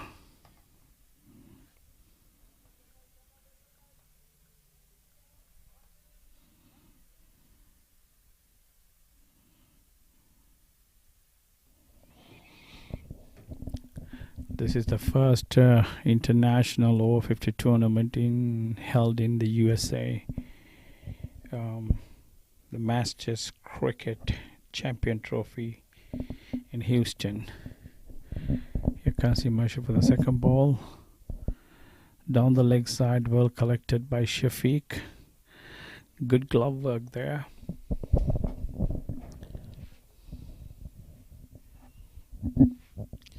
Six for 3.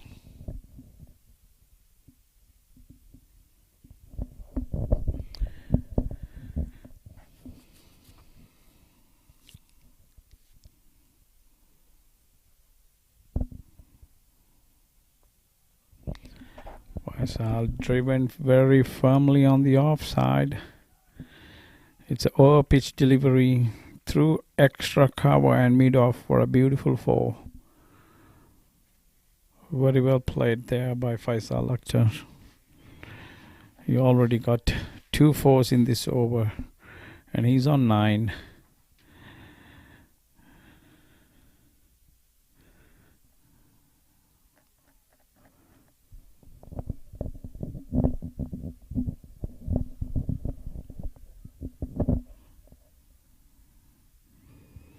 Himanshu coming back to his 5th ball of his first toe, out to the off stump, way out to the off stump, and it's called a wide by the umpire. Do you want me to do that?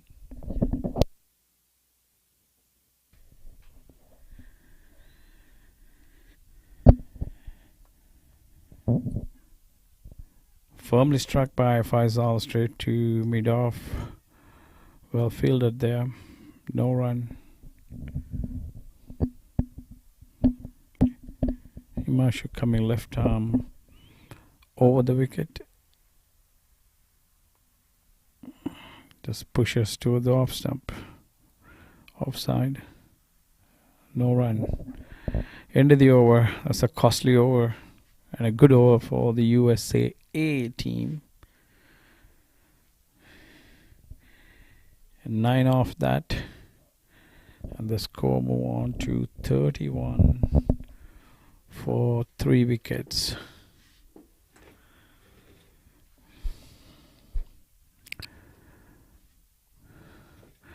Arun is going to operate from the pavilion end. It's a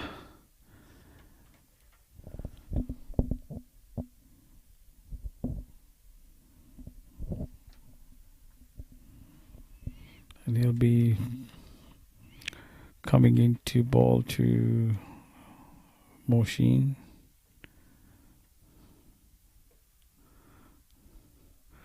Who's on 4 right now.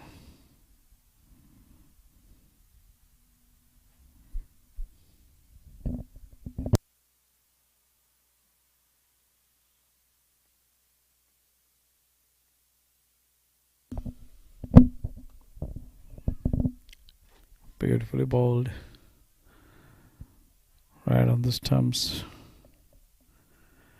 And Moshin pushes that towards the short mid-wicket fielded by skipper Parag Anand.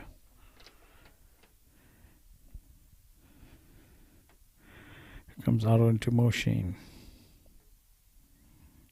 Outside the off stump. Moshin tried to cut it away. Missed by him and the keeper as well, but no damage done.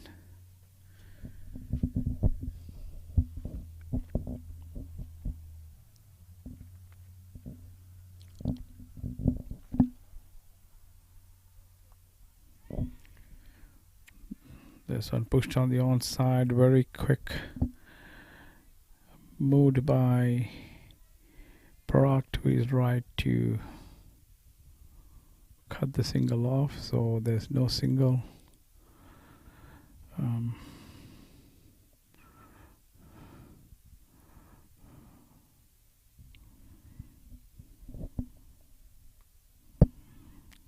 Very well bowled again by Arun. Good line and length. Arun is one of the frontline bowlers in the Southern California cricket league. Comes Arun again, stuck very firmly by Mohsin, straight to the fielder. No run. So the bowlers are keeping a good line and bowling to their field.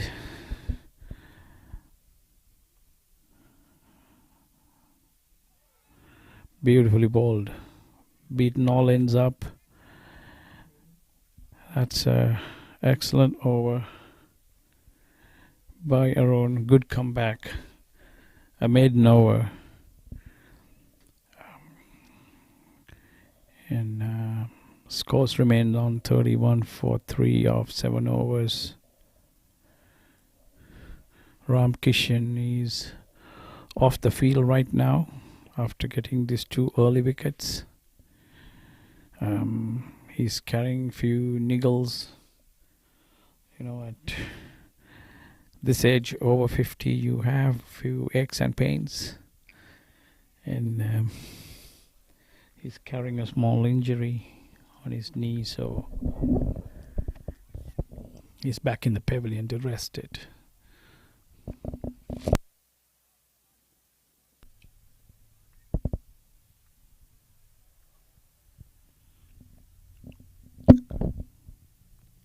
Himanshu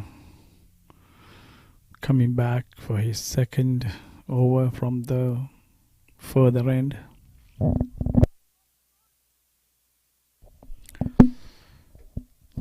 Left arm over the wicket to the right-handed Faisal Akhtar, who have been looking very impressive so far. Hit 2 beautiful boundaries off Himanshu. There you go, another full toss. He smashed it towards the extra cover boundary, but the fieldsman covered it. Just batsman crossover for 1 run.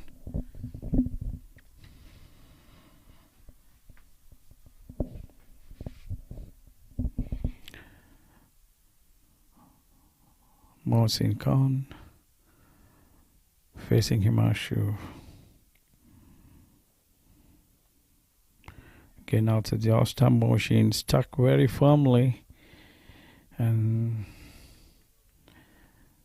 they cross over for 2 runs. It's a beautiful shot through the point region to the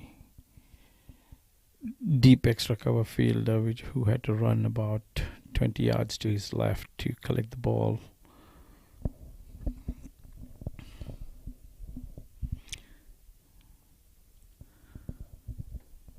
That's balled on the stumps, and Mohsin just pushed it towards short mid-wicket area. No run. Driven firmly against straight to the short extra cover field, and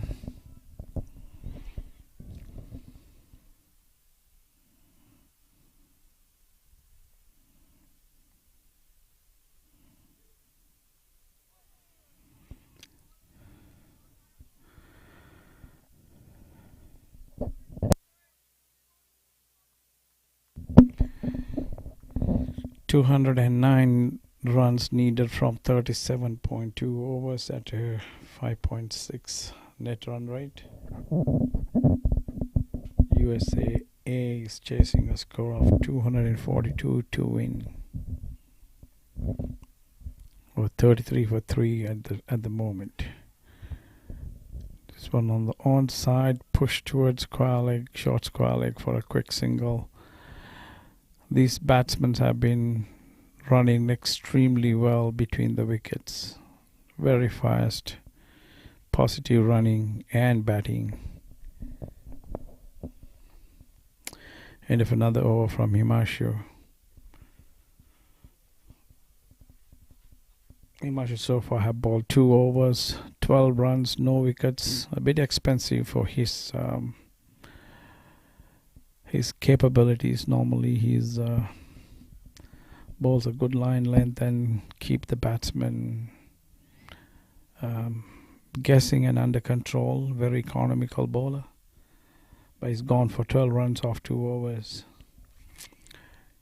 In comes Arun for his 4th over from the pavilion end.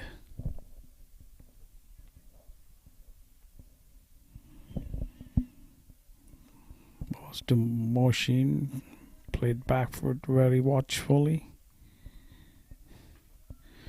Picked up by Parag, a short mid wicket.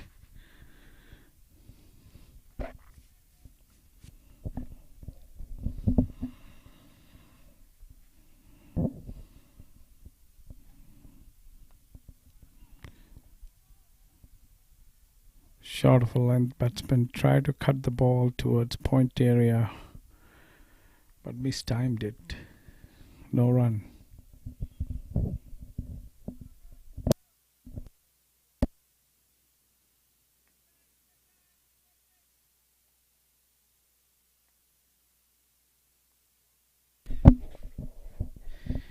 Arun balls on the off jump. Moshin tried to drive on the off, but it's an inside edge going towards long mid-on fielder. Batsman crossover for a single. Moshin on 6. Faisal is on 11. 35 for 3.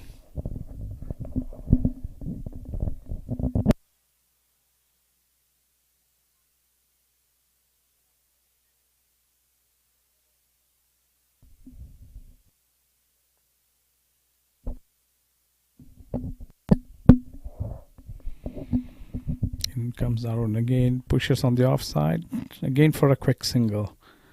This is good running between. They're going for the second one. Yes, overthrows there. So 2 runs to Faisal.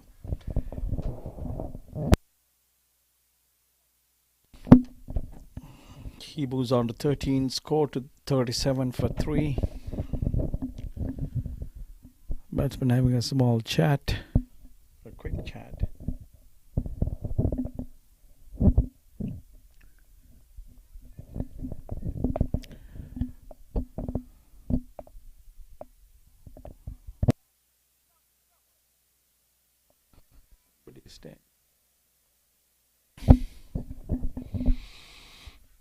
Comes Arun, short for length. Faisal just tapped it to a short third area and crossover for 1 run.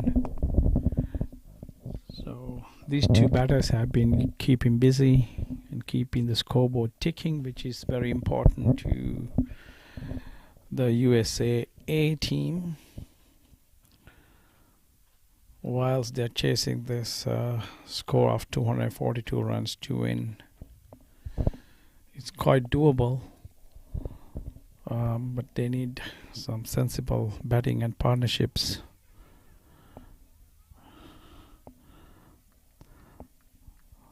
This ball Faisal Mohsin pushed towards mid-on area, but no run. End of Arun's 3rd over. Fourth over. 18 runs for 1 wicket in 4 overs. 2 batters having a quick water break. It's pretty warm in Houston right now. You know, when we were here on February for the zonal tournament, it was quite cold and chilly. There were days that we played cricket under 39-degree weather. and which was a bit traumatic to the both sides players, batsmen and the bowlers, and the officials for that matter. But today is a beautiful day in Houston. A lot of sunshine, nice cold breeze.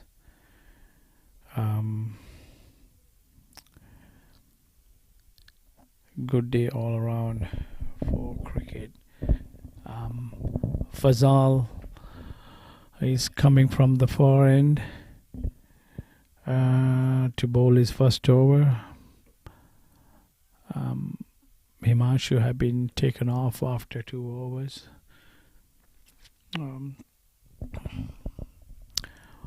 Faisal, the right-handed Faisal Akhtar, will be facing right arm Fazal from the far end.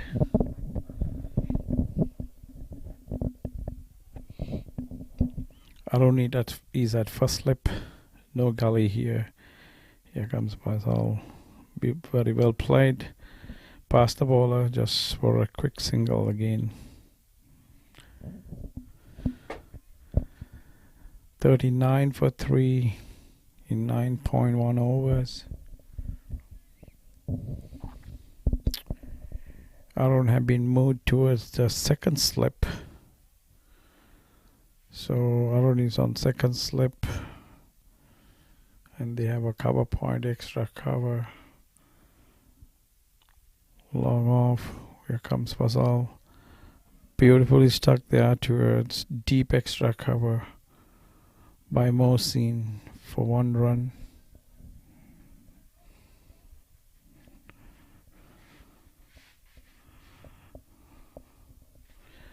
Mohsin 7 off 17 and Faisal 15 off 17.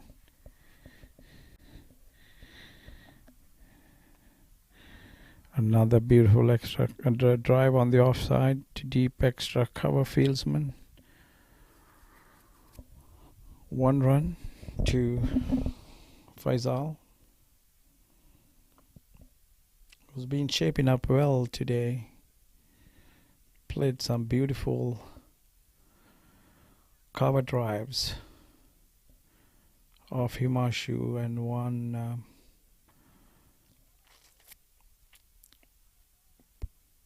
on drive towards mid wicket, which collected 2 fours. Next ball to Mohsin, just straight hit to the bowler. No run.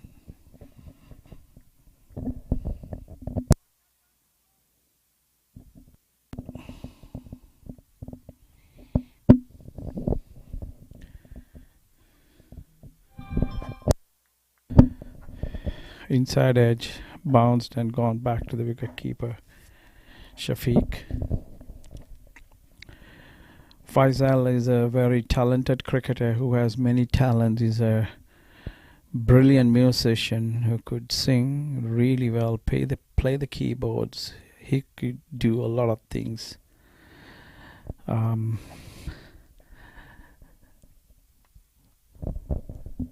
on the offside by Mohsin. No run towards mid-off, end of another over. So, like I mentioned, Faisal's musical talents are amazing. Also, he's a very useful cricketer, good all-rounder. Batting well right now, 16 off 18 balls. And what USA need right now is a very stable, good partnership. So far, these two batters, Faisal, who's playing the senior role right now, and Mohsin, doing the job for USAA. Arun to bowl his 5th over from the pavilion end, has a figures of 18 for 1 so far. Arun's bowling to Faisal Akhtar.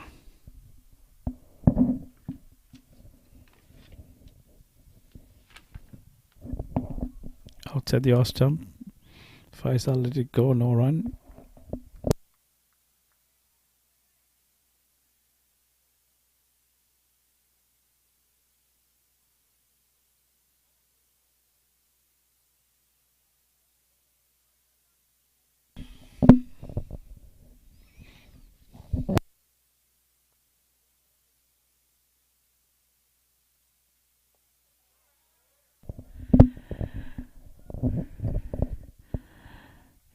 Played very watchfully by Faisal on the offside, no run.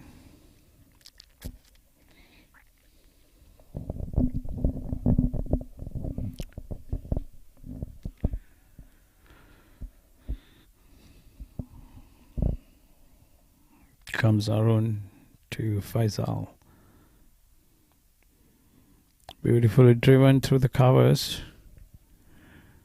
Batsmen are crossing over for 2 runs. Very good running. Very aggressive, good running by Mohsin and Faisal. They have a very good understanding and they are pushing the fielder, so which is a good thing.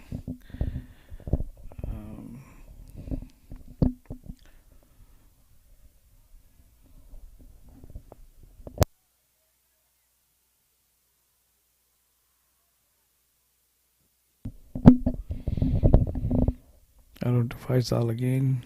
Out to the off stump, just short of a length. Played watchfully. No run.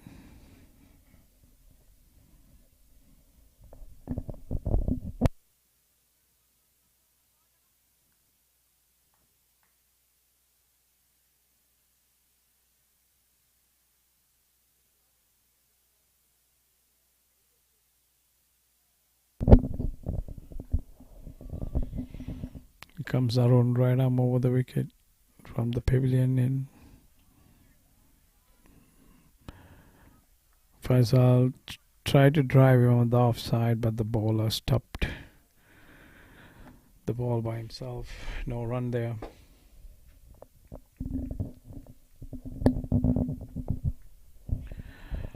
For the 199 runs needed at a run rate of 5.82 in 34.1 overs.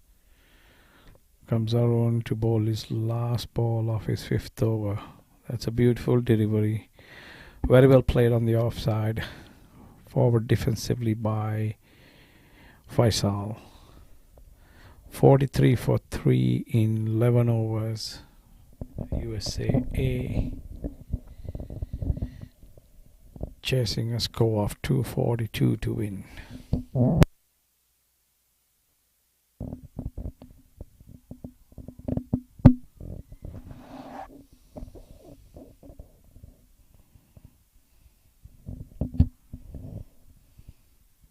Skipper Parag moving in troops around, talking to the bowler Faisal as well. Last minute advice, what to do, what not to do.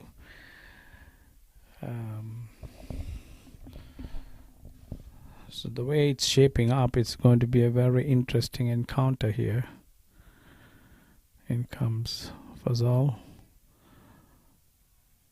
Very well played by Mohsin towards mid-on area, no run.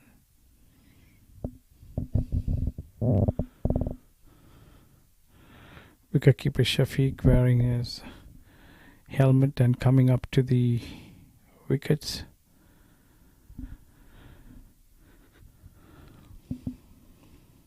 To prevent the batsmen from, batting outside their crease, to unsettle the bowlers, so which is a good tactic.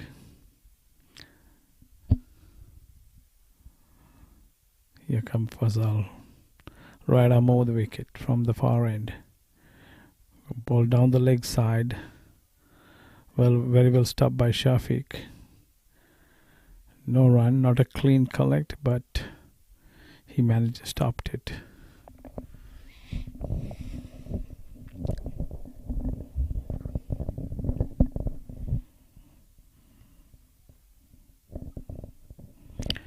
Well bowled again. Moshin pushed on the offside. No run.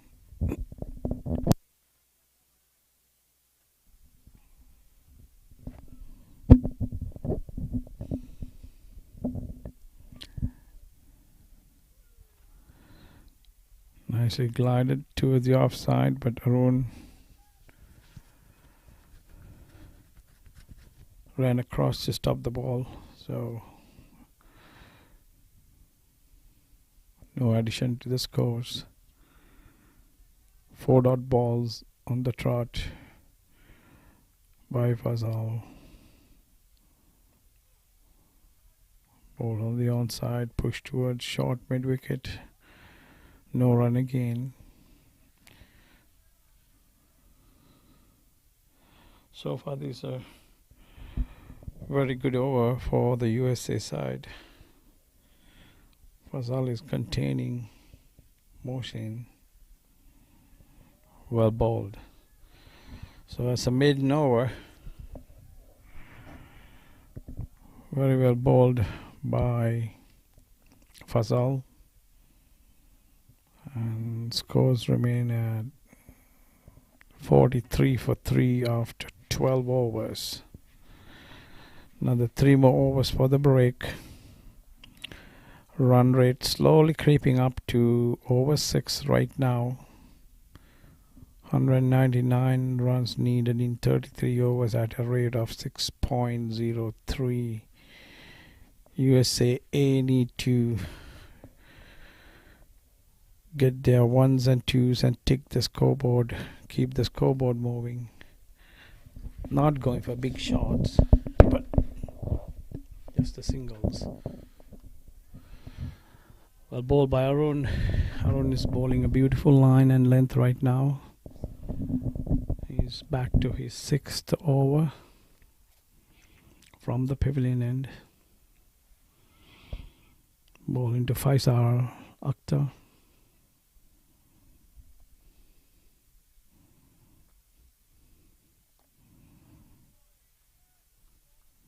Faisal played on the back foot for no run.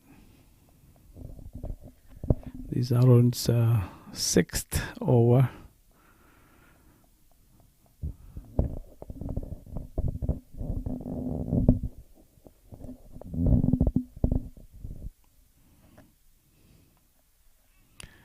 Ball on the onside, try to flick it towards the mid-wicket area by fielded there by Parag, who's in short mid-wicket area. No run.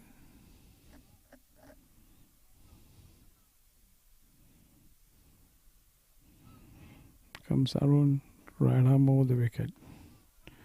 Nicely pushed towards extra cover.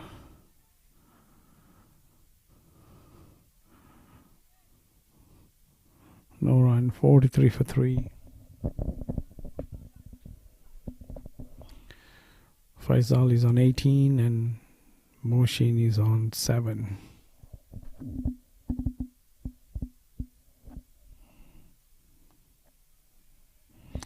Very watchfully played by Faisal.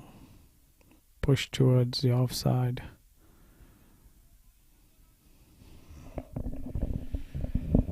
The no run. One more ball left in Arun's over, 6th over.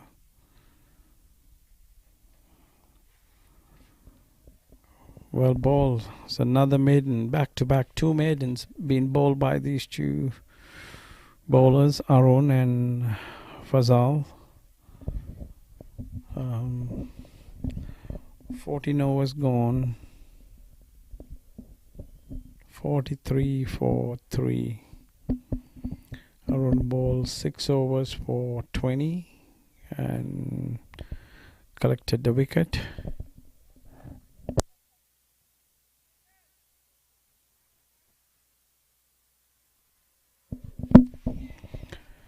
USA A 43 for 3 in 13 overs.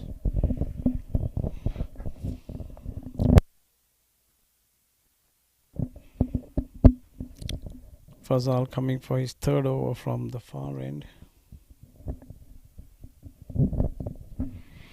Right up over the wicket. Flicked on the onside towards the mid wicket and a quick single there again. One run to Mohsin.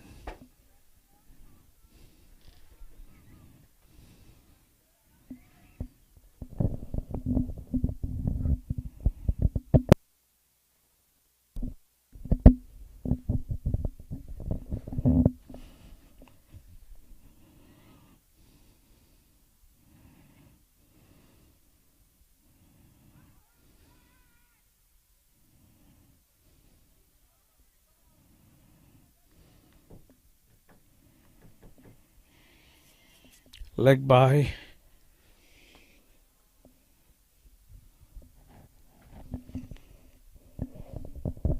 Appeal for a leg before wicket.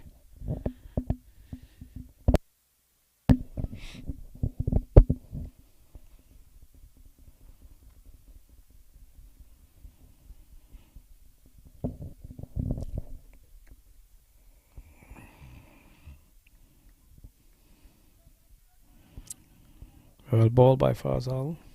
Played watchfully by Mohsin, who's on 8.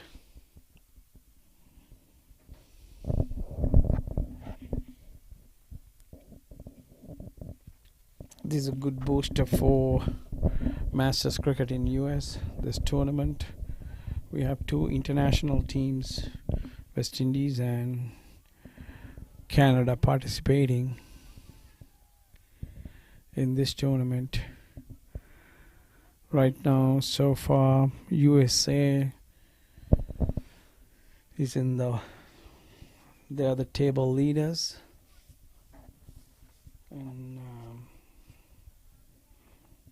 West Indies in second place, USA in third place, and Canada is in the fourth place as of yesterday. So the points table can change according to the results today. Canada was playing the West Indies and USA playing USA. Faisal Akhtar flicks on the one side, crossover for a single.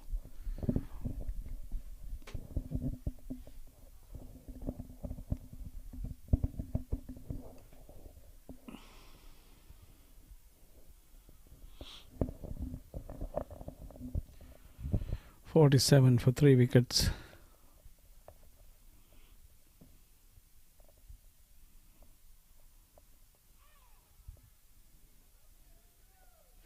Flicked on the onside. Batsman just went for 1 run. With that, Mohsin moves on to 10. End of the over from Fazal.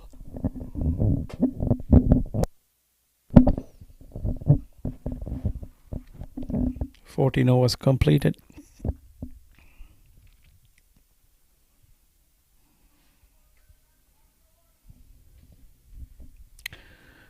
Arun bowling the last over before the break from the pavilion end. Coming into ball to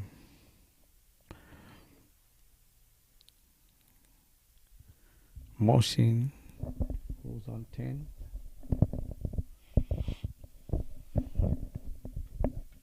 Of 30 deliveries.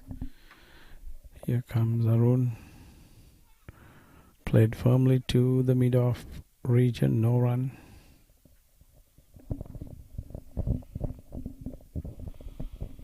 Another 194 runs needed at a rate of 6.29. These two batters had to keep the scoreboard ticking without adding more pressure to the batsmen to come in. And also they had to keep the wickets in hand as USA lost 3 quick wickets. So it's a kind of a difficult task. but the two batsmen, Mohsin and Faisal, doing a fabulous job building that partnership at this point.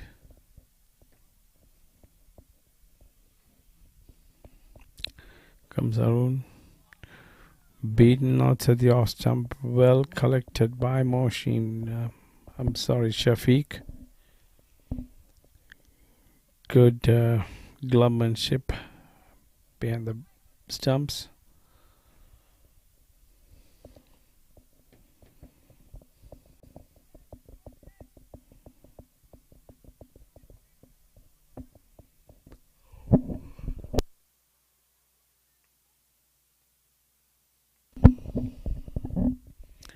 In comes Arun. Well played towards offside. 14.4 was gone. 2 more balls before the border break.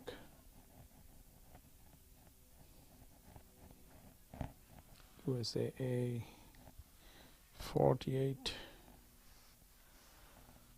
for the loss of 3 wickets. Ball outside the off stump. The batsman let it go to the wicket keeper, no run.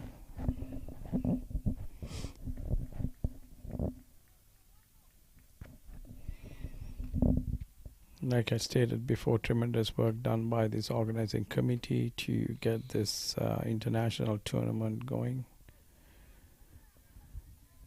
A lot of work being done,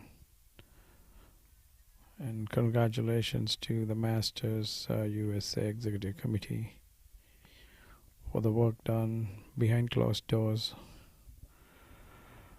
And after 15 overs, USA 48 for the loss of 3 wickets. Mohsin on 10 of 36 balls and Faisal Akhtar on 19 of 32 balls. So yet another 194 runs to get in 30 overs at a run rate of 6.47. We'll be connecting back with you within the next 10 to 15 minutes. Stay tuned.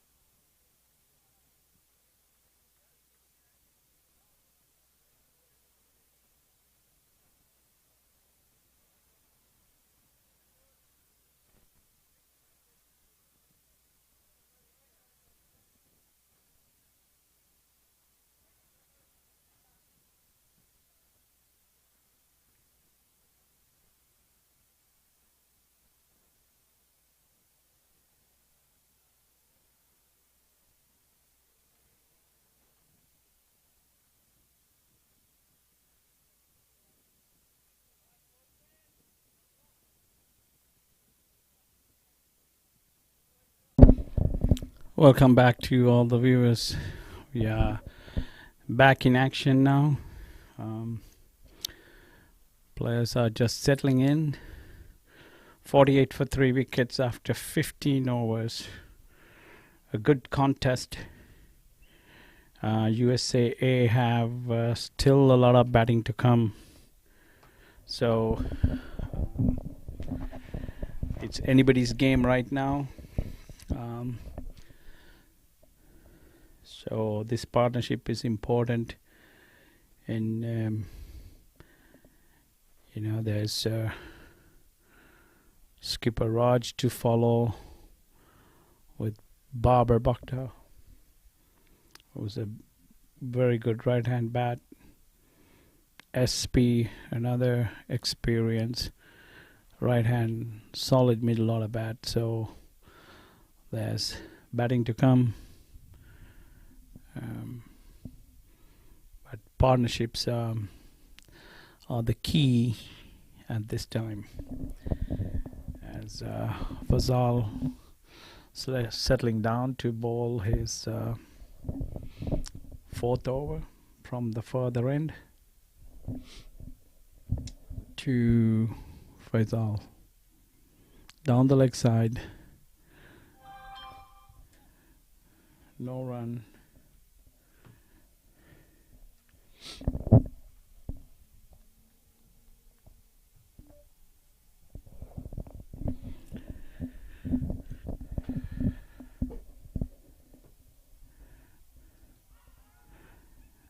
Okay, beautiful ball on the middle stump where Faisal tried to play it on the onside, missed it completely and got bowled. So that's a good start after the break for the USA team. Faisal was batting really well up to that point, and he was settling for a big score, but I think rush of blood tried to play it across the line, missed it completely and got bowled. So 4 wickets down, 4 for 48.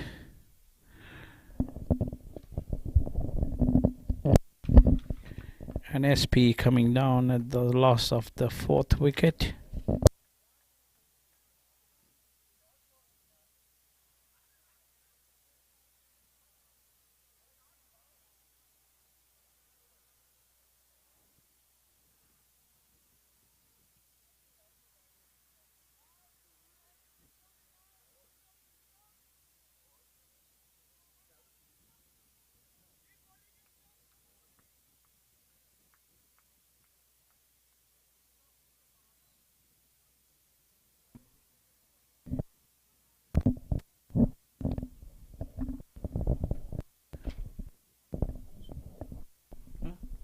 No mind, yeah.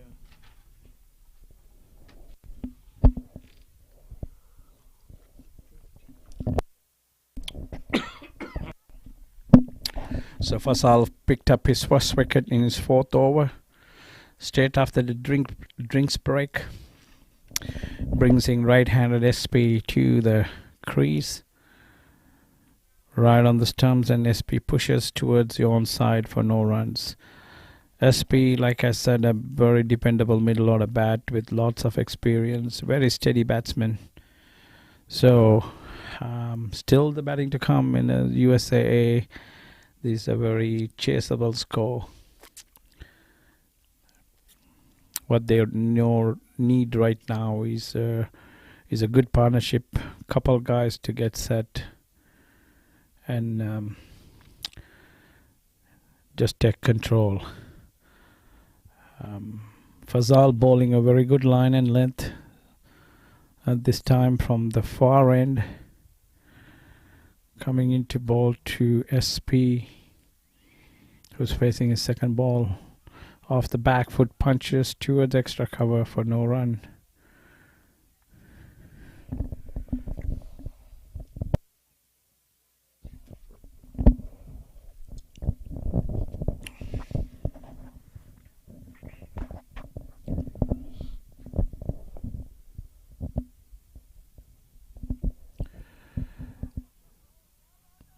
Satyapal played on the front foot towards mid-wicket. No run. End of a very successful over by Fazal. He has figures of 4 overs, 7 runs for 1 wicket.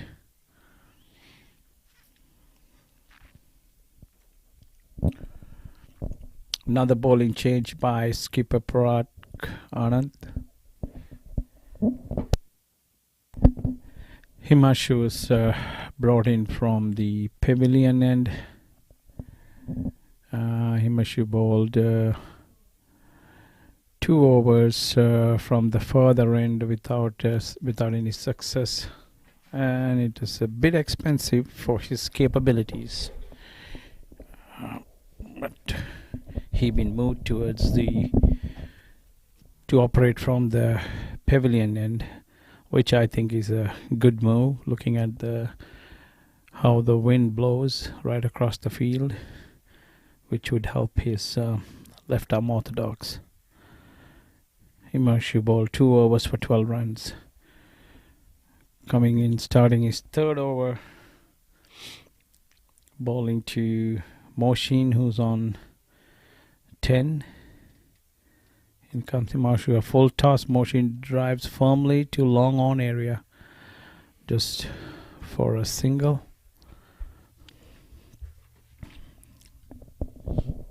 Brings SP into strike.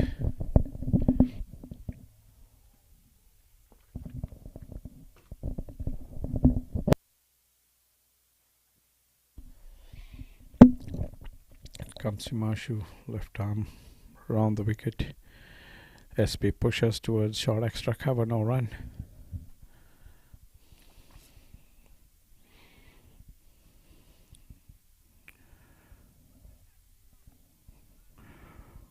Right on the middle and off.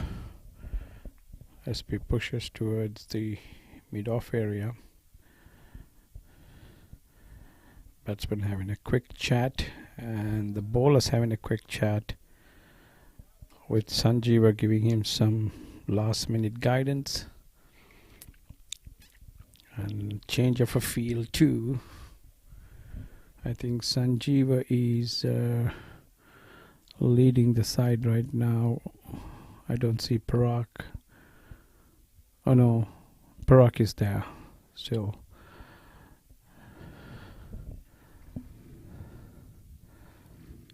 Himanshu bowls on the offside, driven firmly towards the deep extra cover region for a single by SP, who opens his account with that shot.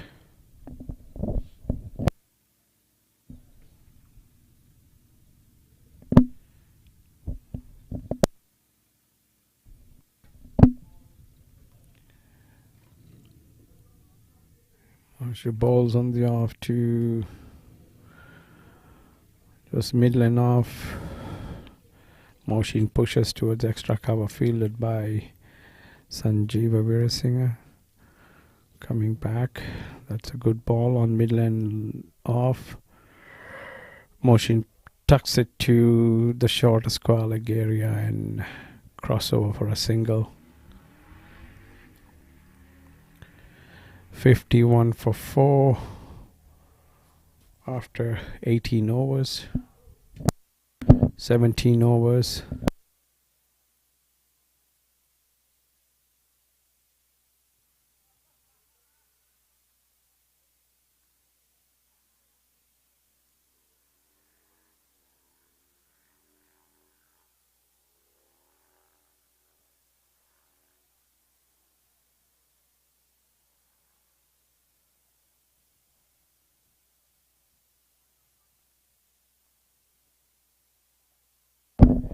Comes Fazal from the farther end. On the leg side, tucked away towards fine leg, and batsman crossover for a single. Takes Moshin to 12. Beautifully glided on the onside. Brings in Satyapal to the strike. to face Faisal, who bowled 4.1 overs, 8 runs for 1 wicket. In comes right arm over. SP pushes towards mid wicket area, no run.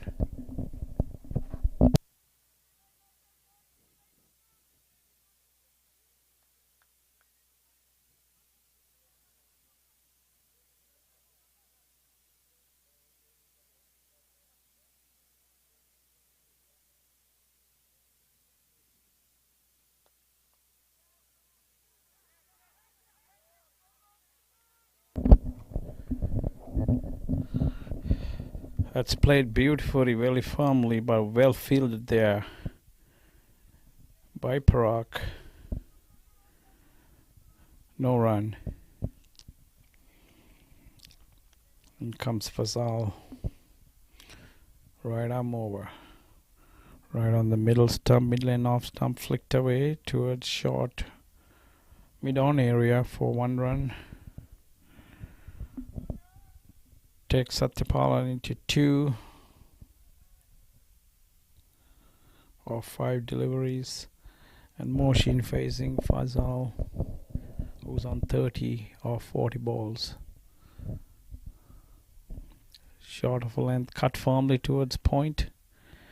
No run, well fielded.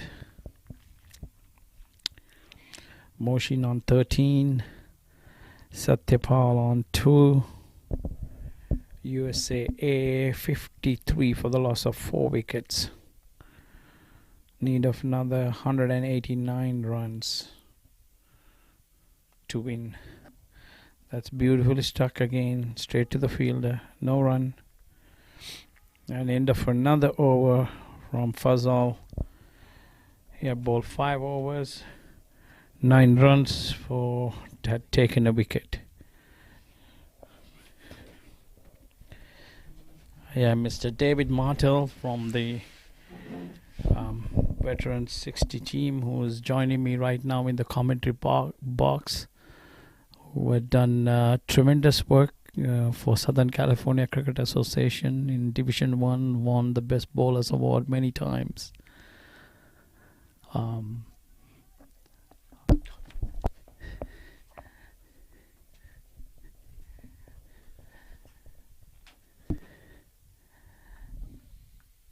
Himanshu continues outside the off stump, no run. David, any comments of this tournament? We would appreciate a quick word from you, sir. Thank you. Thank you, Jivaka. It's really nice to be here at Houston at the Musa Cricket Stadium. It's an excellent stadium, and competition is very tough. USA and USAA team. Right now USAA team has lost a few wickets, and they got to get up to it again. They are at 53 runs for 4 wickets. Their run rate is now, I think, over 6 and over. So they got to step up and get a couple of boundaries and make a game of this. And Jivika, thank you for introducing me. I appreciate it. Of course, you are a great cricketer. My captain for many years here in Southern Cal. Of course, played good cricket in Sri Lanka. I appreciate that. I hand it back to you. Thank you, sir. Thank you, David. Himanshu coming back to all from the pavilion end, where Fazal, Moshin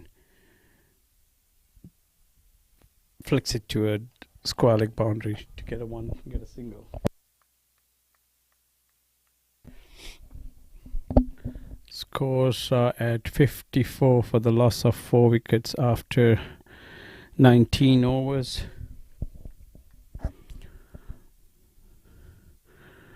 Another 188 runs to get in 26 overs at a 7.25 net run rate.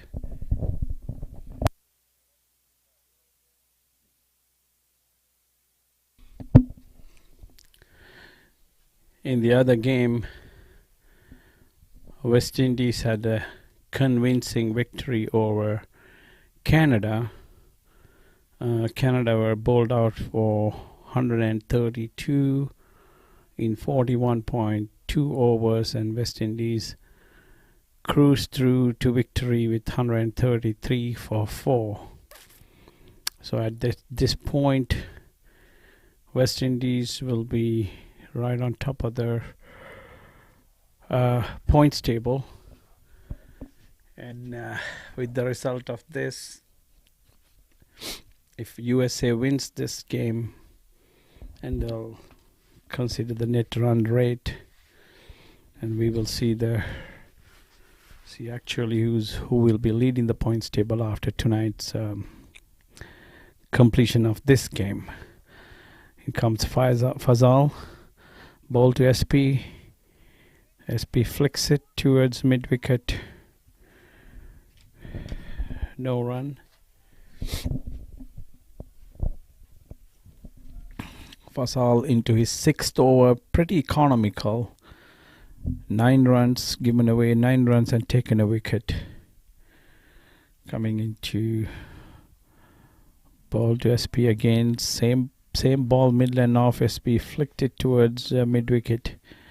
No runs. Straight to the fielder.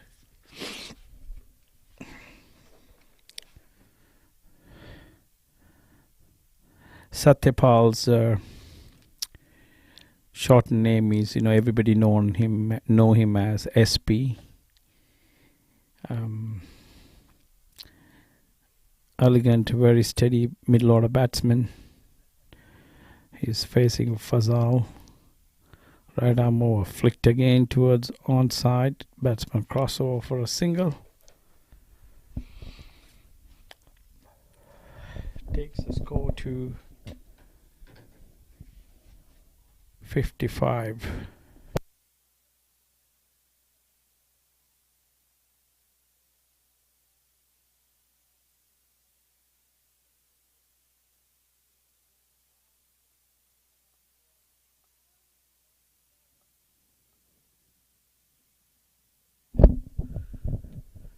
Out to the off stump, cut firmly, very well fielded there by Parag. Beautiful all-round cricket. An excellent shot, well fielded, an excellent return to the bowler. So, good cricket all round. It's good to see people giving their heart out, even at this level, for the love of the game. USA Masters, they call it the second innings. Fazal bowls right wicket to wicket, which is very clever thinking at this point. And Mohsin just drives back to the bowler. Mohsin on 13 after 46 deliveries. Here comes Fazal. Short of length, cut firmly. That's misfielding there. And the batsman crossover for a single. 20 overs completed. 55 runs for 4 wickets. The required run rate is climbing up surely but slowly.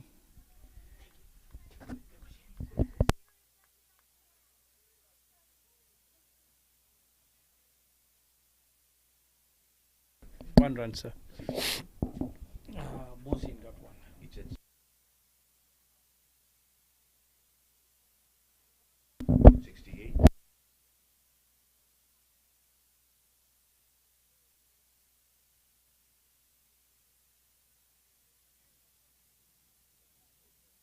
Great.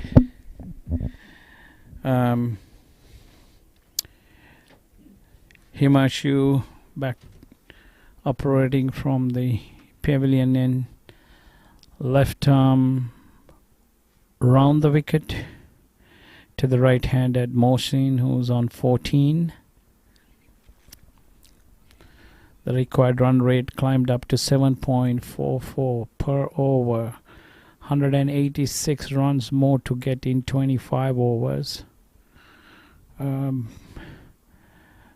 USA skipper Parag Anand moving his fielders around, trying to put pressure on the batsman.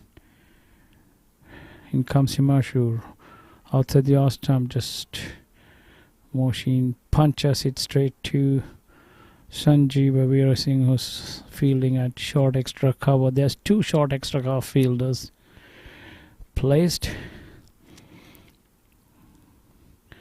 And Moshin very cleverly walked across the crease and flicked it too long on for a single. I think USA trying to bowl dot balls and put the pressure on the batsman. And it's like a cat and mouse game. Batsman's trying to improvise. A full toss. SP pulls it right across towards square leg boundary. A beautiful shot. Much needed boundary for the USA A team. So 4 runs to Satyapal. Score moves on to 61 for 4 of 20.2 overs.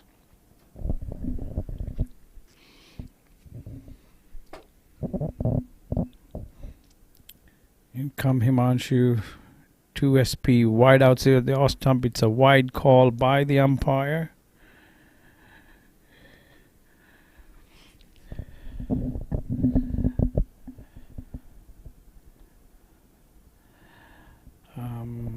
Himanshu is kind of struggling to get his line and length. Like I stated, he's been a very good bowler. In the past tournaments, he has been containing the batsman and bowling a good line.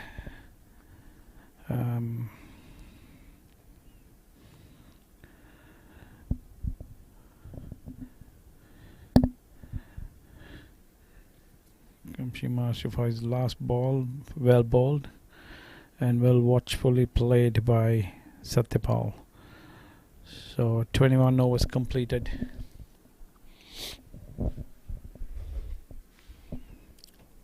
$62 for 4.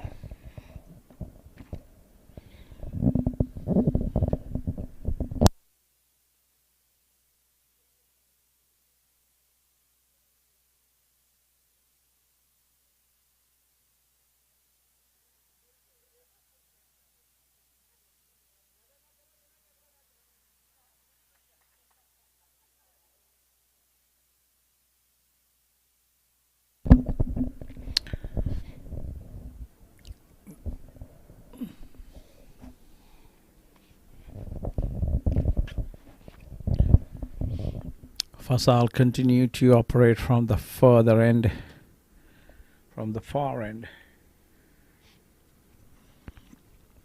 Coming in balls to Moshin down the leg side. A wide ball way down the leg side and well stopped by Shafiq.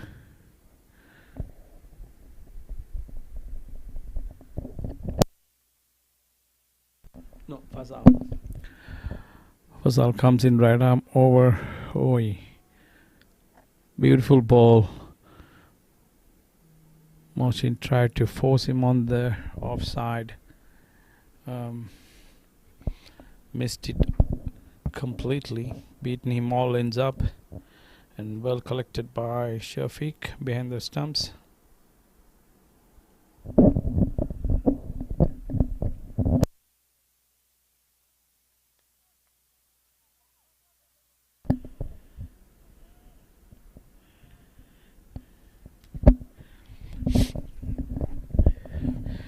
USA still had quite recognized batsmen to come in.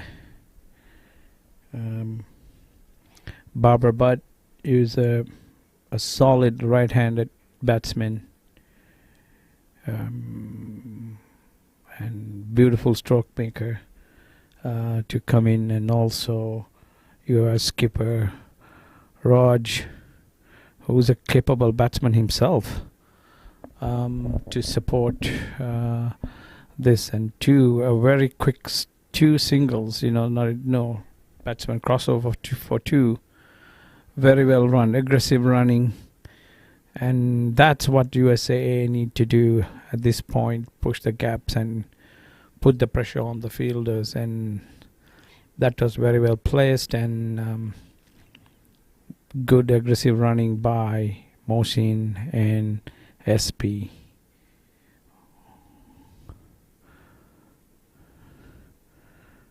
Down the leg side, and a white signal by the umpire.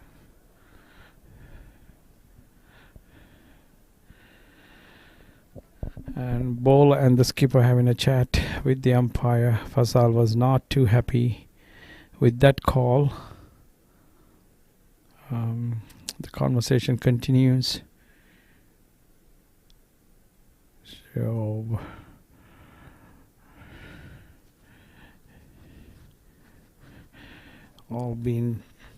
the game's been played at a very good spirit. So very competitive. Everybody wants to do their best, and that's part of the game. So in comes Fazal, short of a length, played on the back foot straight to the field at extra cover, no run.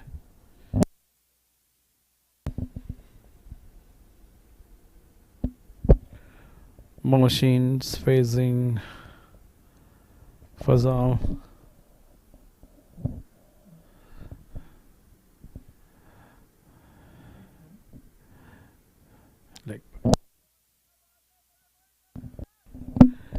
End of the over. 22 overs completed, 65 for the loss of 4 wickets.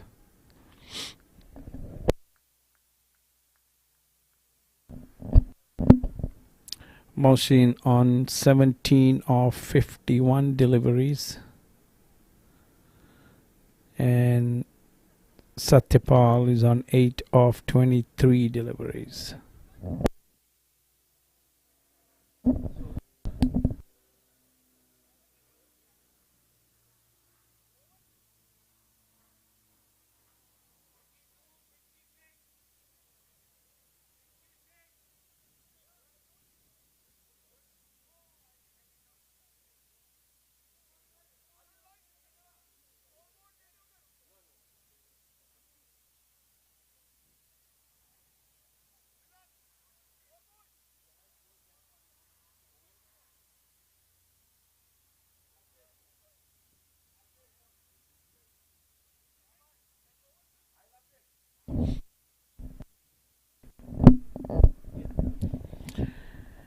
Himash is going to continue from the pavilion end.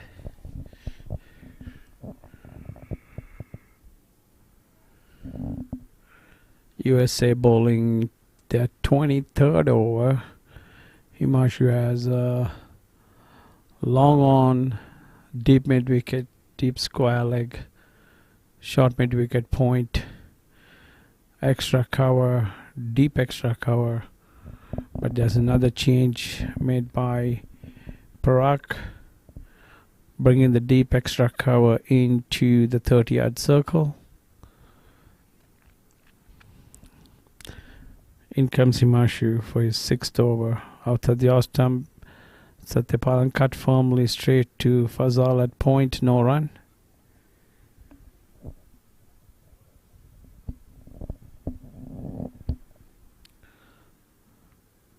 Batsman small chimmy down the wicket and driven firmly through extra covers. Batsman crossover for 1. Well fielded there by Parag.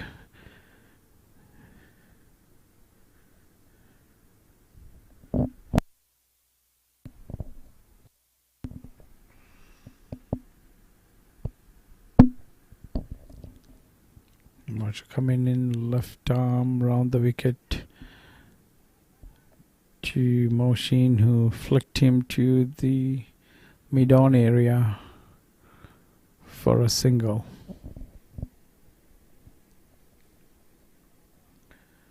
"174 runs more needed for the victory." In comes Himanshu. That's a full toss. Satyapalan swept to the deep square leg area just for 1 run. That's a loose ball. Ball by Himanshu. Satyapalan couldn't really capitalize on that, but he did on the previous over. He hit a beautiful sweep shot to the square leg boundary. That's very well bowled. Middle and off, played very watchfully by Mohsin.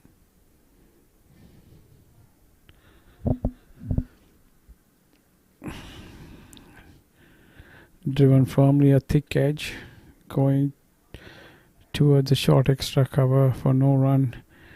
End of the 23rd over. Himanshu's 6th over has the figures of 25 for no wickets.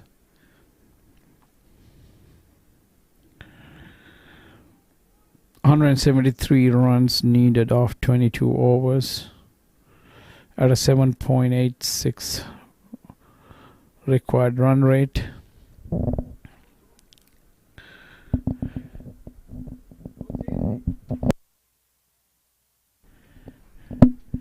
Another bowling change from the far end.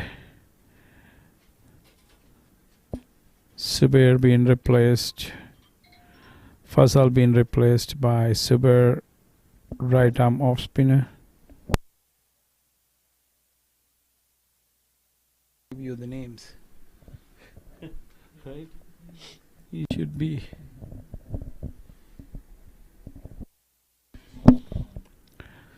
Subir coming to bowl his first over from the far end.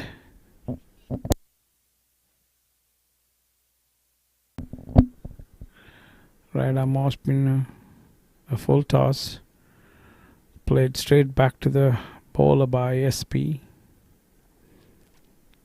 No run.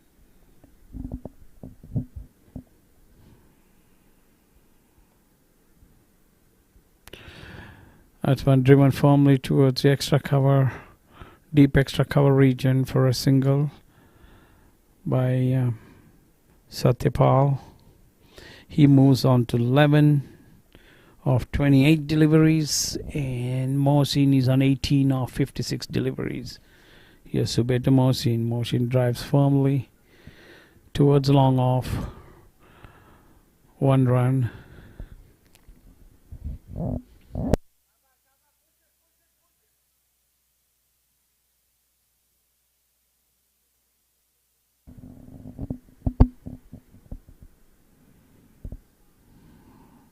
That's a full toss by Subir, and hit very firmly toward the square leg area for 4 runs by Satyapal.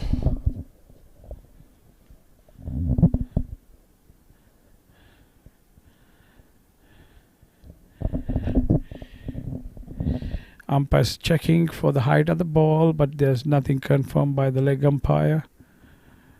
The ball was pretty high, so Subir got away with that.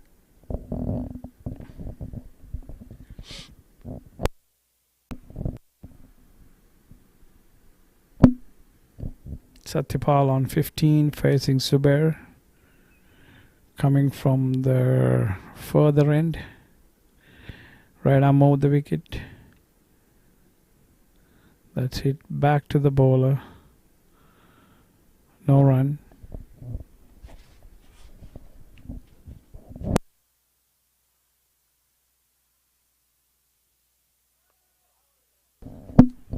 That's swept away firmly towards the mid-wicket boundary area. Batsman crossover for 1 run.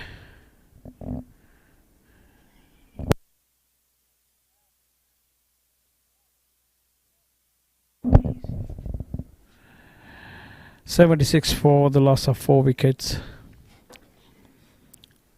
Here comes Zubair to Mohsin. Mohsin hits it on the onside, but couldn't beat the fielder. Productive over for the USA A team. 8 runs off that over. Score move on to 77 for 4 off 24 overs. 165 runs more to victory in 21 overs. USA A team would like some productive overs like the previous one. 8 to 10 runs an over, maybe couple overs to bring their run rate down a bit. Right now the required run rate had climbed up to 7.86 per over. 165 runs more needed in 21 overs. Himanshu coming from the pavilion end to Satyapalan, who played very watchfully on the front foot. No run.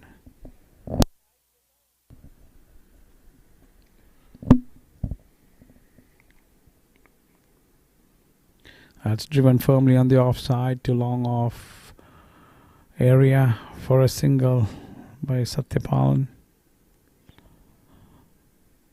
Satyapal is on 17, and Mohsin is on 19. 78 for 4.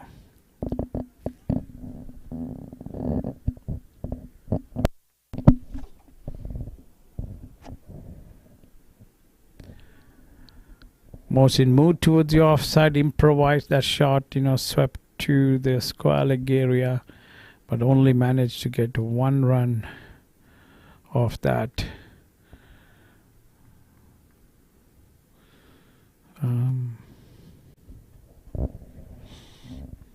Mohsin moved on to 20 off 60 balls, and Satyapal is on 17 off 33.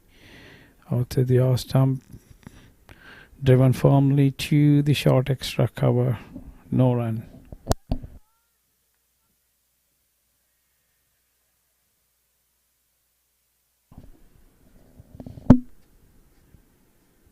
That's cut firmly, a very cheeky run. The return is not that good, but batsman managed to cross over safely. 1 run to Satyapal. Moves him on to 18. Score total 80 for 4 wickets off 25 overs. 162 needed off 20 overs at 8.10 net run rate. USA needs some productive overs. I think there's nothing to panic yet. They have 20 more overs to go. A few more batsmen to follow, like I mentioned before. Skipper Raj, who's a dependable bat, and Babar, but who's very capable of changing any situation.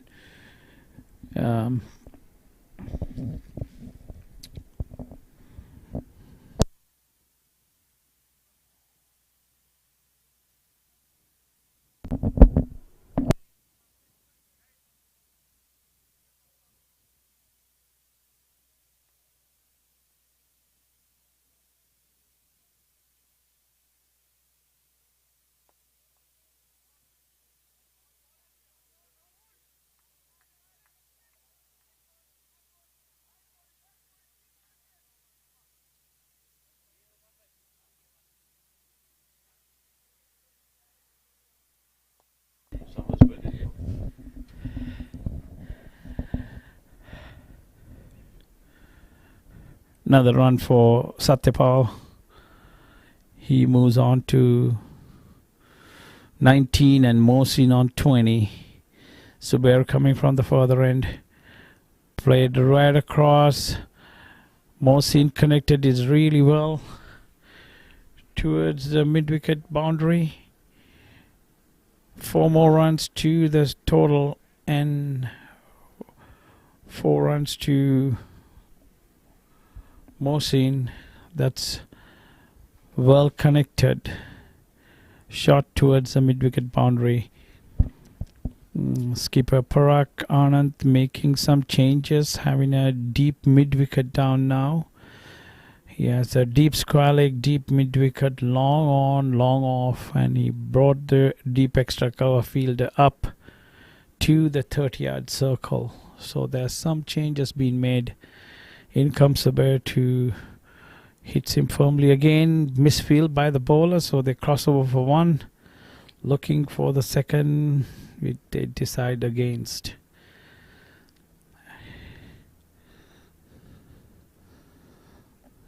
So Mohsin move on to 25.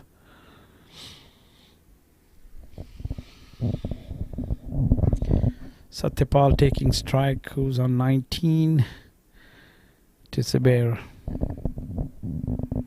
Push firmly towards extra cover, fielded by Ajit. No run.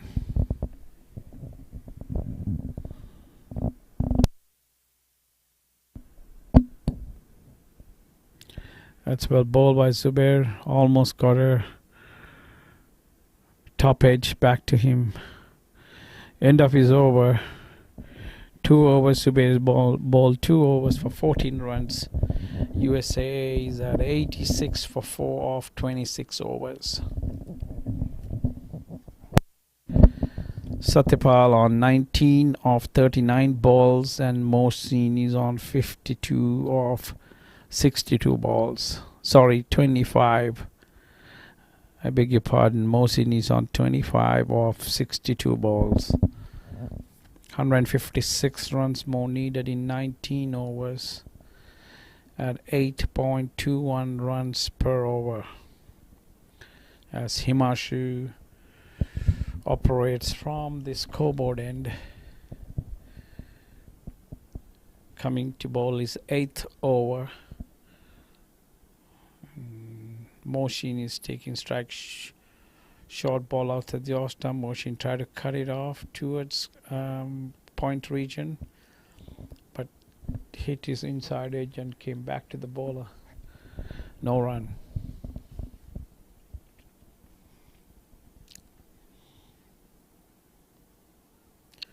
That's pushed on the offside. Another cheeky single. Fielded by Zubair. Very risky single. Straight hit to the fielder. But batsman managed to cross over safely. 87 for 4.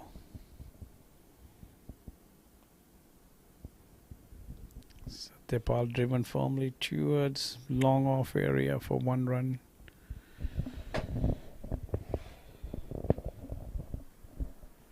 They need to have the scoreboard ticking. Get the 1s and 2s, and the odd 4 would add up.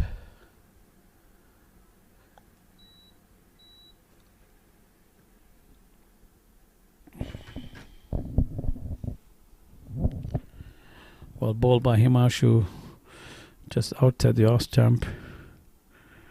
Going away from the batsman, Mohsin tried to square cut him and beat him completely. Mohsin danced down the track and hit towards long on area for a single.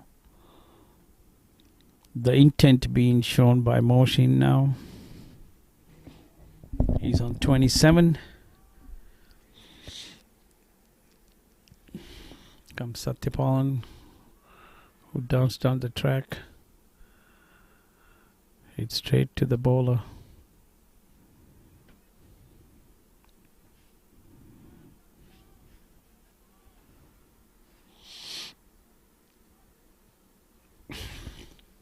It's the end of the over. Himanshu bowled 8 overs for 31 runs. not taken a wicket yet. 89 for 4 wickets. USA chasing a score of 242 runs to win. They are a bit behind par at this moment of time. But cricket is a very funny game. It can be changed within a couple of hours. And there's yet couple more batsmen to come in, recognized batsmen in the dugout. Babar Butt and skipper Raj, who's quite capable of making a change to this chase.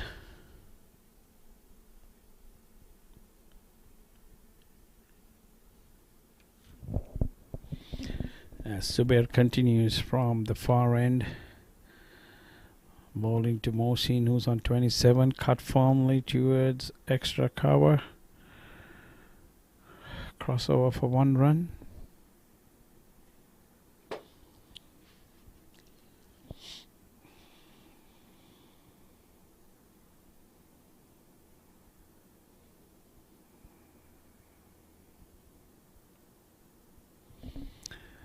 The hit firmly by Satyapal towards mid-wicket. Batsman crossing over for 2 runs. That's very well run, a very close call by the umpire.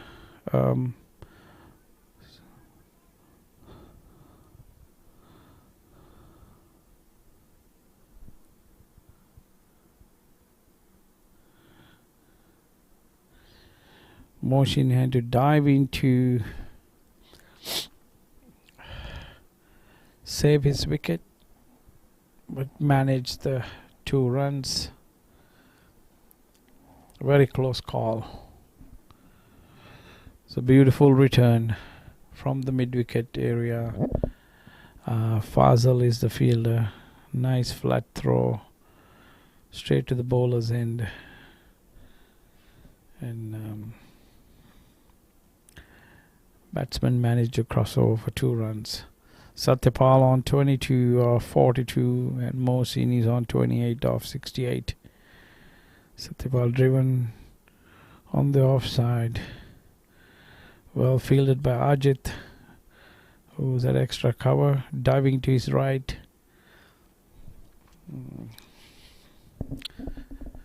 These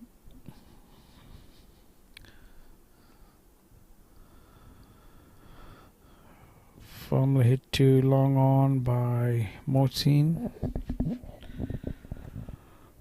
for a single.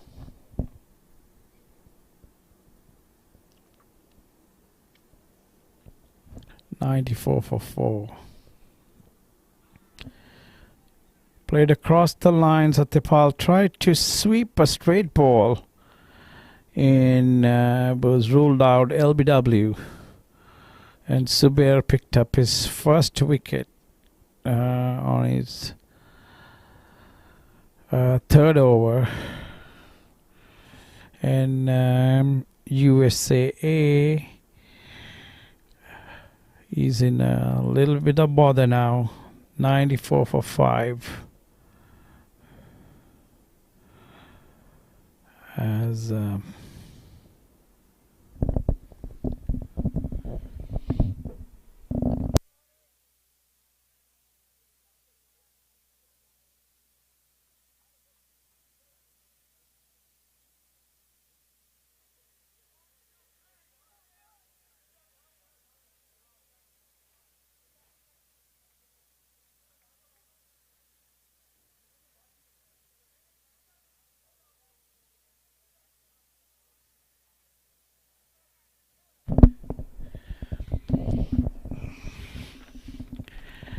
Ayas is coming in at number 7.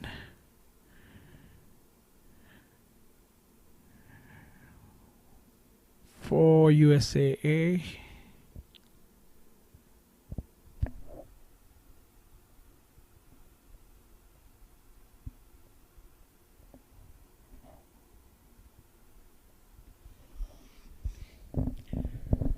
.94 for the loss of 5 wickets off 28 overs. Zubair bowled 3 overs, 19 runs for 1 wicket. He picked up his wicket on the last ball of the 3rd over. He bowled 148 runs more needed in 17 overs. USAA is in a bit of a bother right now. So hopefully these two would build a partnership here, and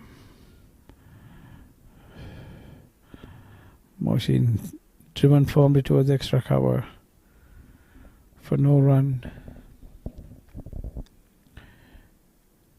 Himanshu continues from the pavilion end, his 9th over.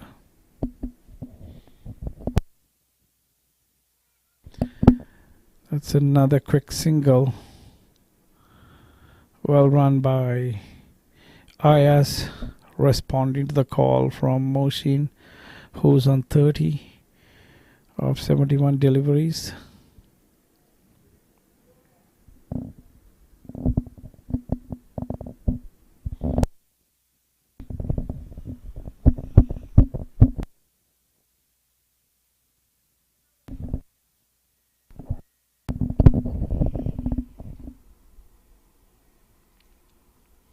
Ayaz tried to drive on the up toward the offside, missed it completely.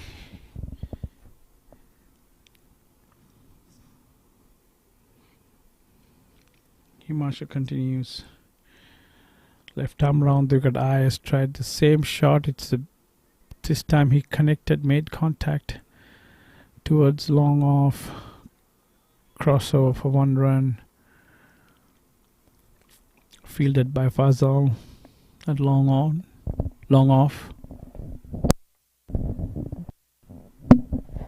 Brings Mohsin to the strike, who played defensively back to the bowler.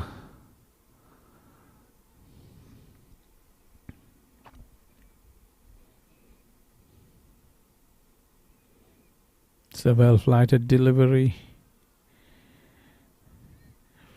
Mohsin decided against it at the last minute. He was going for a big shot and changed it to and played it forward. 29 overs completed, 96 for 5. Run rate is climbing up, had climbed up to 9.12 per over. Another 146 runs needed in 16 overs.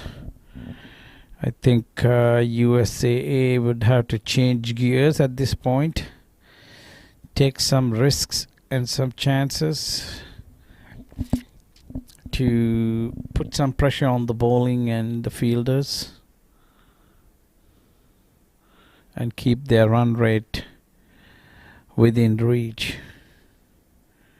Right now it's kind of getting away from them. 9.12 per over is a big ask with 5 wickets down. But cricket is a funny game. It can be changed within couple overs. So it'll depend on how these batsmen handle these pressure situations. Ayaz drove it down the line as Zubair continues from the farther end into his 4th over. So far had picked up a wicket and given away 19 runs.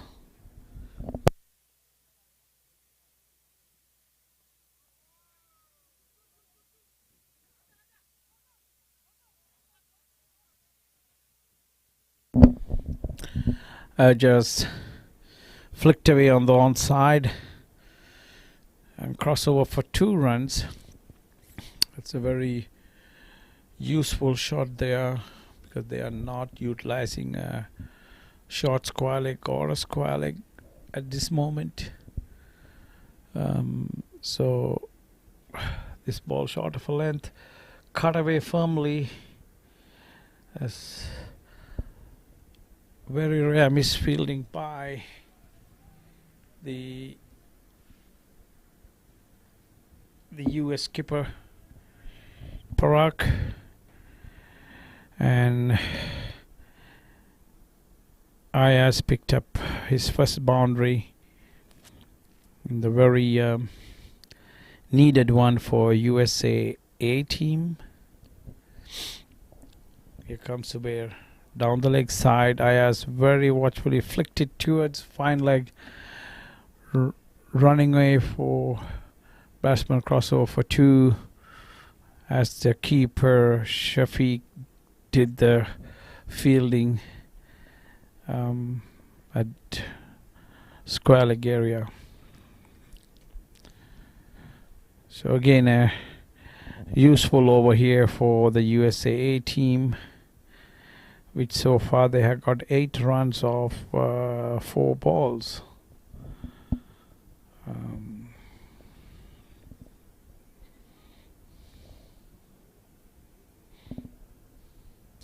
Ayaz is on 9 of 6 deliveries.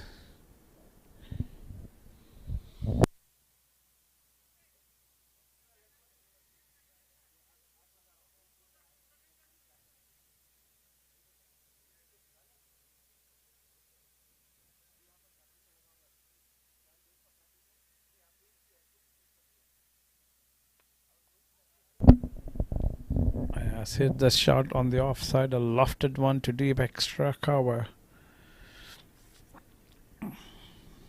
Crossover for a single. He moves on to 10 of 7 balls. Total 105 for 5. And the 137 more runs needed. That's the end of Zubair's 4th over, given away 28 runs, taken a wicket. That's a very productive over for the USA A team. So 30 overs completed. They are stopping for the second break. Another 137 needed of 15 overs at a run rate of 9.13. A tough ask, but nothing is impossible. And we'll be joining back with you all in 10 minutes. So stay tuned. Thank you.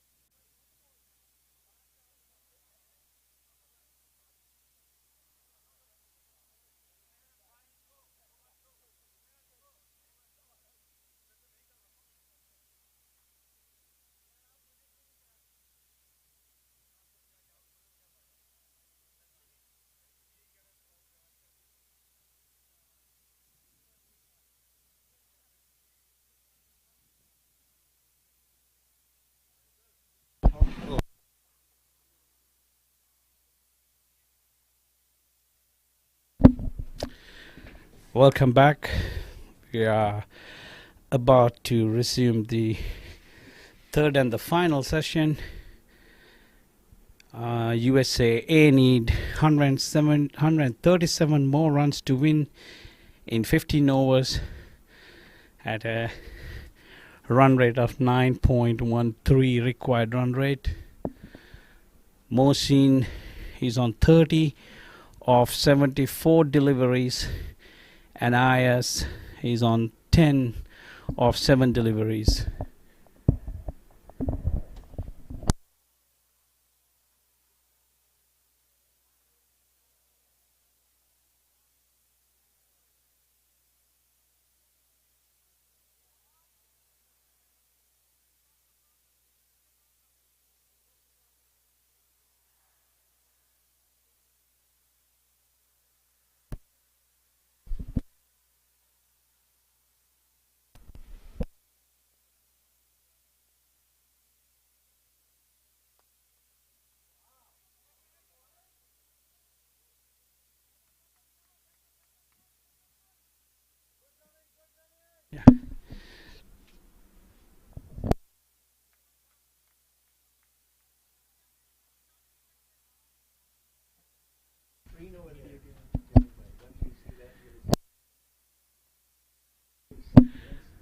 Kashif is coming around over the wicket. Oh, this one was a skyer. Mohsin tried to hit it on towards mid-wicket, top-edged it, and it was not judged correctly, so there's a catch, went begging. I have few established cricketers in the commentary box. I have Janak Patel, who's the captain of the over 60 team, which had a tremendous victory yesterday over Canada, and who's a board director of the board of the over 50 Masters committee. He had done a lot of work in Southern California. Janak, welcome. Thank you, Jivaka. It's a pleasure being here.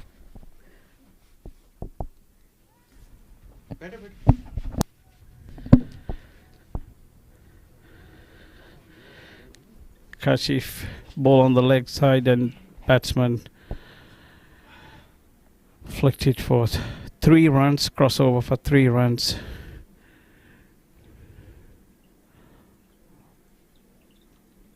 Mohsin moved on to 31 and Ayaz on 14. Janak, I know there's a lot of work done behind closed doors. You guys have spent a lot of time to get this tournament together, and it's tremendous work. A lot of credit to the whole committee. Would you like to enlighten us with something? Sure. This master is not even 12 months old in USA, and it has taken off crazy. A lot of good players are coming out, and there are so many people, even though they are 40, 45, they want to change their ID and wants to play 50. And that is amazing to see the spirit of masters going on, the energy, the love, passion for the cricket revived for them, and this is why we call it second inning. Yes, well said. A lot of hard work. It shows how well organized this tournament is, and every tournament. I've been a part of a couple tournaments. It's get better by every tournament. So credit to everybody. And this is the first international tournament over 50 held in the USA. And a job well done. Congratulations to you and your entire committee, Janak. Thank you, Jivaka. And this game could be a little excited if USA team tries like 2020 and push it. Now, all they need to do is 9.29 runs per over. Easily they can be done if they start getting a mentality of 2020 cricket. It could be achievable. but that's something batsman and captain has to decide to go for it or not. Yep, I agree. The run rate is climbing up. 130 more runs to get in 14 overs. As Moshin going to face Zubair's fifth over from the further end. Zubair has the figures of 1 for 28 of 4 overs. Bowling with a deep mid wicket, long on, square leg. He comes right arm over. Pushes towards short mid wicket. Almost a close run out there. But Oya survives.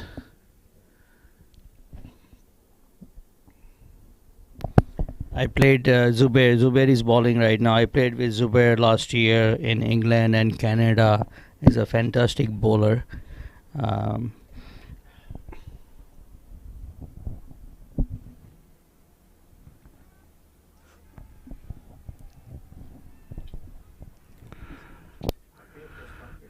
Very well done there. Yeah. By Shafiq. A close call for a run out. But Mohsin survives. He managed to stay in his crease or get back to his crease. This facility, Janak, it's beautiful, very well done, and looks world class. Nice pavilions, nice dressing rooms, and sitting area. The ground is very well maintained. Oh yes, Sakhi Bhai has done amazing job developing this ground. Every year we come, every other month we come here to play cricket, and I see a lot of improvements every time we come. We were just here playing tournament last month. We are coming back again next month. Actually, at my home, my kids, Arjun and Shivani, they keep complaining, is this your new job now? And that is what has happened with Masters now. Everyone's wife and kids have given up that these guys are crazy. They found a new love,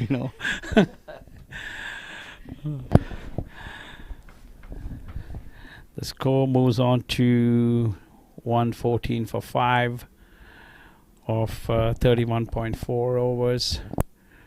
Mohsin on 34 of 81 balls and Ayaz on 15 of 30 balls. Mohsin facing Zubair. Hit towards the deep mid wicket area for a single. USA team still can manage this. Ayaz is a great batsman as well. I played with him in England and he played amazing inning over there. So they are capable of doing it. There he goes. Ayaz go for a big hit there. It's a huge 6 over long on. Beautiful struck. So I think USA A team is changing gears now. 121 for 5 in 32. Another 121 runs needed in 13 overs. So they need some productive overs like this. And 9 runs off the last over from Zubair, who's been a little bit expensive, unusual for his capabilities. 5 overs, 37 for 1. I guess every cricketer is entitled to have an off day. But like Janak mentioned, he's a good bowler. He had been bowling consistently well during the last few tournaments.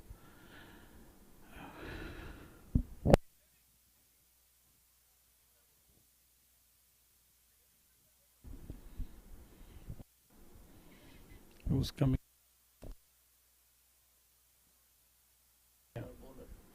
Yeah.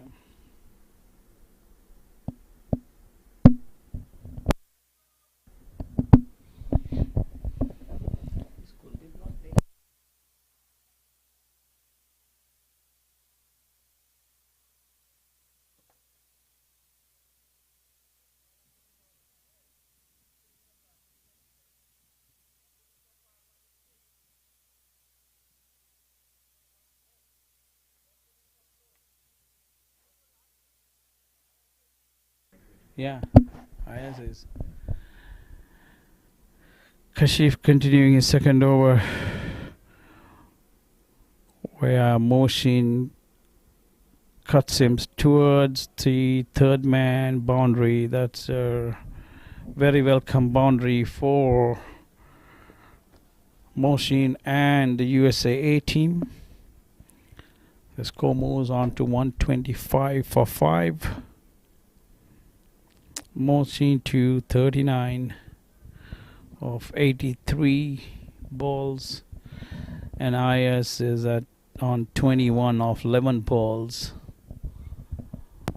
This is what I meant, Jivaka. I told the other USA team captain, right? They should every first ball of the over need to try to hit a 4 and then take 1-2, 1-2 easily. They can score 10 runs per over. Correct. That is the strategy they should apply. Yep, very correct. They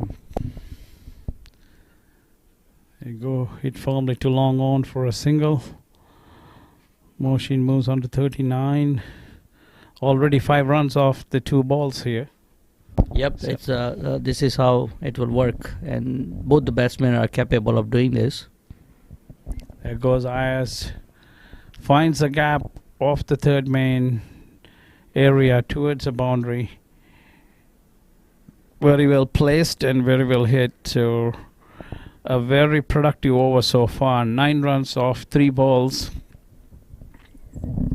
Ayaz move on to 25 of 12 deliveries, and Mohsin is on 40 of 84 deliveries. The run rate is dropping down a bit, which is a good thing for the USA team. The required run rate is 8.96. So if they continue something like this for 2-3 overs, this game could turn out to be very exciting game at the end. Correct. Yep. Couple big overs will change everything. So I think their USA is on the right path, but they need to continue attacking now.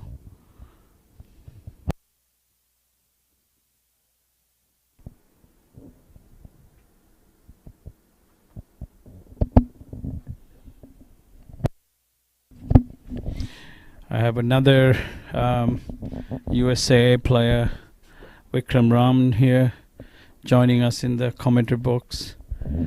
Vikram is a good left arm orthodox spinner and all-rounder from Southern California.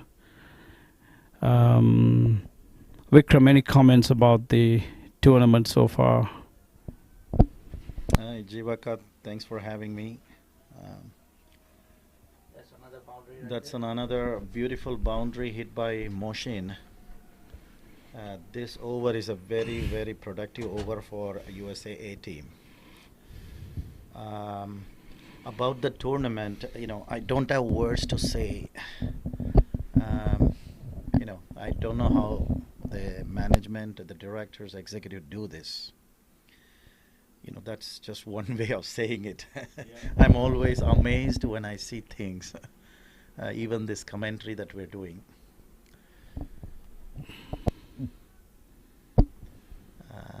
That's a single to the long off. Ayaz is doing a wonderful job. His strike rate is keeping at somewhere around 210. He got much needed at this situation. Absolutely. He's 30 off 14 balls.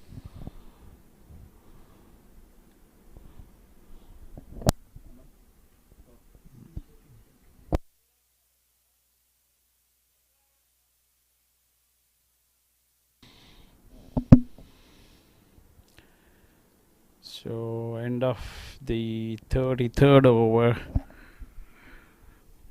135 for 5, 107 more runs needed off 12 overs at a run rate of 8.92 required run rate.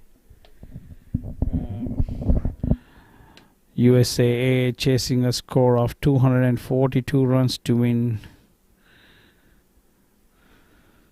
And so far they are catching up in the last couple overs. Last over was like Vikram stated, very productive. They got 14 runs off that over of Kashif. He had gone to 21 runs off 2 overs. Subay to continue from the further end.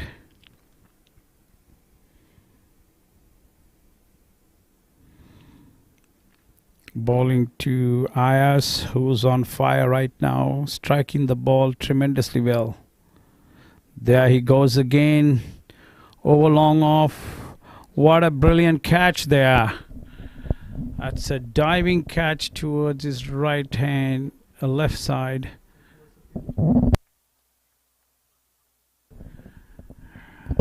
That's a tremendous effort. And Jivaka, this is exactly where catches win matches. Yes, absolutely. I don't know exactly the name of the gentleman. This is an amazing catch. So wicket of Ayaz, who came and did exactly what he is supposed to do at this situation. This is very unfortunate. Yeah. Great shot, but it is the fielder. It's amazing that he took the credit for this wicket. But USAA will still go for win. They have an amazing batting lineup. Right now, Babar is going. He's in excellent form. He had a great partnership the last game.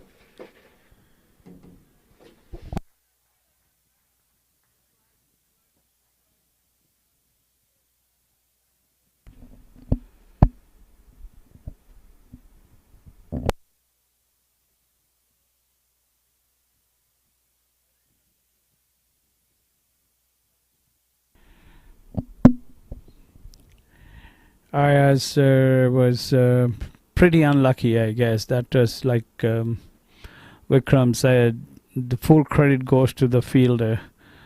He made a tremendous catch.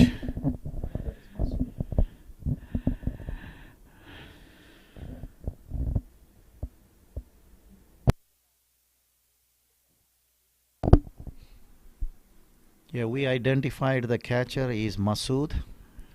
He did great with the batting earlier and now on the fielding. He's always in the game. It is very difficult for him to get away from the game.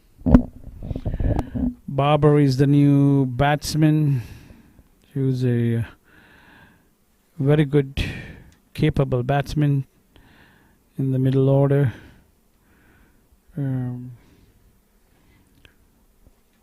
Babar Butt.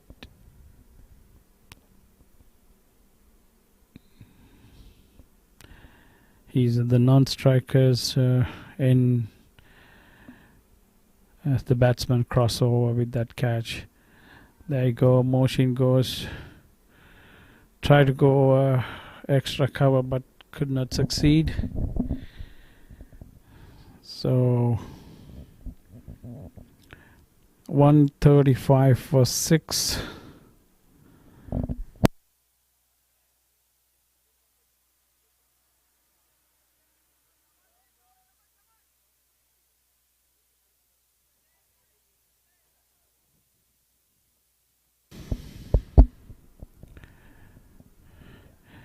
Motion facing.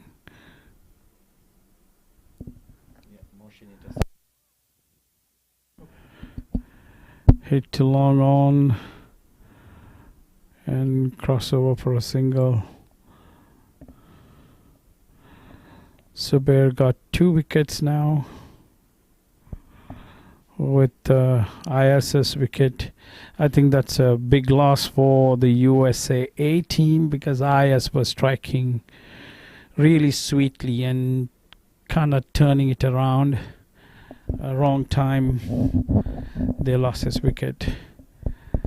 There goes Babar. The first ball he faced, he pushed it towards long on and batsman crossover for 2. That's good running between. 2 runs to Babar on his first ball, faced off. USA A team has good energy now. They understand they can win. Their intention seems like that.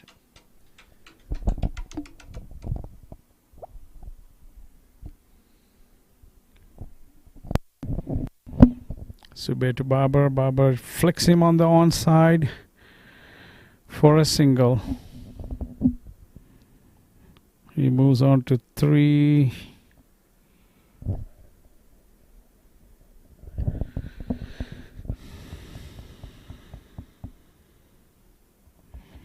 End of the 34th over.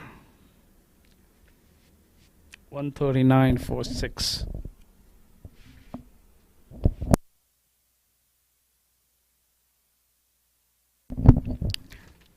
Sanjeev Veer Singh going to operate from the pavilion end. Another change of bowling.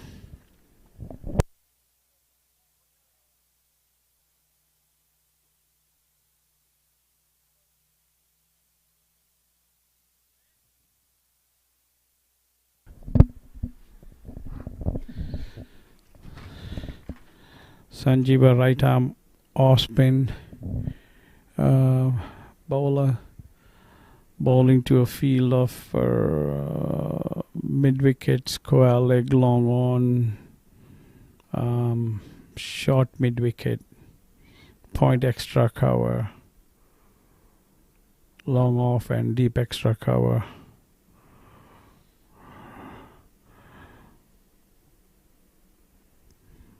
Sanjay bowling to Babar, who's on 3.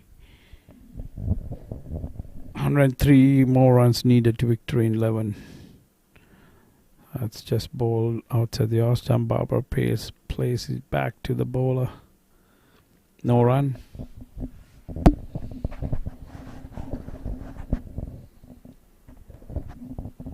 This looks like a new strategy from USA team, bringing Sanjeeva to bowl. He's a part-time bowler, but very, very effective bowler. So, captain has made a great change, which we will see soon.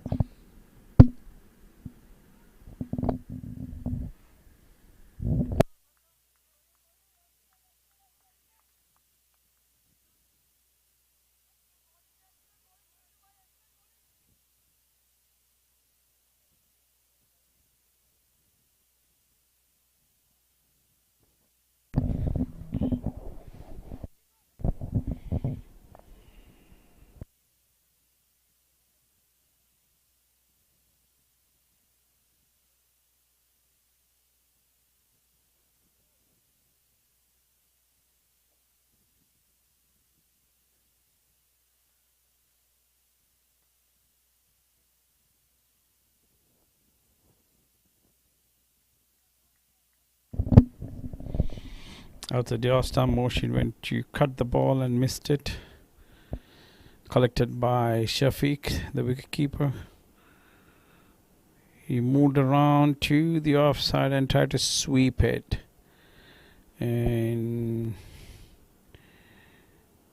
the batsman moved to... took 2 runs. I'm waiting for the umpire signal. Looks like it's off the bat, yes. So 2 more to Moshin, who moves on to 44 of 91 deliveries. And Babar is on 5 of 5. And 144 for 6. 98 needed in 10 overs. Exactly 9.8 per over. It's a very tough ask at this point. USA need to just go for it, give it their best shot to see how things can turn around for them. No, still it is. We are in a T20 era now. 98 runs in 10 overs in the last 10 overs is still possible. The intention is there. There is still a lot of batting is there with USA A team. The captain hasn't come yet. The vice captain hasn't come yet. The opening bowler is still, I heard he's a very good batsman. So he's still there. So USA A still has a lot of chance of winning this game. So that's what we're looking for. Yes, Raj and Shahnawaz especially a very attacking batsman, still in the dugout. So Subir to continue from the further end, bowling to Babar. Babar placed him on the offside, too deep extra cover for a single. One more run to Babar. Subir is bowling his 7th over. Mohsin takes strike here. Mohsin just pushed it towards mid-off and moved on to a single.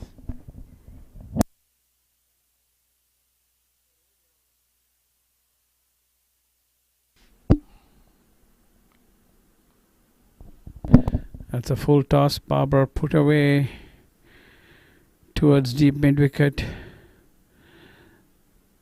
Just one run. The required run rate is standing at 10 runs now.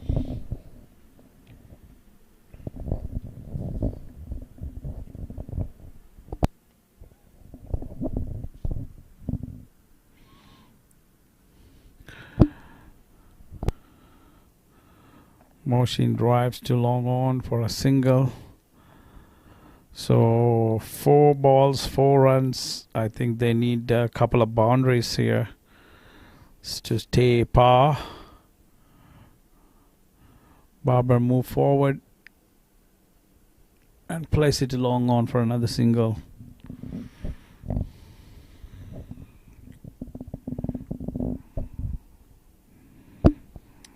Since Ayaz left, there is no boundary. The intention has come down. That's a great shot in the covers, but just a single. So end of that over. They got 6 runs off that over, which is not enough for the USA team, and the run rate jumped up to 10.22, the required run rate. 92 needed off 9 overs.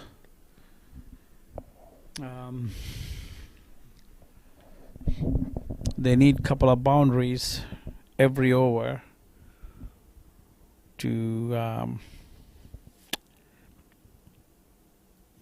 keep the score and the run rate close to what they can achieve. But if there's no boundaries come in, run rate is obviously going to climb up, and you come to a situation where it won't be achievable. So let's see how this over goes. Sanjeeva coming in from the pavilion end, bowling to Mohsin. Mohsin has flicked it on the onside to the long on boundary for 1 run.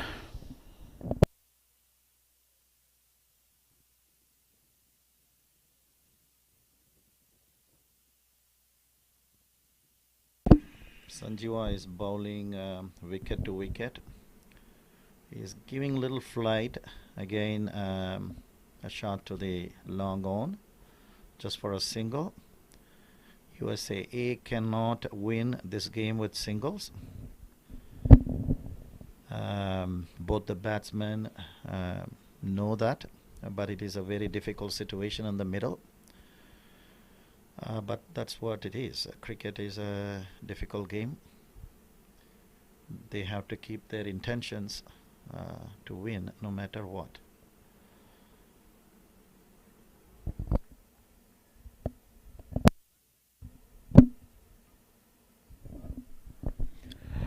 That's down the leg side. And like I mentioned before, the first ball, they always give a fair chance to the bowler. Not like the normal one-day tournaments where you bowl down the leg side and it's a wide. So Sanjeeva got away with that.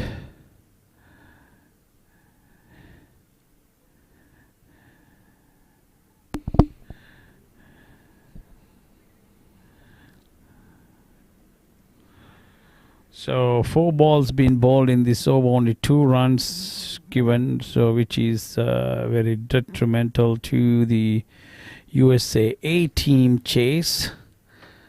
They desperately need a boundary. Mohsin hit that for a 6. It's a full toss. Yeah, that was a gift delivery. Yeah. From Sanjeeva. That's a rare delivery you will see from him. But Mohsin has taken full advantage of that delivery, put the ball outside for a 6.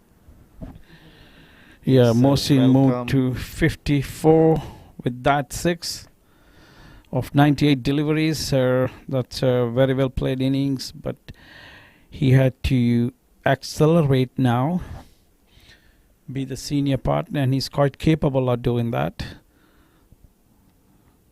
He goes for another high shot straight into mid wicket, and the catch being dropped.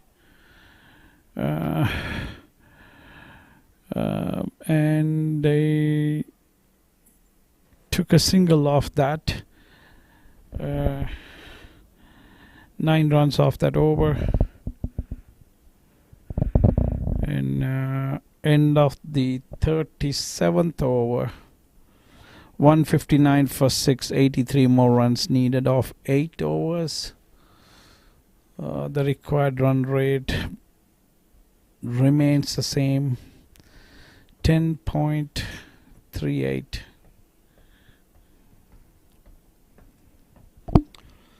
If USA A team can maintain the run rate between 9 to 10, they still have a lot of chance to win this game.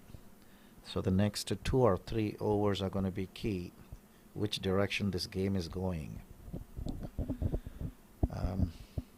We have to wait and see. And Zubair is continuing his spell. The skipper has a lot of faith in Zubair. And this is his 8th over. That's an excellent spell. He has given only 47 runs and has taken 1 wicket. So you got a couple of overs to go.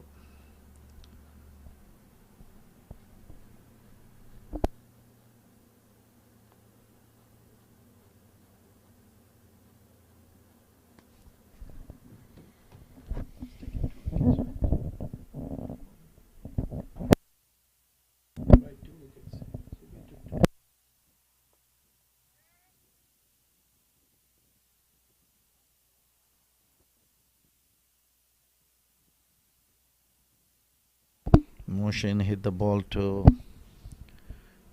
mid wicket and then took a single. Now Babar is on strike.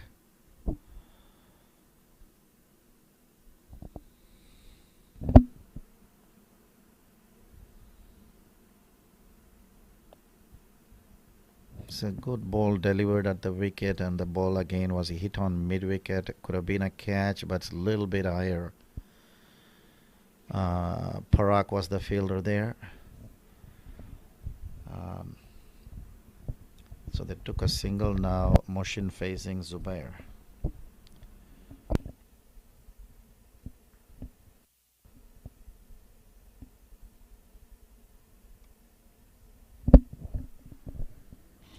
Has punched towards the deep extra cover boundary, and they're running for 2. That's good aggressive running by Babar and by Motion, very good running, putting the pressure on the fielder. So far they got 4 runs off this over. 3 balls, 4 runs. You need a boundary here.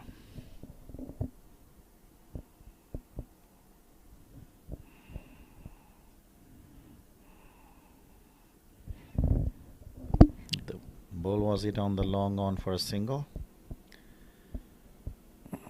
So 5 runs from 4 balls. The record run rate is still standing at 10.64. Still doable.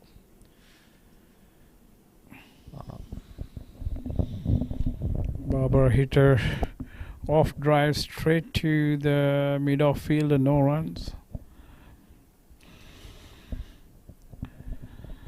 Zubair in his last ball of his 8th over, where Barber hit him on the onside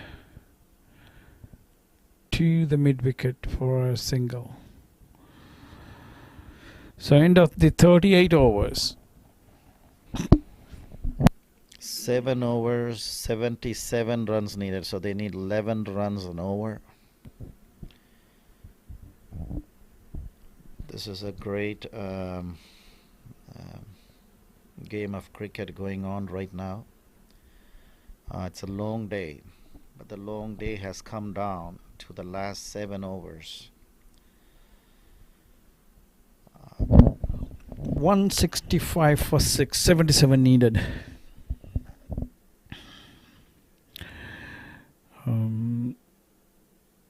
There's conversations between Sanjeev and Parag. Sanjeeva continues from the pavilion end. So far, ball 2 overs for 14 runs, no wickets. Babar's taking strike, who's on 11 of 12 balls. Outside the off stump, Babar cut straight to the deep extra cover area, where I fielded safely and returned to the bowler. 1 run off that.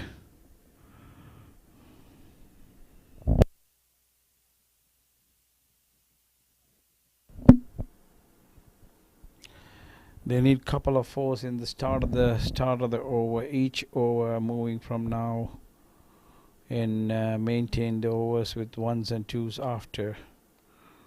There goes Mohsin, tried to hit it across the line towards mid wicket, but managed only 1 run.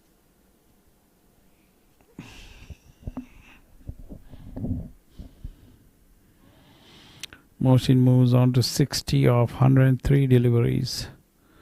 Babar is on 12 of 13. That's a flighted delivery, and Babar has put it back to the bowler, so that's a dot ball. And the record run rate is climbing almost close to 12.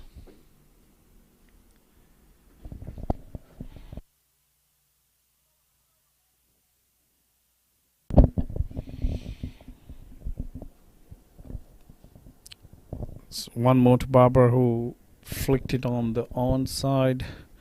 Babar moved on to 13 of 15 deliveries, and Mohsin to face Sanjeeva from the pavilion end. Mohsin just skies up one.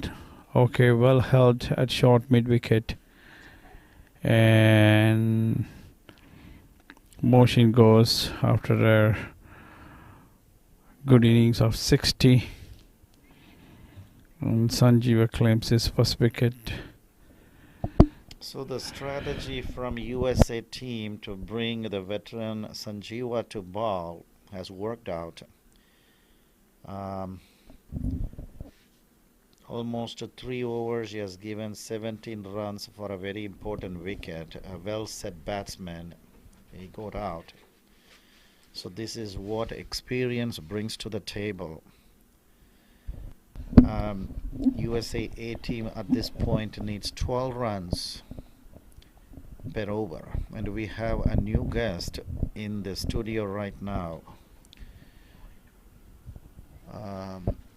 Is David Martel. Is a leg spinner from Sri Lanka. I just want to say hi to him, and he will say hi to our audience.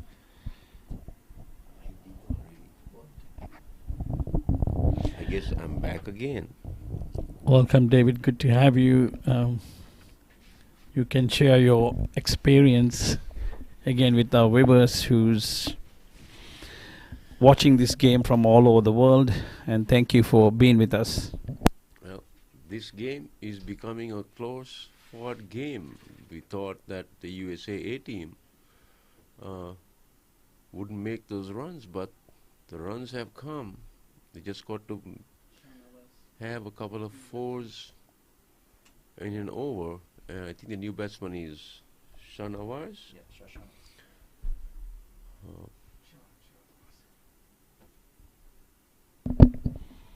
Ball to him, he did at Barber flicks him. and they take a single. And of course, you know Vikram, another left-arm leg spinner, who has played with me in the Western Zonals and at LA. Hopefully, we'll all make the World Cup team in September, and then the next one, which is in March, for the over 50 World Cup. Wish these two gentlemen, Jivaka and Vikram, the best of luck, and hopefully they will be there and you will see them perform at their very best. Thank you.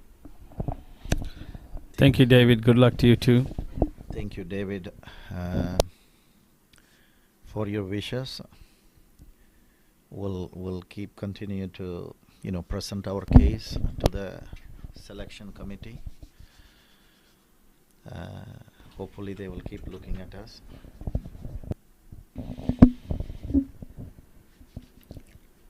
So Barber on strike. 39 overs gone. Last 6 overs. 73 required. So it's a tough ask. The asking rate is going up.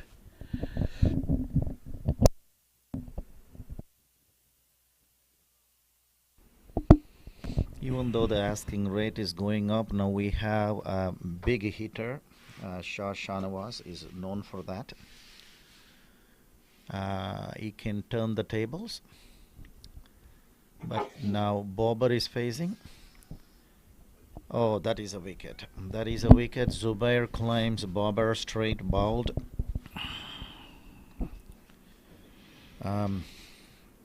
This is Zubair's third wicket. Great spell. This is his last over. The second ball of the last over, he claimed Bobber, who was going at a strike rate of almost 100%. But that was not good enough in this situation. We need a strike rate of 200% to get to the required run rate of 13 runs almost now. I believe the skipper is coming at this point. Skipper is also known as Captain Cool. So meaning Captain Cool, the real Captain Cool, MS Dhoni, usually finish the game. And we have a Captain Cool, Raj Badre,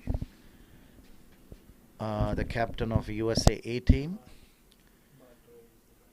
Yeah, he's coming, and he is going to be Captain Cool or not. We're going to wait and see. So captain and the vice captain at the wickets right now. Both hasn't opened their account or faced a ball as of now. Zubair bowled Barber for 12. Barber was, going at a runner ball.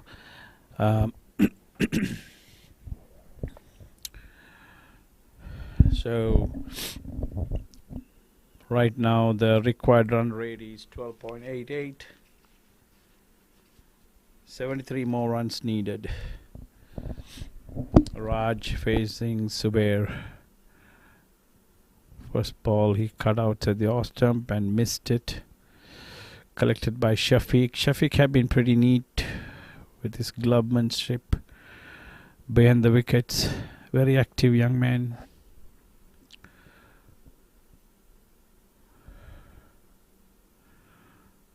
Subair balls again. Raj punches back to him. Subair is bowling a very controlled line. Right now he had taken 3 wickets for 53 runs. Again this one hit straight past the bowler for a single. 170 for 8.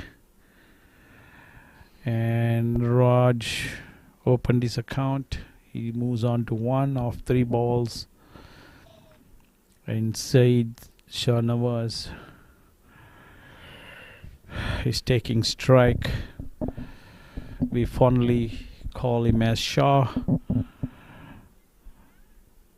Done a lot of work for this Masters organization. He's one of the directors.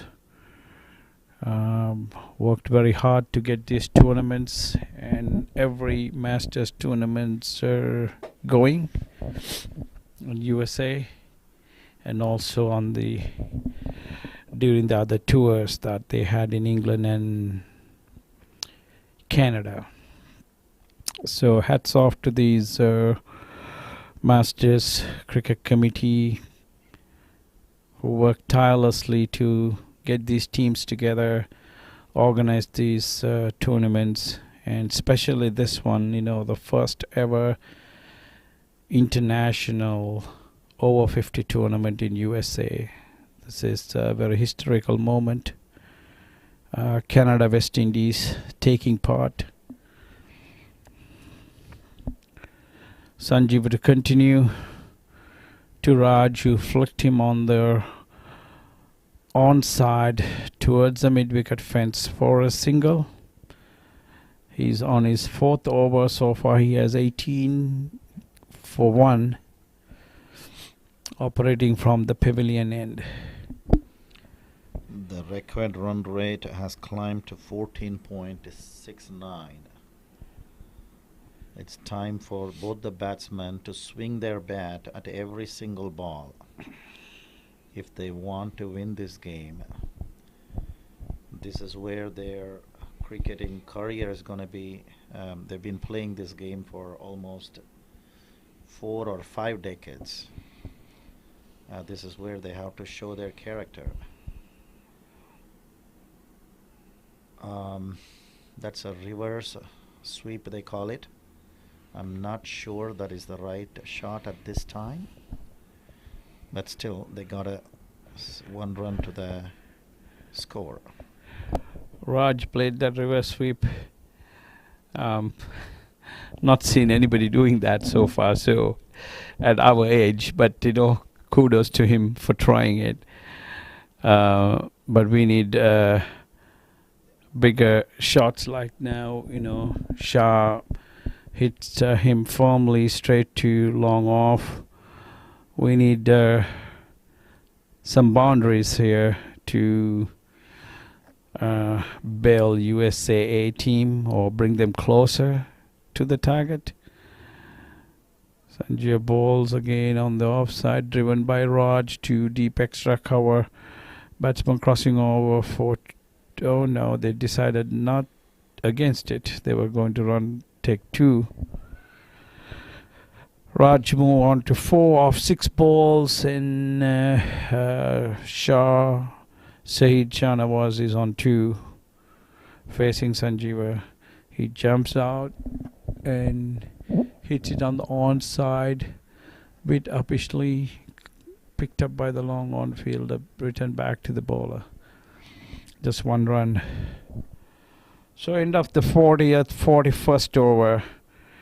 Now the task is even getting steeper and steeper to the USAA team. 16.5 is the required run rate. which is a very steep task at this point. 8 wickets down, 176 for 8. Actually, these two gentlemen who's batting very capable of making a difference. So thinking that USAA had batting up to number 10, and I think they could have accelerated a bit earlier. But lost wickets in regular intervals too, and so now at a situation where they need 16.5 per over. Since the highest batting, he had a strike rate of 200 plus.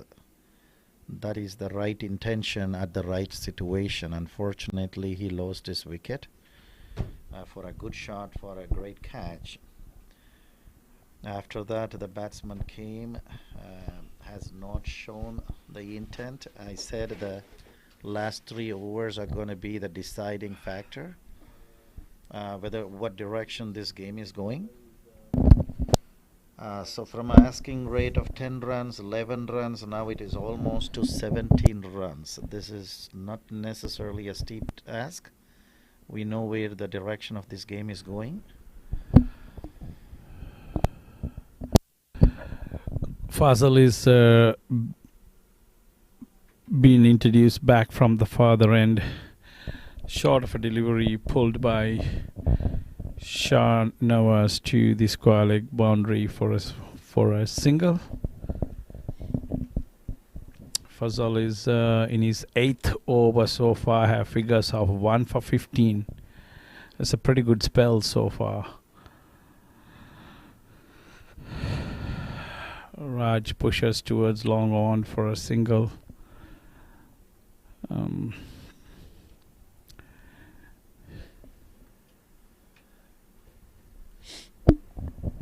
This is a very difficult wicket to bat. New batsman on the field.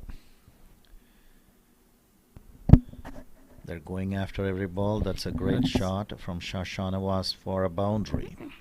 Very good shot at the great time. It's a welcome boundary to USA A team. We will need plenty of those. That was a top shot by Shah Nawaz, hit it straight past the bowler. Almost took the umpire's right shoulder. It was pretty close. Good shot. Like Vikram was stating, USAA need couple more like that boundaries.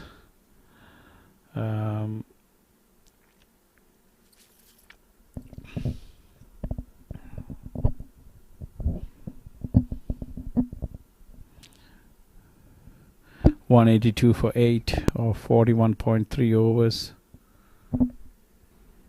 And Fazal from the far end. That's another hefty hit. Going over long on. Wonderful shot from Shah Nawaz again. As we were saying, we need plenty of those boundaries. Another I 4. believe you heard what we said. Back-to-back boundaries. In between, after the first boundary, the skipper of USA team, Parag, went and said something to the bowler. I'm not sure what he said, but the result was again was in favor of USA A team. 10 runs off 4 balls. Here comes Fazal. Shah goes again. The top edge towards deep extra cover. Batsman crossover for 1. Very good batting here by Shah Nawaz. After IS, he's showing the intent to win this game. So as long as he's going to be there, the hope for USA A team is there. Raj hits, flicked on the onside for a 1. So as far as the overs, this is the end of the over, productive over. 12 runs of this over. And end of the 42nd over, 188 for 8. 54 needed from 3 overs. 18 runs per over. Needed some couple sixes, I guess. At least this over, if they can establish a good run rate, start the over, at least a 20 plus over they need, and they need to do it now. Sanjeeva is the secret weapon USA team has. The skipper brought him on the right time. This is his 5th over. Good spell so far. He has only given 24 runs with a wicket of well settled motion. That's just a single of the first ball. He likes to adjust his fielders according to his ball. He's going for his second ball. That's a wide ball.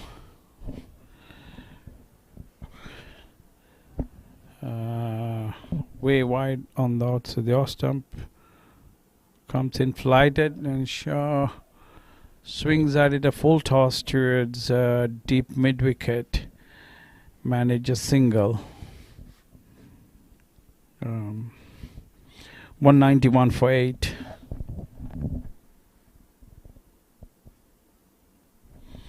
Comes Sanjeeva from the pavilion, and 2 Raj. Raj crosses, tried to sweep and ruled LBW, trap right in front of the wicket.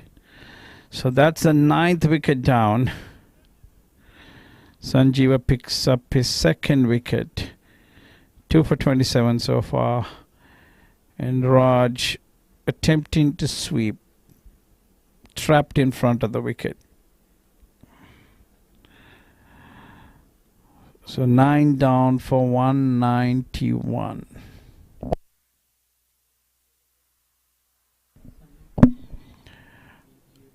This is kind of the end result is pretty obvious right now, unfortunately, but it's a good game of cricket so far. Almost 400 runs, 400 plus runs being scored on this wicket, and everybody had given. Sanjay is the last batsman walking in. He will be facing Sanjeeva. This is the 4th ball with an asking rate of 20 runs per over. It's going to be very difficult for the last batsman to score these runs, but as long as Shah Shanawaz is there, there is still hope for USAA camp. Vikram is very, he's thinking positively, I guess. I should give it to him. Asking rate of 21 plus is like pretty difficult at this point. But, credit to both teams. Played a great brand of cricket. There goes Shah. Flicked him towards the mid-wicket area between long on and mid-wicket, 4 of 4. So Shah moves on to 18 of 10 balls. That's almost 200 strike rate. Like I stated before, I think the USAA team started accelerating at a bit too late. They should have gone a little bit earlier when they had the wickets in hand. But that's how the game goes. It's a learning process, and in the end, cricket wins. So that's the beauty of this game. Down the leg side, well collected by Shafiq. End of the 43rd third over, Sanjeev finished with 2 for 32. So there's 2 overs remaining, 46 runs needed at 23 required run rate per over. And I know my good buddy Vikram would be very optimistic of getting that. It is the game of cricket. The game of cricket always wants to win, and that is what is happening. If you guys look at it, there are 3 teams playing, which is USA and USAA and the cricket.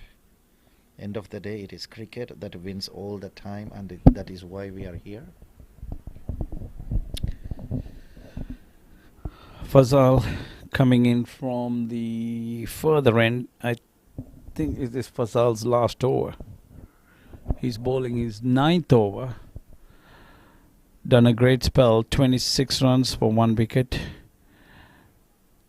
Sanjay played forward, no runs.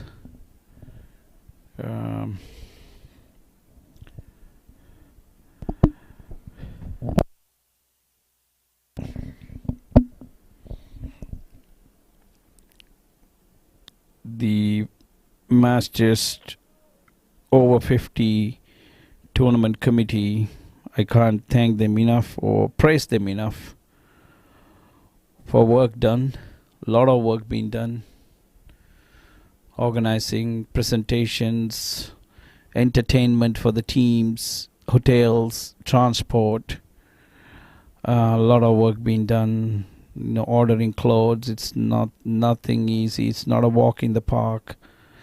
When you compare, USA with other cricketing nations where they have a lot of sponsorships and a lot of people to help. But the board of directors, I know Shahnawaz is one, Parag Anand, then Arun Baitala,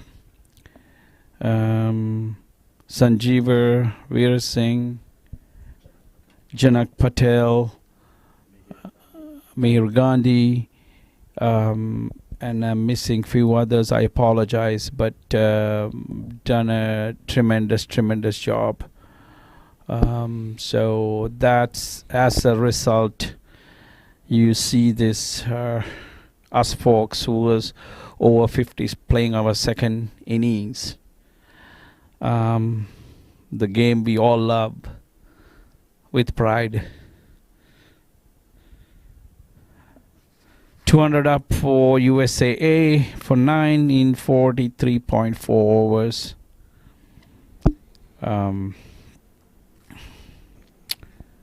Even though the winning team will be a USA team this game, even the USAA will learn a lot from this game. They put a very good fight. The way they started little badly, I would say, losing both the opening batsmen early and all, but the middle order and the late order batsmen came and put a very good total. This should give the camp a very good confidence moving forward to the next game. They're playing with Canada. That's an important game that they can take these lessons and apply there and perform better than what they're doing today to get a win. One to show. Saeed Shanawaz moved on to 19 of 12 deliveries, 44 overs done, 202 for 9. Faisal finishes spell, 9 overs, 32 for 1. Pretty good spell indeed. And Sanjeev to bowl the last over of the USAA innings, and USAA needs 40 runs of that last over. Um,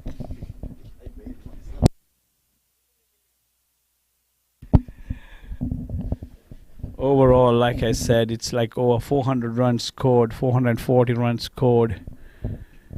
Here Shah goes straight to mid-wicket, lofted to mid-wicket, and Sanjeeva got his third wicket, and that's the end of the game. Very well played by both teams. You know, congratulations to the USA team, Parag, Anand and his men. Done a tremendous job. From the word go, they batted well, fielded well, bowled well. So on the day, they were a better team, and they go 2 up on the series so far. They played 2 games, won both. They'll be playing West Indies on Monday, which is a very crucial game. West Indies won both their games so far, so both West Indies and USA is unbeaten, and they'll be playing on Monday. That'll be the game to watch. And no shame on USA team, who did a tremendous fight back. They bowled well to contain the strong USA batting lineup for 241 at one point. They were looking at around 275 or pushing 300 the way they were going. But they contained them for 241. And in the end, when their turn came in, you know, there were a few early wickets. You know, they lost few early wickets, and the run rate took the better of them, and the end result was pretty obvious. So congratulations to the USA team for winning 2 out of 2. They won by 39 runs. So USA ended up 202 all out in 44.1 overs. Sanjeeva finished with 3 for 32. Congratulations to USA team. This is another convincing win by the USA team. They should feel very confident on their capability. The skipper should be very happy. The vice captain and the rest of the team members should be very confident going to Monday